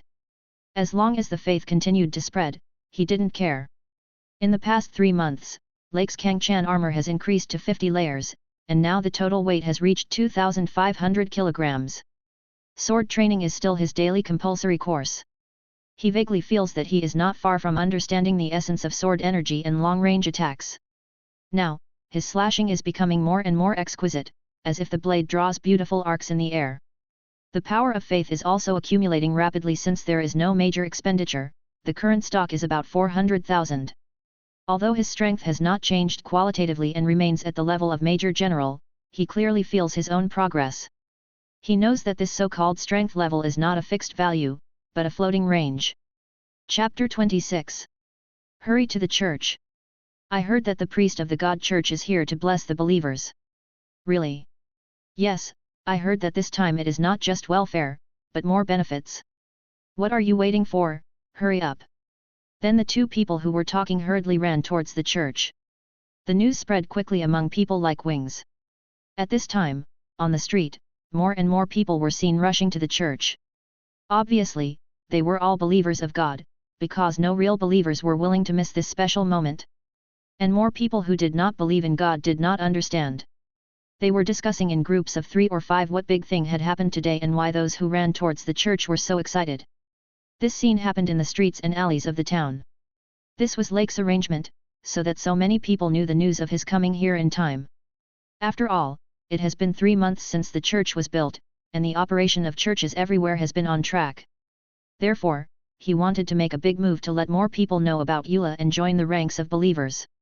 So, he started to inspect the churches in the Frost Kingdom, and today he happened to come to Northwind Harbor. The location of the Northwind Harbor Church is not remote, and it covers a large area. There is a spacious square in front of the church, which is also a factor that must be considered when building each church, for large-scale ceremonies. Lake looked around the crowd in the square. It was huge. About 5,000 people gathered here. Looking at everything in front of him, Lake couldn't help but feel a sense of accomplishment. Although it is still far from the ultimate goal, he believes at this time that at least he is on the right path and has achieved good results. Just when Lake was complacent, a figure appeared at the door. It was Tobias, the pastor in charge of the church, an 18-year-old boy with a pious face and a little mature. "Priest, can we start? The believers are almost all here," he asked respectfully. "Well, yes." Lake nodded and stood up. Then, he followed Tobias to the high platform at the front of the square, and the last person walked up slowly. When they reached the highest point, Lake appeared in the sight of the believers. Those who had only seen his photos saw him in person for the first time, which instantly triggered the believers' warm cheers, and the atmosphere reached its peak at this moment. After all, each of them had heard the pastor tell Lake's deeds with their own ears, and knew that it was Lake who founded the religion in accordance with God's will, and it was also him who saved orphans and the elderly from hunger. Seeing the cheers of the crowd, even if the past and present lives were counted, it was the first time that Lake would speak in front of so many people, but he did not feel uncomfortable at all. After all, at this time, he had a strong power to support him, so that he had enough confidence to face everything. He looked around at the believers in front of him, a smile appeared on his face, and he slowly said, "We are all God's people. It is God's arrangement that we can come here today. May we always be bathed in God's glory." His voice was loud and clear, and everyone could hear it clearly. After saying this, he clasped his hands together, closed his eyes, and prayed devoutly. The believers in the square also followed Lake's movements and performed the same ceremony. They were all believers of God and were already familiar with such links. Therefore, the whole square was silent. Then he continued to tell the story. "I have seen God's heaven, where believers are carefree, live a rich life, and are immersed in joy every day. There, everyone is equal, free, and has an immortal life. That is the eternal heaven, the world where God is. And your faith will determine whether you enter it or experience suffering again in the world." Lake's vivid description of the eternal heaven made the believers' eyes flash with a strange light, and they seemed to be looking forward to the carefree eternal kingdom. Many believers were breathing rapidly and their emotions were high. They stared at Lake intently, and the pious expressions on their faces were beyond words. Lake also keenly noticed that the speech just now made many believers more resolute in their faith. Before, most believers were in the shallow stage of faith, and they might still be skeptical about the existence of God. They chose to believe in God only because of the church's good deeds, but they still had a little doubt in their hearts. Today, Lake clearly described God's kingdom of heaven and the conditions for entering heaven, and the believers really yearned for it, and their faith became more firm. At this moment, many believers' faith became more devout, and many people have turned into true believers, but the number of sincere believers is still less than 100. However, Lake is not in a hurry. The effect is very good and the direction is right, so he is very satisfied. After all, this matter cannot be rushed. After telling the story of the eternal heaven and the reincarnation, Lake led the believers in a new prayer ceremony again. After all, the solemn gods need to be treated solemnly, and collective rituals can also allow believers to integrate more naturally. Then, Lake said again, "Following the will of God, my duty with the God Church is to allow true believers in God to have a better life in this era and try not to experience the suffering of the world. Therefore, today, all those who truly believe in God will be protected by God in the future. But God knows everything and sees everything. He can sense the faith in everyone's heart. You don't need to lie or speak. As long as you pass by me, God will naturally leave instructions. This exciting news instantly set off the whole audience. People talked about it, looking forward to God's protection and wondering whether God can really sense their faith. At Lake's signal and with the order maintained by the Guardian Knights, the believers were divided into 3 teams, with 10 people from each team walking slowly across the platform. When they reached the center of the platform, everyone faced Lake devoutly, clasped their hands together solemnly, and said, "May we always be bathed in the divine light." It took 2 hours for the 5,000 person team to pass through once. And such a solemn ceremony was only to accurately find the more than 100 faithful believers and grant them shelter in the eyes of the crowd. In the last link, in the expectation of everyone, Lake said to everyone, "You are all believers of God, but their faith is the most devout. In fact, you don't need the gods to perceive, you know your faith yourself. But don't worry, God will always watch you and wait for you." Afterwards, Lake distributed a jade pendant to each of the more than 100 faithful believers. The front of the pendant depicted the merciful posture of God, and the back was their names carved by Lake himself on the spot. Finally, Lake told everyone that the jade token was a proof of the blessing of the religion. Showing the jade token represented the majesty of the religion, and any bullying would be settled by the religion. Then, the ceremony ended in the spotlight of everyone. And Lake also saw from the envious eyes of the crowd that their faith seemed to be slowly becoming more devout. Chapter 27. 2 months later, Lake and his party finally finished their inspection of the Frost Kingdom Church. During this period, in addition to meeting believers, eating and sleeping, Lake spent most of his time practicing in the fantasy world. After all, becoming stronger is an eternal topic for him. Moreover, he did not need to travel along the way. He only needed to lie down in the carriage and wait for his destination. In the past 2 months, the Creation God Church has also ushered in explosive growth, with the number of believers surging to nearly 100,000, covering 36 parishes in the Frost Kingdom. The number of believers in each parish is different. Large parishes, such as Northwind Port, have more than 5,000 believers. Small parishes have only hundreds of people. Of course, this is closely related to the number of local residents. However, no matter how many or how few believers there are, these parishes have shown the vitality of the faith of God. As for the spread of faith so quickly, it may also be related to Lake's performance. Every time he went to a parish, he would know exactly which believers really needed help. This was the ability of the Origin Pearl. Therefore, he could feel the strongest wishes in the hearts of believers from afar. And those desperate believers, when they had no way out, would always subconsciously regard God as their only hope. And his appearance was just like the coming of God, giving hope to desperate lives. And he obviously would not handle this kind of thing in a low-key and silent manner. He would definitely be as high profile as possible, and it would even be recorded by the local church and regarded as an oracle from Mula, so Lake appeared. Perhaps it was because they believed that believing in God would really bring shelter, so some people chose to believe. But some people chose to believe in God purely out of spiritual sustenance and a sense of belonging, as well as the standardized belief system after the establishment of the church, which gave their hearts a support. In short, the reasons are different, but it is undeniable that faith has experienced a blowout growth. Although many of them are shallow believers who cannot provide real faith power at all, the huge number of believers still brings Lake a huge amount of faith power. Now, only true believers can provide nearly 70,000 faith power every day, and although the number of sincere believers is small, only 10,000, the faith power they contribute every day is close to 100,000. In other words, at this time, he can accumulate 170,000 faith power a day. You know, half a year ago, he only had 900 points of faith every day. Lake never thought that the faith power would soar. He couldn't help but think of a sentence he heard in his previous life, "Everything is difficult at the beginning." At this time, he deeply felt that this sentence made sense. There was even some regret in his heart, regretting that he didn't act earlier. Of course, this is just his hindsight after he tasted the sweetness. If he really knew, he would have acted earlier. Of course, this can't be blamed on him. After all, he has never done anything in this regard.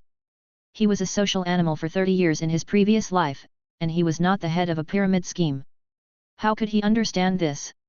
The sudden increase in the number of believers is inseparable from the long-term good deeds of Balabala Barbecue Bar. If such things were not done, how could there be so many elderly people and children among his believers? And the lonely elderly and helpless children are the objects of relief for Balabala Barbecue Bar. Besides, if there were no commercial success of the barbecue bar, there would not be so many businessmen who took the initiative to cooperate, and Lake would not have so much money to build so many churches. So, there are many reasons, and he thought that he had eaten the last piece of cake. However, in addition to the unexpected surprise brought to him by the number of believers, there is another thing that makes him more happy. That is the breakthrough in strength. It has been a full half year since his strength became a major general. On the stone tablet in the fantasy god realm, at this time, there was finally a new change, and only 4 words were very conspicuous: Vice Admiral of the Navy. Because, with the accumulation of knowledge, and the practice and summary for half a year, there has been a qualitative breakthrough in swordsmanship. Now, he has mastered the iconic attack method of the great swordsman, the flying slash. This is also due to his focus on the force-generating skills when swinging the sword, summarizing the conduction of force and daily thinking. He finally mastered the method of quickly squeezing the force and conducting the force through the compressed air. This is the principle of flying slash, which makes the ultimate force more condensed, so that it will not disperse after leaving the sword, but attack from a long distance through the air. This is not just a matter of skill, but the effect of the perfect combination of force and skill. However, now his slash can only reach a distance of 100 meters, and the power can only be said to be acceptable. After all, this is related to his own strength. Besides, he has only mastered it in the initial stage, and now he has barely entered the level of a great swordsman. It is definitely not comparable to Hawkeye's devastating attack with 1 strike. After all, he is the top swordsman. However, he believes that it is only a matter of time before he grows to that level. Although he has made great progress in strength, his weakness is also very obvious. He still has not mastered the armament haki, so he has no way to deal with the natural fruit ability users at this time. However, the measurement of strength is never judged by the restraint relationship. The reason why he was judged as the strength of the Navy Vice Admiral is because of his overall combat power. At this time, the Kang-chan armor on his body has reached 70 layers, with a full load of 3,500 kilograms, which is extremely exaggerated. Of course, this does not mean that Lake can only exert so much power. This is a completely different concept. Lake estimates that the maximum extreme power should be 10 times higher, but it will not last long. And now, he only spends 1 hour a day practicing sword swinging, just to maintain the feel. Most of the time he was doing physical training, because the mastery of armament haki was imminent. Ever since he met Smoker, he had regarded him as an imaginary enemy, but now he had no way to deal with him, so how could he feel at ease? Therefore, the mastery of armament haki was the most important thing at the moment. Of course, this did not mean that he did not want Conqueror haki and Observation haki. It was just that he thought that one of these two involved will and the other involved consciousness, which were more mysterious and more difficult than armament haki. Moreover, he was somewhat self-aware and had to rely on himself to comprehend these two. Not to mention whether he could comprehend them or not, even if he could comprehend them, it would definitely not be achieved in a short time. In comparison, he thought that armament haki, a potential ability of the flesh, might be much easier to awaken. After all, he had read so many novels in vain. Is it easier to rely on the liver or to understand? He knew with his ass that it was definitely easier to rely on the liver. However, it is obvious that the awakening of armament color is not such a simple matter, otherwise, it would not have been circulated among a small number of forces. Chapter 28. At this time, in the fantasy world, Lake looked at the deep knife marks on the knife-testing stone in the distance, frowned, and fell into deep thought. How can I awaken the armament haki? The attack power is so strong. Do I really have to get beaten? But this doesn't make sense. Aren't you worried about the hidden disease left after the injury? Do I have to simulate the scene of getting beaten? Lake talked to himself, and he really couldn't think of a way to practice armament haki. After all, he had never stopped practicing his body, and he had always trained to the limit, but after such a long time of training, armament haki still couldn't be sensed, and it can be said that there was no sign at all. This inevitably made him wonder if he was going in the wrong direction. In his previous life, he had seen some discussions about the practice of armament haki in the pirate discussion circle, and some people mentioned that being beaten could help awaken haki, and the method was simple and crude, and he still remembered it clearly. But when he thought of the pain when he was beaten, he instinctively resisted. After all, he is not a masochist, how can he bear the long-term severe pain? So, he really can't think of any other way to stimulate the armament haki hidden in the body.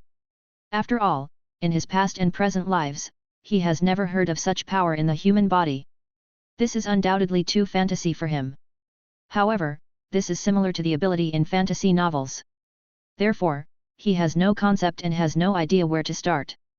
Of course, this is understandable. After all, who is born with knowledge? Could it be related to the return of life? Lake suddenly thought. Because the return of life is to extend consciousness into the body. And the energy hidden in the body seems to be described as a dormant state. Is it awakened by the consciousness of the return of life? Moreover, the return of life can still be understood before the awakening of the armament haki. At this time, Lake can't help but have associations. But how to practice the return of life? This was also mysterious to him, almost the same type as domineering. This was obviously the effect of cultivating the body to an extremely high level. Thinking of this, he was discouraged again. He had never received systematic education on cultivation in this world, and his thinking was still stuck on the training and scientific rationality of his previous life. Therefore, he found it difficult to understand these magical things in this world. Even though he had been here for more than 2 years, his way of thinking in his previous life was subconsciously affecting him. This could not be blamed on him. After all, this was the path of human body strengthening that had been summed up by countless generations of people in this world, and no one taught him. It was a complete blank sheet of paper, and it was normal that he could not understand it for a while. If he could understand it all at once, that would be strange. Wouldn't it be like a primary school student suddenly saying that he wanted to build a nuclear bomb? Wouldn't that be a complete cheat? Of course, he also wanted to open it. In fact, such hard thinking was too difficult. Now he had enough faith power, but he didn't know how to use it. Should he increase the weight of the Kangchan armor? He was not sure, and didn't know whether this was just physical training or whether he could awaken the armament haki. He had no clear direction at this time, and was afraid that he would go the wrong way, and in the end he would suffer and still not get what he wanted. Thinking of this, Lake suddenly felt a little helpless. Look for Rayleigh. He shook his head. No, we are not related, how can others teach us? Look for Garp. He shook his head quickly. No, this is even worse. His qualifications will definitely be targeted. Do I really have to join the Navy? Lake suddenly thought. But the Navy's promotion system has strict regulations. Even if he breaks the rules, can he be promoted to Vice Admiral in 1 year? There is no world conscription at this time, and there is no exception for promotion. He felt it was too slow. When he thought about being a Navy soldier and working as a cow and horse for the Celestial Dragons, he shook his head like a rattle. Absolutely not. After all, when I first traveled through time, I swore that I would not be a slave in this life. Wouldn't joining the Navy be like being a slave? So, he rejected it directly. Where are the strong pirates? Who will teach me? Can I find them? But I am not related to them, so who will teach me? After thinking about it, Lake sighed again. At this time, I was a little envious. How could Luffy and his crew be so smooth and get whatever they wanted? No domineering, no problem, the senior will teach you personally. It doesn't matter if you don't have the domineering color entanglement, the teacher will personally practice and show a few sticks on the spot. Thinking of such a scene, I suddenly felt a little funny. I also remembered that group of passionate young people years. It seems that he has experienced many hardships, and the road to becoming stronger does not seem to be smooth. There are sadness, despair, powerlessness, and helplessness. Alas, it is not easy. Then, he sighed again. However, just as Lake was sighing, a line of text suddenly flashed in his mind. When the physical body reaches the extreme, the supernatural power will be born. Is this the most correct way to practice? Lake was ecstatic. He knew that this message was transmitted by the Origin Pearl, and then he shouted to the space, "Thank you." At this moment, he realized that focusing on swordsmanship almost led him astray. Weapons are just an extension of the arm. When the physical body reaches the extreme, the perception of power will inevitably reach a very high level. By then, swordsmanship is just a way of using power, which is a matter of course. It seems that the true transmission is a word, and the false transmission is 10,000 volumes of books. Lake sighed. Combined with the information from the Origin Pearl, he determined that the cultivation in this world had gone astray. Perhaps it would be more correct to say that most people were wrong. After all, there were still many people who did not rely on external objects and purely explored the potential of life. Of course, perhaps he took it for granted. After all, the upper limit of personal qualifications determined that some people did not have such ability. Relying on physical skills to reach the peak, they could only find another way. When the physical training was slow, as long as you eat the devil fruit, you can gain powerful strength. What should you choose? Is there any need to say it? And his qualifications have been transformed by the origin pearl. Perhaps he can rely solely on physical training to reach a very high level of combat power. So, whether it is right or wrong, there is no answer. It seems that the next step is to come up with a real training method to make the physical body feel pressure in an all-round way, so that all organs, bones, meridians, muscles and membranes of the whole body can be exercised. Since at this time, you know how to go on, what else is there to think about? The training of the physical body is nothing more than the liver. In addition, with the strange rules of the fantasy god realm, as long as there is the power of faith, he can create any environment. Therefore, at this time, there is no longer any previous depression, and his face is full of vigor and vitality. It seems that he has seen the awakening of domineering power in the near future. Of course, this confidence also comes from the origin pearl. He thought that there should be nothing wrong with it. Chapter 29. With a clear direction, Lake's fighting spirit was ignited again, like a raging fire. Since he wanted to take the path of physical perfection, he undoubtedly needed to temper the whole body comprehensively, not only the tendons, bones, and skin, but also the internal organs and even the brain. But how can people temper the internal organs, especially the most unique brain? Although he didn't know how to do it specifically, it didn't bother him. He had his own theory of becoming stronger before, and he had always done so, that is, becoming stronger is essentially an adaptation to external pressure. The reason why people can become stronger is that they face pressure, withstand pressure, and then adapt to pressure, and then challenge stronger pressure. This cycle repeats, constantly surpassing oneself. This is the process of people becoming stronger. Since the idea is so clear, he thought, then create pressure. Lake first thought of water pressure, but when he thought about creating strong pressure, the water that needed to be materialized probably formed a sea. There is no doubt that this requires a lot of faith power. Besides, what can be used to hold this sea? You should know that there is only chaos in the fantasy world. Any site construction requires the power of faith, especially the construction of a site that can accommodate a sea. He dare not think about how much faith power is needed. Moreover, if he wants to continue to increase the pressure in the future, he has to continue to expand the site and reinforce the surrounding area. The workload is huge. Besides, does he need such a large site? After some thought, Lake felt that the cost performance was a bit low, and then he rejected it directly. Suddenly, he had an idea. He thought of the fantasy novels he had read before, and the gravity training rooms built by the sects for their disciples. He thought it was very suitable. Gravity is also pressure, and it is pressure that acts on the human body in all directions. So, he tried to pass his ideas to the fantasy world. Unexpectedly, the fantasy world came up with a plan and completed the transformation in an instant, which is now the gravity field that covers the entire training field. The effect is indeed good, and Lake is very satisfied. However, the consumption of faith power is also indispensable. It consumed 5 million faith power, almost clearing out his accumulation during this period. Lake even seriously suspected that the illusionary god realm was targeting his family assets. Otherwise, how could it be so accurate? What he didn't expect was that he thought everything would be fine after the gravity conversion device was realized, but he didn't expect that it would consume a lot of faith power to operate. He thought it was a one-time deal and a profitable thing, but he didn't expect that this was just the beginning. Although he muttered to himself, he also understood that this expense was inevitable. After all, cars also need to burn oil. However, the experimental results surprised him. The speed of consuming faith power when the weight device was turned on was far beyond his expectation. He didn't expect that it was calculated in seconds, and the consumption was different for different gears. Lake tested the lowest gear, which is the opening of the 10-fold gravity field.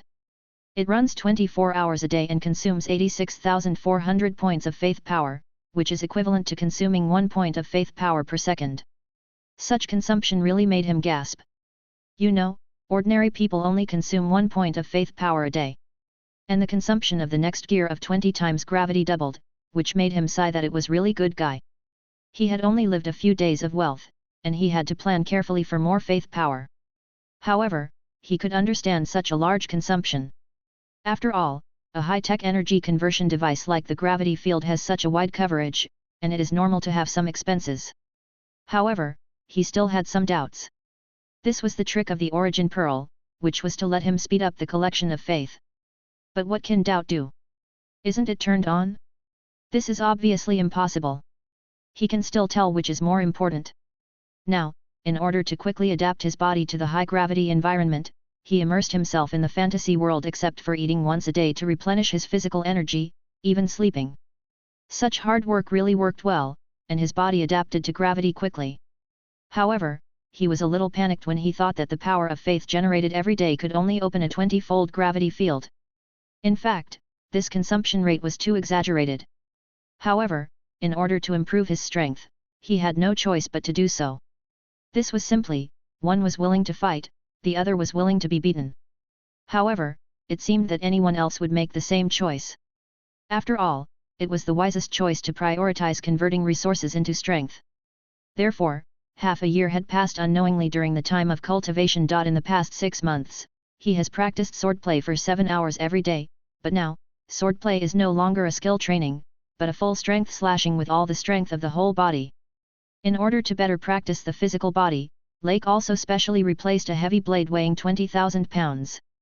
The appearance is similar to Hawkeye's knife, but the material is completely different.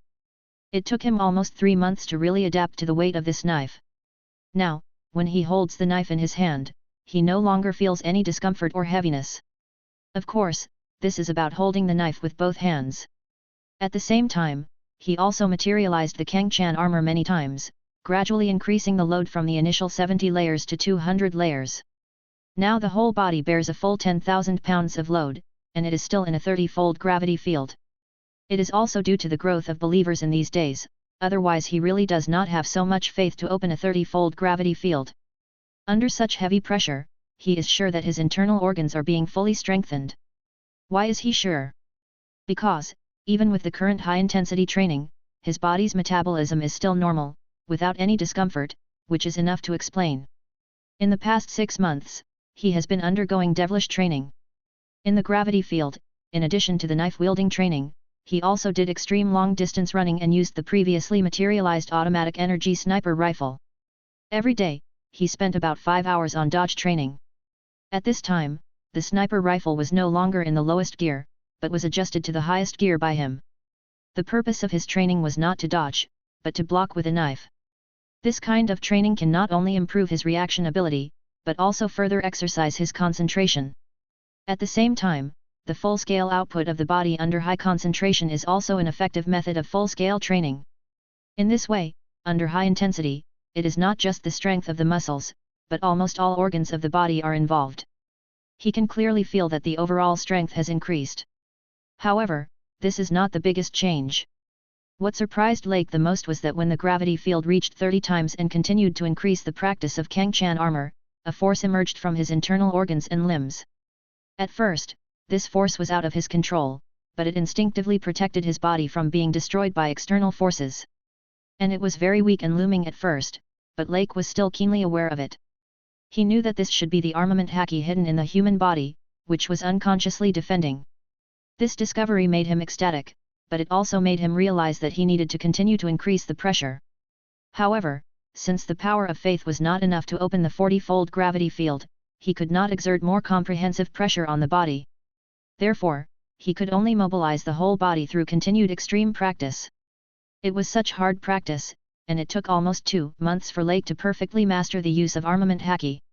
He even realized that this was the correct way to practice armament haki, guiding step by step. He was even sure that no single means could make armament haki gush out from the whole body. This is the most essential difference between strong and weak armament haki. At this time, he also understood why armament haki could attack the natural fruit ability user. Because armament haki is not a solid state attached to the surface, but an energy field, it can erode the inside of matter and change the structure of matter. That is why it has the ability to attack elements. Of course, this is also related to the strength of the armament haki of both parties.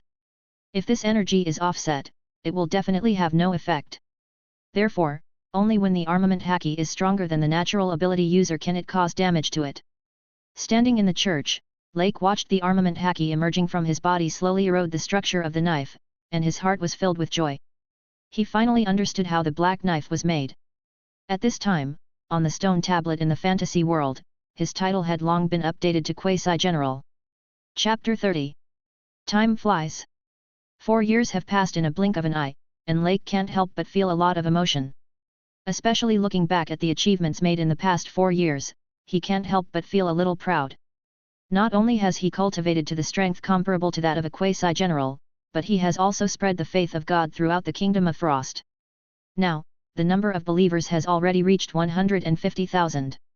Of course, among them, perhaps the convenience provided by the Origin Pearl has given him a lot of help, but he has also made an indelible contribution. When Lake remembered that all this was actually led by him, he couldn't help but raise his mouth. After all, the current achievements were unimaginable in his previous life. But this is not enough. Lake looked towards the direction of the palace, and a trace of ill intention flashed in his eyes. Since this is the birthplace of the creation god religion, it is unreasonable not to have a divine right of kingship. Now that his strength has greatly increased, Lake no longer needs to deliberately conceal it. He is not a pirate, but a priest of God admired by thousands of people. Even if his strength is exposed, what does it matter? Will the world government or the navy impose sanctions on individuals because of their strong strength? Obviously impossible. This world is not managed by the world government, but by each country. The world government only incorporates each country into its ruling system through the member country system.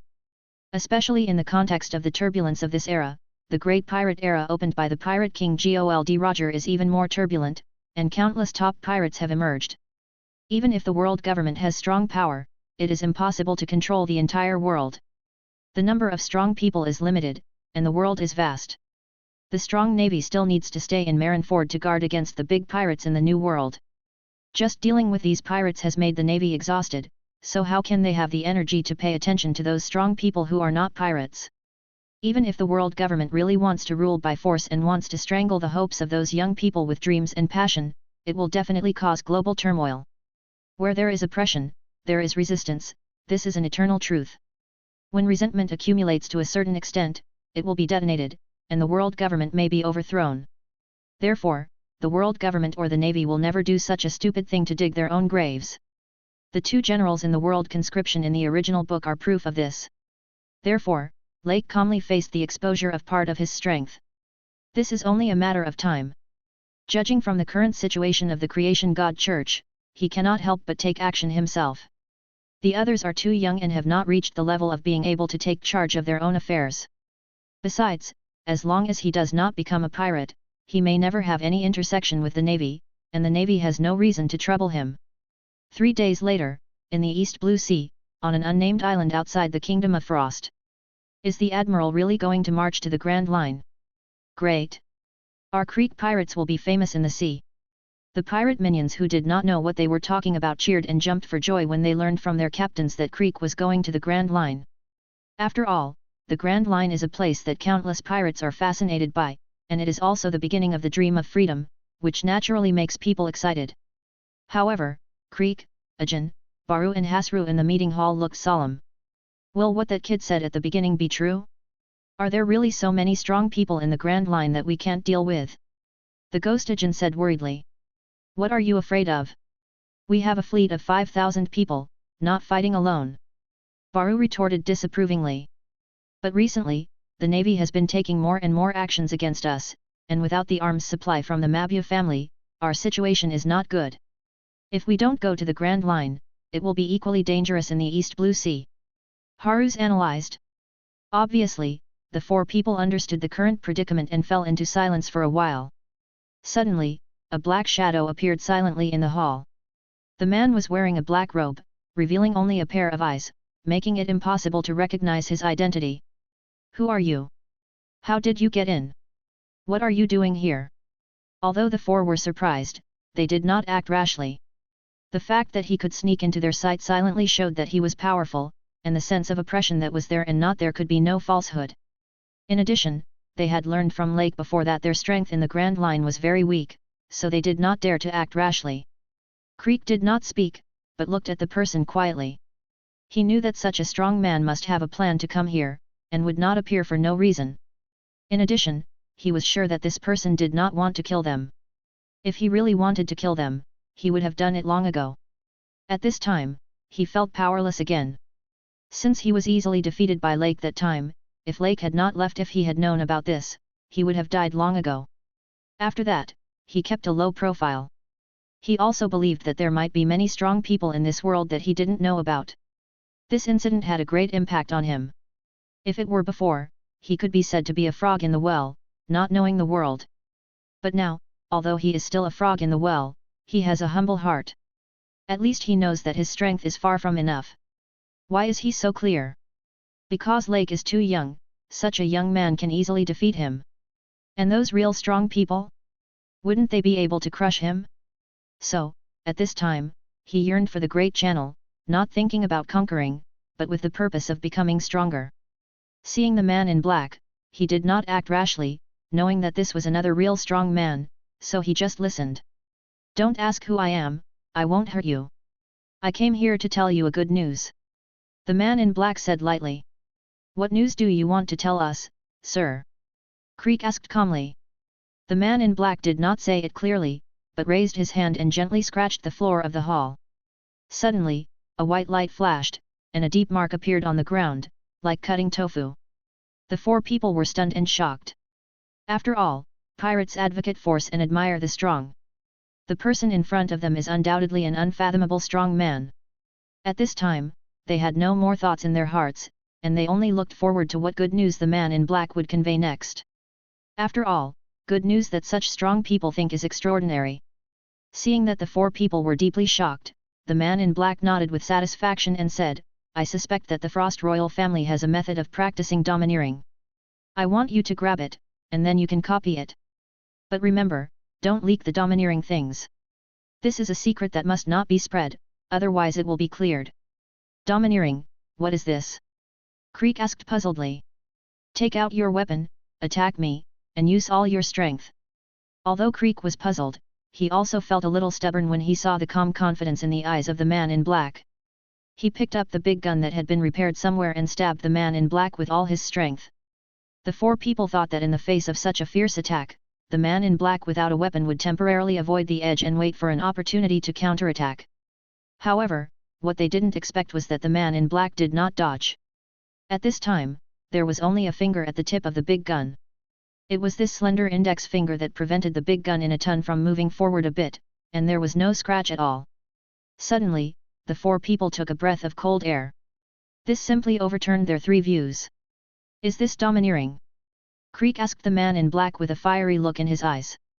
That's right, the man in black nodded, on the Grand Line, this is a power that only the truly powerful can possess. After saying that, he flicked his finger and sent Creek flying. Remember, don't kill civilians, and don't plunder believers who are truly protected by the Creation God Church. As soon as the man in black finished speaking, he disappeared in the eyes of the four people, leaving only one sentence echoing in the hall. Be sure to remember this. The four people were stunned and looked at each other in disbelief. It was really too sudden that caught them off guard. Chapter 31. Lake took off his black robe, revealing his handsome face. He looked at the Creek pirates' headquarters in the distance, and a meaningful arc appeared on the corner of his mouth. The bait has been spread, and it depends on whether you will take the bait, Lake chuckled. Pirates who respect the strong, I think you can't hold back. Then, he jumped onto a small raft and kicked it hard. The raft flew towards the darkness in the sea like an arrow from a string. Soon after, he came to a big ship. The people on the ship didn't seem to be curious about the purpose of his trip. No one asked much, but just respectfully welcomed him on board, and then left together, as if this scene was not strange at all. Therefore, no one on the ship knew that the extremely kind and great priest of God in their minds had just made a deal with the Creek pirates, and this deal was not glorious. No one spoke on the ship. Everyone was doing their job with a serious look. So, in such silence, the whole ship gradually sailed into the darkness. The Creek pirates' base was still bustling. Lake entered and left quietly without attracting the attention of others. At this time, the pirates were immersed in the excitement of marching into the Grand Line. However, Creek, Aiken and other four people in the hall looked solemn and the atmosphere was depressing. The three of them were silent, looking at Creek quietly, waiting for his decision. They had followed Creek for a long time, and although they had seen more powerful forces, they still subconsciously treated him as the backbone. Creek's face was also changing, and at this time, a strong desire for power surged in his heart. After seeing the real power, he also wanted to have it, especially since he was obsessed with power. He felt unprecedented humiliation when he was easily defeated by a young opponent like Lake. But this time, he was terrified. Unexpectedly, his proud full-strength attack was not as good as the opponent's finger. He recalled his previous arrogance and ignorance, and often claimed to be the most powerful pirate. But in fact, he was only worthy of stirring up trouble in the East Blue Sea. He suddenly felt that he was really a clown. Thinking of this, a strong sense of shame surged in his heart, which made him feel ashamed. At this time, he couldn't help feeling a little lost and self-doubting, and even a little decadent. But he was a powerful man after all, how could he be easily defeated by setbacks? What's more, there is a clear path in front of him now, that is, to find a way to practice domineering. Once again recalling the strength of the black-robed man, so calm and self-confident, so that he didn't take him seriously, suddenly, a strong fighting spirit was aroused in his eyes, as if to say, "Wait for me, don't let me become stronger." It seems that at this time, only by becoming stronger and becoming a real strong man can he cover up his previous arrogance and ignorance, and let those who look down on him face him, and let himself get rid of the ignorant clown image. However, he also knew that this path obviously concealed some conspiracy. After being in the business for so long, how could he not know that there is no such thing as a free lunch, and there is only thunder rolling in the sky? However, even though he knew that this might be a conspiracy of the black-robed man, driven by his obsession to become stronger, he had to find out the truth. The powerful force was so tempting that he had to take a risk. 3 days passed in a flash. At this time, the sky was gloomy and drizzling, and the sea was already covered by fog, with low visibility. Suddenly, a large number of fleets appeared at the dock of the port without any warning. "Pirates are coming!" The lookout sentry discovered something unusual and shouted loudly, alerting the residents and security team around the port. After hearing the shouts, people looked at the dock one after another, and suddenly they were all panicked, running around, and shouting loudly. "Pirates are coming! Run! It's the Creek Pirates! Everyone hide!" This notorious and strongest pirate group in the East Blue Sea, its fierce reputation has long been enough to make children stop crying and make civilians terrified. Every time they show up, they will bring a disaster. Therefore, when the residents of the town saw that they were coming, they immediately panicked and fled in all directions. The patrolling security team was no exception. Facing the huge fleet of the Creek pirates, they were just ordinary soldiers and had no courage to resist. They did not have the courage to try to stop the chariot, nor the determination to fight for the kingdom and the pirates. They also wanted to live a stable life for ordinary people. Therefore, they only wanted to protect their own safety and the happiness of their families. After weighing the pros and cons, they decided to retreat and found an excuse that could convince themselves and make them feel at ease, saying that this was to preserve their manpower quantity, to avoid unnecessary sacrifice. However, how can they be blamed for this? Even ants cherish their lives, let alone humans. Isn't it the same for ordinary people? At this time, the pirates have already landed on the shore and are rushing towards the town frantically. The dense crowd is scary to look at. Since Creek and others followed Lake's instructions and did not reveal the purpose of this trip, all the pirates thought that this was a collection of supplies before going to the Grand Line. So they rushed to the docks, residential areas and towns and began to plunder frantically. Of course, Creek also remembered Lake's instructions not to plunder believers protected by the Creation God Church and not to kill civilians indiscriminately. He knew that this was an order that could not be questioned. Therefore, he sternly ordered his men. In order to ensure that everything was foolproof, he also deliberately asked people to inquire about how to identify believers protected by the Creation God Church. Such news is also very easy to find out. After all, Lake once publicly said that having the jade token he personally bestowed represents the protection of the cult. Therefore, Creek quickly figured out the situation and conveyed the relevant information to all his men. Because the sudden arrival of the Creek pirates caught the town off guard. Many people had no time to escape, so they could only close the doors and windows, hide at home, and deceive themselves. But can this withstand the fierce pirates? Obviously, it can't. So, in less than a quarter of an hour, these more than 5,000 pirates brought disaster to this port town. The noise, screams, cries, and deafening sounds of destruction are intertwined, which is chilling. Tell me, where is the money hidden? A little pirate was threatening the old man in the house. Old man, if you don't say it, I'll kill you. What a waste of my time. Seeing that the old man was silent, the little pirate obviously lost his patience. The old man was so scared that he trembled all over. He pointed under the bed with trembling fingers, then took out the jade card from his arms, closed his eyes and began to pray. The little pirate was overjoyed when he saw this, and was about to lift the bed board to search for property. Suddenly, he noticed the jade card in the old man's hand and the old man's pious prayer posture, and stopped his action immediately. At this time, he remembered the boss's stern order, his expression when he was explaining it, and the consequences of violating the order, and he shuddered subconsciously. Then, he took a deep breath and resisted the impulse. In the end, he left unwillingly to find a new target. The old man was puzzled, and he had no idea why the pirate who was just ferocious would suddenly leave. I can't figure it out. At this time, what else can he do besides continuing to thank the gods? Similar scenes were staged in many civilian homes in the town. However, more civilians who did not get the protection of the cult had their homes looted, and those residents who were unwilling to resist were beaten severely by the pirates.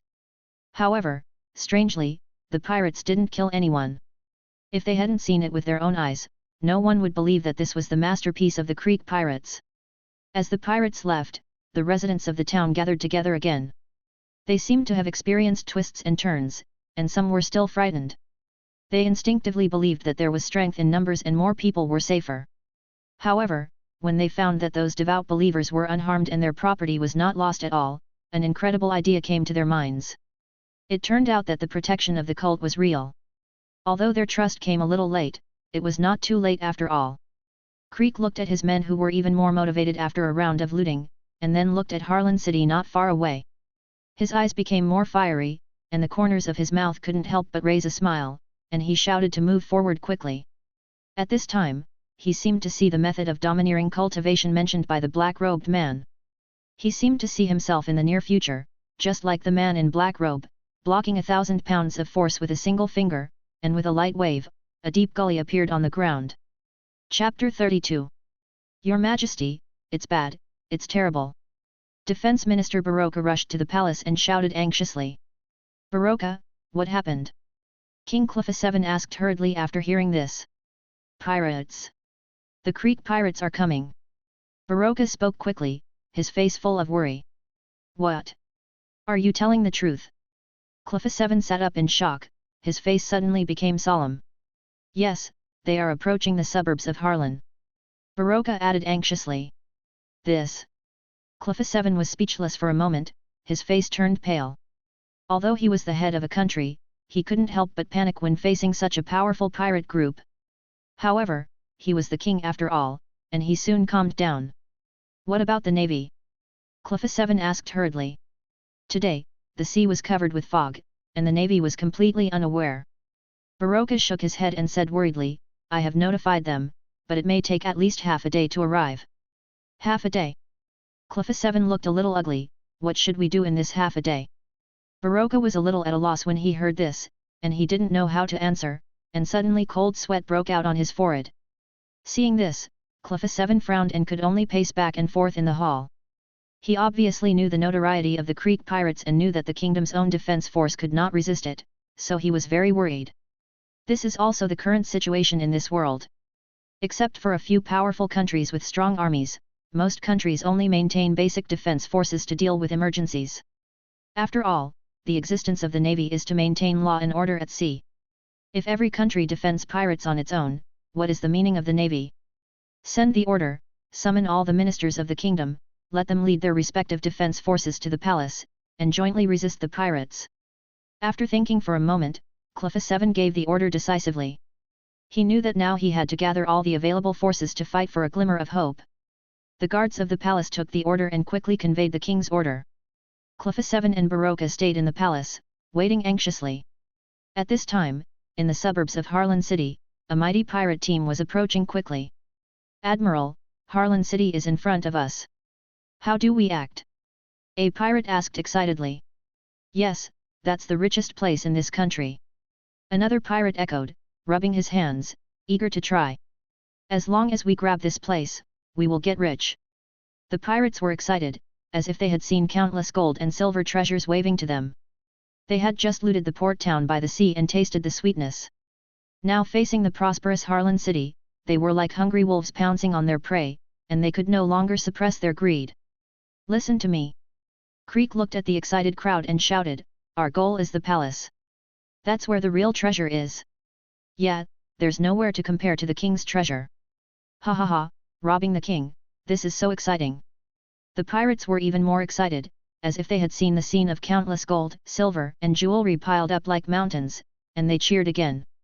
Creek looked at his subordinates with high morale, and the corners of his mouth curled up slightly. However, he immediately thought that Harlan City was not far from the naval base, and it was very likely that the navy had already arrived. However, he had no plan to evacuate. Even if all his men died in battle, as long as he could find the secret book of practicing domineering, everything would be worth it. He glanced coldly at Ajin and the other 3 people who knew about it, and the 3 of them shuddered and nodded subconsciously. Although they didn't understand what Creek meant, they thought it was right to nod. Not far away, Lake, with Alan and 2 teams of Guardian Knights, quietly observed the scene. He watched groups of pirates pour into the port, only looting the wealth of non-believers or non-pious civilians, and not killing anyone, and he was very satisfied with this.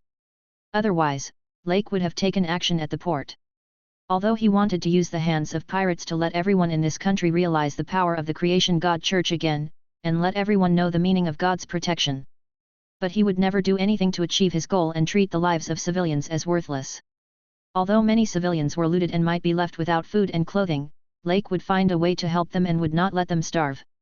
For devout believers, he would provide more help and support.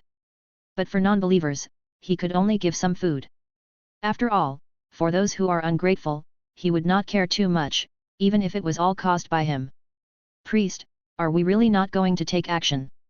The kind-hearted Simon said with some reluctance. Do you think we should deal with this group of pirates? Lake asked back. I just think that so many pirates will hurt countless people in Harlan City, which is too cruel. Simon looked at Lake's expression and felt a little uneasy.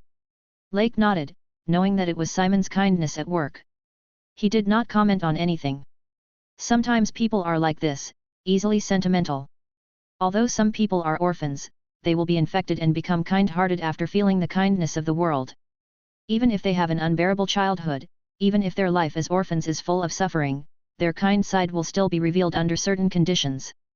This is a good thing for Lake. After all, it is better to get along with such people than those cruel people. However, he does not need excessive kindness, kindness that disregards the interests of the religion.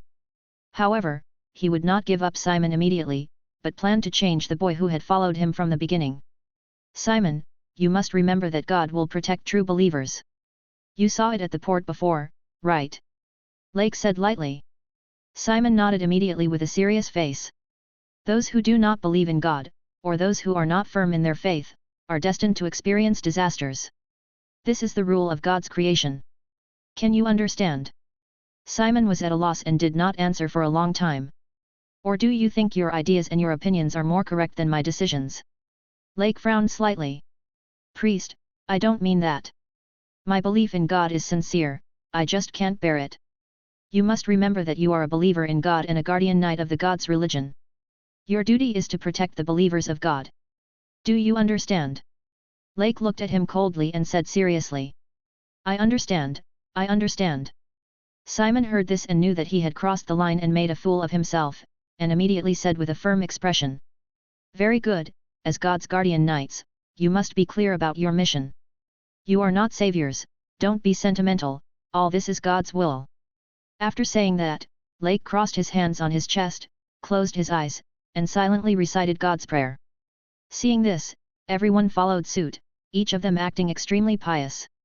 Simon was even more so, as if he had almost made a big mistake just now, and now he was repentant, so he worked harder. Just as Lake and the others were praying, the Creek pirates in the distance had already broken through the city gate and entered the streets of Harlan City.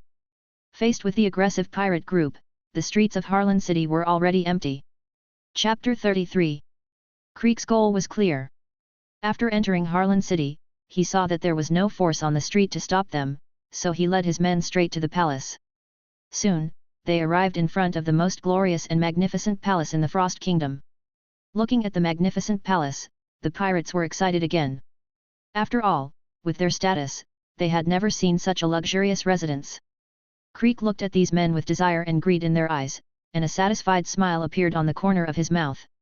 He looked at the palace in front of him, and seemed to see that the domineering secret of cultivation was already waving to him. "Little guys, countless treasures are in front, what are you waiting for? Go and grab them for me, ha ha ha!" Creek shouted loudly. His words were full of strong bandit spirit, and every word was as hot as a raging fire, instantly igniting the morale of his men. They all laughed like him and rushed towards the gorgeous palace gate at the same time. Suddenly, the fierce pirates and the soldiers of the kingdom started a fierce battle. However, ordinary soldiers who had not been baptized by blood and the bodyguards of ministers, how could they be the opponents of these pirates who had been burning, killing and looting on the sea for many years? Sure enough, after several tentative confrontations, the battle soon showed a one-sided trend. The soldiers were beaten to pieces by the pirates. This was not only the difference in personal strength, but also the number of soldiers hastily summoned was obviously insufficient. "Kill them all!" the pirates roared. "Ha ha ha, such a weak soldier dares to block our way!" The captains of the Creek pirates led their brothers to attack fiercely, crushing the soldiers ruthlessly like harvesting wheat. "Ha ha ha, you really don't know how to live or die!" The pirates' mocking voices came one after another, as if this was the fun of their battle. "Run!" the remaining soldiers shouted in fear. "Too strong, retreat! Retreat quickly, we are no match at all!" The soldiers saw their companions being killed and wounded in an instant, and their hearts were filled with fear and despair, and their morale suddenly dropped to the extreme. Finally, under the extreme fear of death, they began to flee everywhere. On the high platform of the palace in the distance, the king and the ministers saw this, their faces were ashen and desperate. At this time, the last remaining guards around them, although more loyal, most of them had abnormal expressions and were obviously uneasy. They seemed to be thinking about whether to fight to the end or choose to run away. However, how to choose between life and death and loyalty? This problem may not be difficult for ordinary people. But for those who have been brainwashed by the idea of loyalty for many years, this problem seems particularly tricky at this moment, and it is difficult to make a decision for a while. After a while, the pirates broke into the inner hall of the palace, and their speed was simply unstoppable. If it weren't for the corpses and blood along the way still telling the tragedy just now, I would really think that the pirates had a smooth journey. Seeing the fierce pirates rushing towards them, the king, ministers, and soldiers were all panicked, but there was nothing they could do. The atmosphere was extremely tense, and some ministers even couldn't help trembling. "Ha ha ha, little guys, take a good look at our king." Creek walked out of the crowd and laughed at his men. "Ha ha ha, I didn't expect that the king is just an ordinary fat man. Yes, it turns out that these big guys are no different from us. That's nonsense, aren't they human?" The pirates were bustling and talking about it. For those of them at the bottom of society, the ministers and kings of the kingdom were all high-ranking big guys, and they were once unattainable to them. However, when they saw it at this moment, they all felt that it was just so-so. So they laughed loudly. It seems that only in this way, slandering and belittling these people who were once high above, can their twisted hearts feel a little satisfied and let them find self-esteem. "What do you want?" "Bailey, jewelry, gold, and silver." King Crifa 7 saw this and knew he had to stand up to defend his dignity. Otherwise, even if he escaped this disaster, his dignity would be lost. "Ha ha ha, of course it's treasure. We are pirates. So, hand it over, ha ha ha." Crick didn't say anything, but his brothers couldn't hold back and shouted loudly. "Do you know that such behavior will be surrounded and suppressed by the Navy?" Some ministers still wanted to use the Navy's full force to threaten these pirates, hoping that Creek would retreat. But they didn't know that Creek was obsessed with power at this time and didn't care about it at all. The so-called naval encirclement. Besides, they are pirates, and the strongest pirate group in the East Blue Sea. It's not like they haven't experienced it before. So, at this time, they don't take the naval encirclement to heart. Of course, how can these little pirates in the East Blue Sea know the true power of the Navy? So, in front of this group of ignorant pirates, using the Navy to threaten is doomed to be futile. "Ha ha ha, we are pirates, isn't it normal to be encircled by the Navy?" Creek mocked loudly. Little guys, Navy, are you afraid? Creek turned around and shouted to the pirates behind him again. Ha ha ha, ha ha ha. Suddenly, another round of laughter sounded. Because there were too many people, the laughter resounded through the sky, and almost the entire city of Haroon could hear it. Father, what should I do? The little Princess Sarah looked at her king father anxiously, with a gleam of hope in her eyes, as if she hoped that he could turn the tide, defeat the pirates, and protect the country. After all, she was still at an age of fantasy, always hoping to have an omnipotent father to protect her. However, King Crifa 7 held her hand tightly without saying a word. He did not dare to look directly into his daughter's expectant eyes, because he was afraid that his powerlessness would disappoint her. Can we exchange it with money? Yes, don't you want money? Tell us the amount, we will give it to you. At the critical moment of life and death, although the ministers were very scared, they were also seeking a ray of hope, and hurriedly begged for mercy from Creek, hoping to exchange their lives for money. However, what they did not know was that Creek was not thinking about money at this time, but strength, a domineering practice method, and his self-esteem. Boss, what should we do? Ajin frowned and asked in a low voice. He looked at those subordinates who seemed to be a little moved, and suddenly realized that if he and others did not accept Bailey's begging for mercy, would they be abandoned by his subordinates? After all, being a pirate is not for money, not for treasure. Of course, Creek understood Ajin's concerns, but he was not worried. I am a pirate. He roared, pretending to be insulted. If I want something, I will go and rob it myself, not accept your charity. This performance was obviously for his younger brothers to see, and the effect was very good.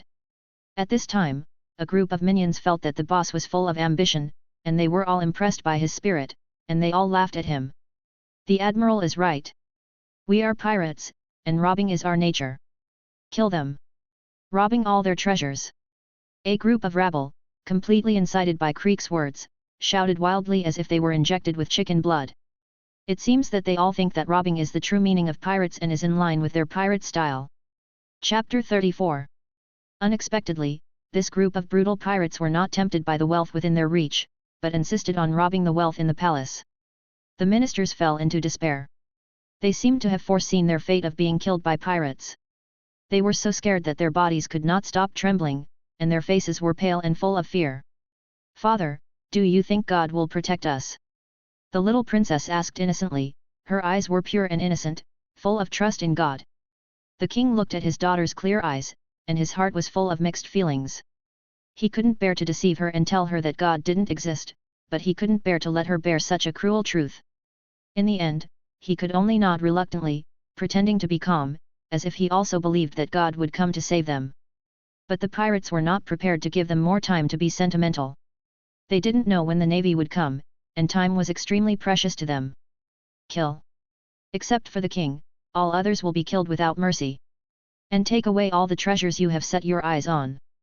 Crick's order was like an order to open the shackles, and at this moment, the evil in the hearts of the pirates was completely released. All of them rushed towards the king and ministers on the high platform of the palace like bloodthirsty beasts. Sala, close your eyes. The king said to his daughter distressedly. No. I don't want it. I believe that God will protect us. The priest said that God will protect his believers. The little princess said firmly, her eyes full of faith in God.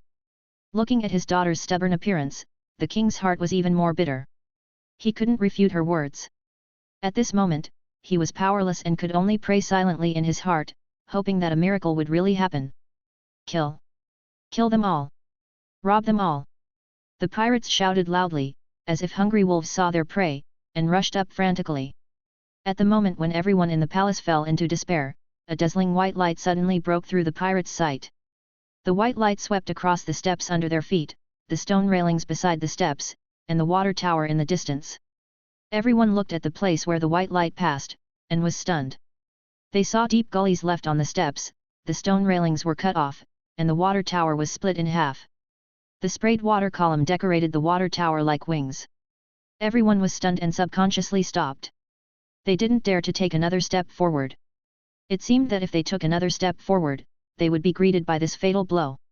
Faced with a force beyond their imagination, they all swallowed their saliva. After a while, Everyone reacted from the shock and turned their heads mechanically to look in the direction where the white light swept, wondering who did it. A slender young man came from a distance. He was very handsome, with a faint smile on his face, and his expression was extremely calm, as if he was strolling in the garden. It seemed that nothing could make him lose his composure. The pirates subconsciously felt a little ashamed, but when they looked at the knife in the young man's hand, an unbelievable thought came to their minds: could the white light just now be cut out by this person with a knife? Creek also just reacted and was also shocked by the attack just now. At this time, he also recognized Lake. Although so much time has passed and Lake has matured a lot, it is a memory that he has engraved in his heart. How could he forget it? So, he recognized it at a glance. However, what made him a little frightened was that the young man in front of him seemed to have a high degree of overlap with the figure of the person in his mind. He couldn't help but guess in his heart, could he be? Just when Creek was guessing in his mind, Lake had already arrived in front of the pirates. He still smiled, opened his mouth softly, and said to Creek, "Can I take away the believers of God?" Hey! Creek obviously hadn't reacted yet, and was confused about Lake's words, and his face was full of doubts. "There are believers of God there. Can I take her?" Lake pointed in the direction of the king and asked again. This time, before Creek could think about it, a Jin pulled Creek and rushed to take the lead, saying with a nervous face, "Yes, yes, you can take anyone you want." Lake nodded, walked up the steps slowly, and came to the king and everyone. In the expectant eyes of everyone, he cast his eyes on the little princess next to the king and said softly, "Of course God will protect his believers, so he sent me to pick you up, God's most loyal believer." "Are you the priest?" the little princess asked in a voice full of innocence. "Yes." Lake nodded. "Did Eula send you to save me?" "Yes." Lake nodded again. "Then, can you save my father and the others?"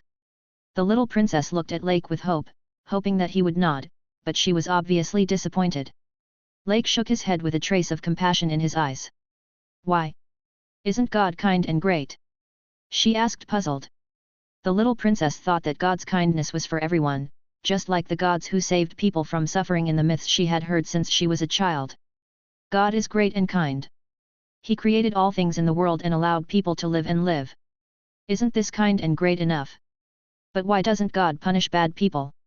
The birth, aging, illness and death of mortals are just part of reincarnation. For God's eternal life, it is just a blink of an eye. How can those who have never believed in him attract his attention?" Lake explained patiently. "Besides, this is their fate. Pirates, kings, civilians, or soldiers, what difference does it make in the eyes of God? God will only look at those who believe in him, that is, his people. But they are also willing to become believers of God." The little princess still did not give up, she pointed to the ministers and soldiers around her. Hearing the little princess' words, the king and the ministers nodded in agreement, saying that they were also willing to believe in God and wanted to become believers of God. Lake was secretly happy when he saw this. But he pretended not to notice and continued to say to the little princess, "But I can't feel their faith." Suddenly, the mood of this group of people was like a roller coaster, and they lost hope again. How can faith be generated? This is what a group of people want to figure out most at this time. They look at Lake expectantly, wanting to get some hints from him. But this is obviously impossible, they are not worth Lake doing that. Besides, his goal is not to harvest the faith of a few people, but the entire country. So he didn't intend to pay any attention to them at all, and just pretended not to see them. Suddenly, the voice of King Cliffa VII sounded. "Priest Lake, I am willing to repent and let this country fall into the arms of God."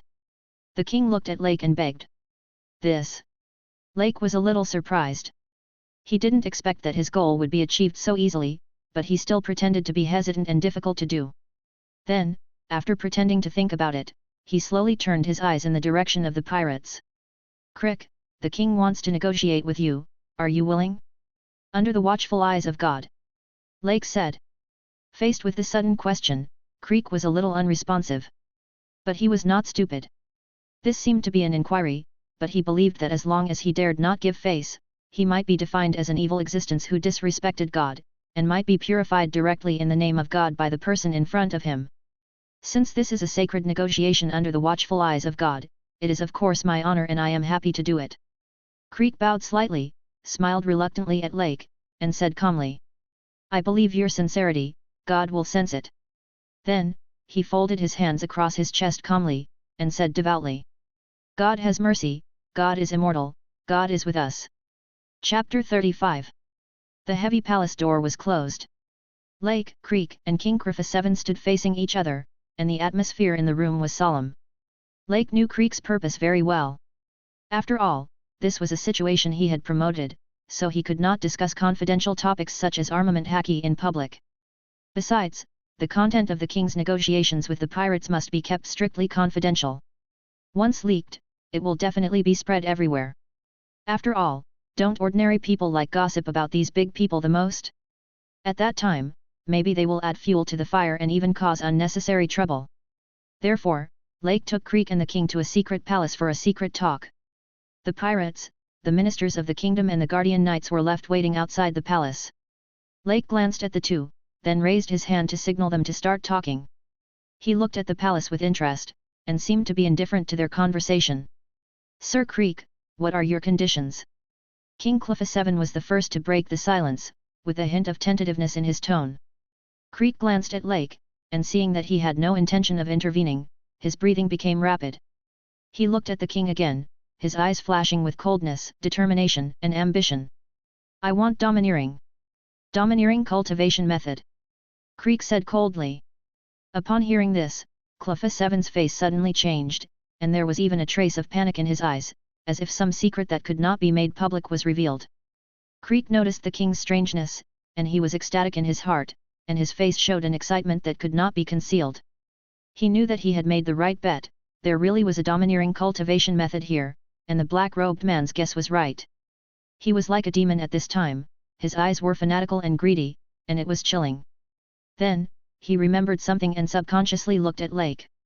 Although he was not 100% sure that the man in black robe was Lake, he could not offend him regardless of whether he was the man or not. Realizing that a strong man was around, he could not get carried away, and then he pretended to be calm again. However, the greed and passion in his eyes could not be hidden. Lake also keenly sensed that something was wrong with the two people, and could not help but turn around and look at the king carefully again. He confirmed again that the king in front of him was just an ordinary person, and there was no trace of a strong man on him. But why was his change so unnatural? Could it be that it was not true? Lake secretly complained in his heart, thinking that this was too coincidental. He was fooling Creek, thinking that he could save the king from the pirates as a savior, but he did not expect that there was actually a method of practicing domineering here. At this time, his curiosity was also aroused. Although he was proficient in armed color domineering, he knew nothing about domineering color and observation color. Therefore, his eyes were also full of desire. After all, who would not be tempted by power? Especially this kind of thing he has been seeking so hard but can't get, now it is within reach, how can he stay calm? Does His Majesty really have the secret to practicing haki? Lake asked impatiently. King Crifa 7 did not answer directly, but his face was a little ugly. He was also in hesitation at this time, as if he had something to hide. Quick, take it out. Creek couldn't hold back his excitement and urged. What's wrong? Is there any difficulty? Lake noticed the king's strangeness and asked in confusion. This is the ancestral precepts, the king said after weighing it. The ancestral precepts stipulate that the practice of haki must not be spread in the East Blue Sea, otherwise it will bring danger to the destruction of the country. I see. Lake suddenly realized. Now, he knew that his guess was true. The practice of haki has always been strictly controlled. No wonder Garp did not teach the practice of haki to Luffy and Ace. However, I can't say that the secret book is true, Cluffa 7 added. It is said that it has been passed down since the founding of the country, that is, 800 years ago, but in the records of hundreds of years, there has never been a record of who has comprehended this power. Well, I understand, Lake nodded. Take out the things first, let's take a look together. He no longer showed a desireless look, but directly grasped the initiative at the moment. Cluffa 7 heard this and knew that the situation was stronger than people, and he was at the mercy of others. There was no way. If he wanted to survive, he could only do as Lake said, and then turned and walked into the depths of the palace. At this time, only Lake and Creek were left in the palace. Lake was still thinking about the domineering things and guessing which one it would be, but Creek was extremely uneasy. He was worried that Lake would know that he had doubts and kill him. But he was overthinking. Lake didn't care whether Creek really suspected that he was the black-robed man that night. As long as he was not caught in person, he would never admit it. Besides, who can be 100% sure that he is the black-robed man? But he thought of what Griffith 7 said just now, that the spread of domineering is forbidden, so he decided to give Creek a warning. Although he thought that it was highly likely that such a selfish pirate leader would not share such things that might shake his position with his subordinates. But after all, this is a secret about the power of the strong, so he thinks it is better to be cautious. You also heard that the practice method of domineering is forbidden in the 4 seas. Don't seek death by yourself. Just know it yourself. Lake said lightly. Creek was as if facing a great enemy. Lake's words sounded like a strong threat to him. He nodded and promised, I know, I will never leak it out, don't worry. If his men saw his expression at this time, they would definitely be shocked. This is obviously the expression of a lackey around a dandy young master. This made Lake sigh that people are really wonderful creatures, born to be masters of expression management. Except for a very few stubborn people, most people play different roles according to the environment and identity. But it seems that this world is quite partial to those stubborn people. Then Lake changed his mind, and it seemed that this stubbornness was the external manifestation of a firm will. It seems that he has to think about it carefully. However, now is obviously not the time to think about these. He looked at Creek's fearful look, and Lake nodded with satisfaction, thinking in his heart, since he cooperated so much, he would keep him, maybe he could continue to use him in the future. Then, he looked at Creek, the tool man, meaningfully, and couldn't help laughing. Creek was confused. He didn't understand what made this person feel funny, but the situation was stronger than the person, so he could only laugh along. However, if he knew that Lake had already arranged everything for him in the future, I don't know if he could still laugh. Not long after, Griffith 7 came back again, with a sheepskin scroll in his hand. Obviously, this should be the method of practicing domineering. Suddenly, Creek's eyes lit up, and Lake was a little less calm. After all, such a scene was like opening a blind box for him. If there was really a method to practice domineering color or observation color, it would be a big profit, and it would also bring him a qualitative change in strength. Besides, this is something that has been passed down 800 years ago. He knows this world. Ancient times do not represent backwardness. On the contrary, the technological level of ancient civilization is even far superior to modern times. Otherwise, they would not have been passed down. The 3 ancient weapons of Pluto, and Uranus, and modern technology is simply unable to produce such powerful weapons. Therefore, Lake was full of expectations for this parchment scroll. After Griffith 7 approached, Lake could not wait to take the parchment scroll, took a deep breath, and slowly unfolded it. Chapter 36. Lake couldn't wait to open the parchment and read it carefully. However, as he read deeper, his expression gradually became disappointed. It turned out that the parchment only recorded the method of practicing armament haki. If it was before, he would be a little happy. Now, he said it was useless. You know, he has already determined that the path of practicing all-round powerful physical body is the right direction, so what is the meaning of the scroll in front of him to him? Is there really a more effective whole-body practice method? Obviously, he thinks that is impossible. Moreover, the scroll only records a way to use the fist as a breakthrough point, gradually strengthen the power of the fist, cultivate an indestructible belief, and thus guide the protective energy lurking in the body. This is obviously biased. Is it enough to become strong just by having a hard fist? Obviously not. Alas, Lake is comparing himself again. He seems to have forgotten that he can take the route of fully strengthening the physical body, but others may not be able to do so. After all, for ordinary people, being strong in one aspect is already a blessing. Besides, it is a stroke of luck for ordinary people to be able to awaken the armament haki, so how can they dare to ask for more? There are not many words on the scroll, and Lake finished reading it quickly. He was a little disappointed because it was of no use to him. It did not mention the nature of armament haki, and he still did not know whether it was acquired or innate. It only lists some training methods that may help awaken armament haki, but these methods are not absolutely effective and vary from person to person. Lake finally understood why the royal family has not recorded anyone successfully awakening armament haki according to the method on the scroll for hundreds of years. This is completely a probabilistic event. Everyone has a different physique, and there are differences in nature. Some people are born with strong physiques, while others are weak. In this case, how can everyone awaken armament haki by relying on a fixed method? Lake even speculated that perhaps it was because some people practiced according to the scroll and suffered enough, but still could not awaken, which led people to gradually question the authenticity of the scroll and finally put it aside. However, Lake looked at the scroll with the eyes of an experienced person and could still see its value. This is indeed a way to awaken the armed color domineering. The practice steps recorded in the parchment scroll are very detailed, and specifically explain how to gradually strengthen the power of the fist. And a specific breathing method to quickly enter the meditative state and feel the mysterious power. In addition, the scroll also mentioned that if someone uses armed color to guide and help others perceive this power, the probability of awakening will be greatly increased. This may be the key reason why no one in the royal family awakened, because they can't find someone to guide. Everyone's qualifications are random. Who can guarantee that the royal family is born with strong qualifications?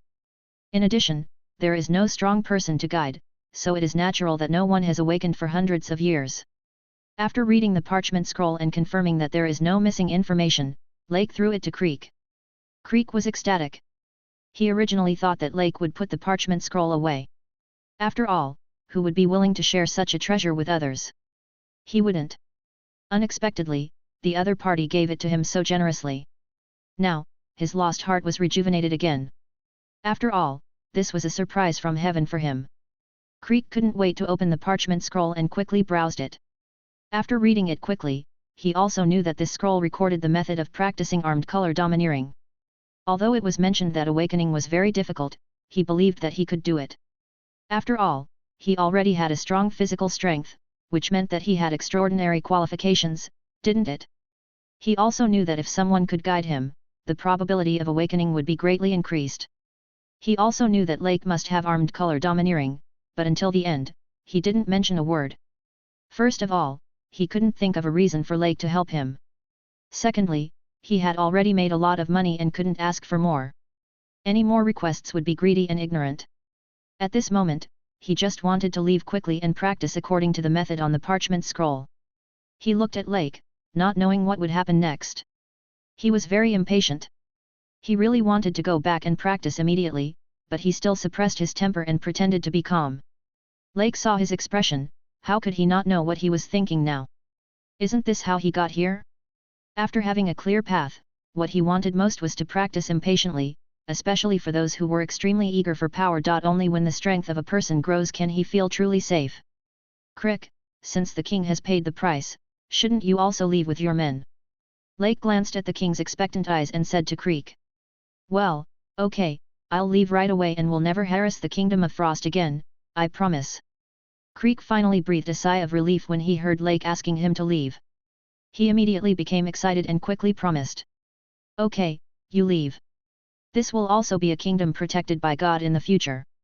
And then, by the way, tell other pirates in the surrounding waters not to do anything unwise. Lake finally reminded him. Yes, yes, I will definitely spread this matter, believe me. Creek promised again. Lake just nodded lightly, and then signaled that he could leave. Watching the departure of the Creek pirates, the people of the kingdom finally breathed a sigh of relief. They cast their grateful eyes on Lake. After all, it was this man who was like a savior at the last moment, saving them at the critical moment of life and death and pulling them back from the abyss of despair. Lake just smiled at them slightly, and then showed a humble and indifferent expression. Suddenly, the people of the kingdom admired him even more, and they all believed that this was the attitude of a priest of God, calm and frank, as if he was not in the world. However, King Cleffa 7 had a different opinion in his heart. He was thinking about it and felt something was wrong. He found that it seemed that all the benefits were taken by Lake. Although Creek got the domineering practice method, it was also given to him by Lake. The pirates worked hard and the soldiers of the kingdom suffered heavy losses. Only Lake did not suffer any losses and got all the benefits. Not only did the ministers regard him as the savior of the kingdom, but he also promised to fully support the spread of the faith of God, and even he himself promised to believe in God. Thinking of this, he couldn't help but think deeply. Is all this really just a coincidence? However, he obviously couldn't get the answer, at least not now. At this moment, Lake was watching the soldiers cleaning the site, collecting corpses and cleaning the blood-stained ground, with mixed feelings in his heart. After all, he planned all this, and he took advantage of the greed of the Creek pirates to cause this tragedy. Those soldiers are innocent. Some of them may be the sons of a father, the fathers of a daughter, or the pillars of a family. They are not a little bit of ink in the comics, but living people. Because of his plan, these soldiers lost their lives, and their families will also fall into sadness and pain. Lake also felt a little guilty, but he knew that it was useless to say anything now. When he decided to go to the Creek pirates, he had already anticipated such a consequence, but for the spread of faith, he convinced himself, and he also thought he would really accept that reason. He told himself, which power's rise is not accompanied by blood. The rise of this country is also the same. Does this rich land naturally belong to this country? Doesn't it need to compete with other countries? And what about the royal family? Have they been the rulers of this country from the beginning? Isn't it the power obtained by force? In this world where the strong prey on the weak and power is everything, isn't it based on power and reason? He told himself that doing great things will inevitably involve sacrifices, not to mention that which of the strong in this world does not have blood on their hands? He thought he had accepted this cruel reality, but at this moment, he found that it was too difficult to accept this argument with peace of mind, which completely violated the education he received in his previous life. However, although he was a little reluctant, he knew that these were two different worlds with different rules. Since you have chosen to take this path, you must go on firmly. Indecision is what those who succeed are most afraid of. For these innocent soldiers who died in battle, he could only ask Cleffa 7 to treat their families well, and lied that many of them were believers of God, and the Church of God would do its part. Cleffa 7 nodded and said he would do it. After all, this was what he should do. Finally, Lake discussed some follow-up matters with Cleffa 7 and left with everyone.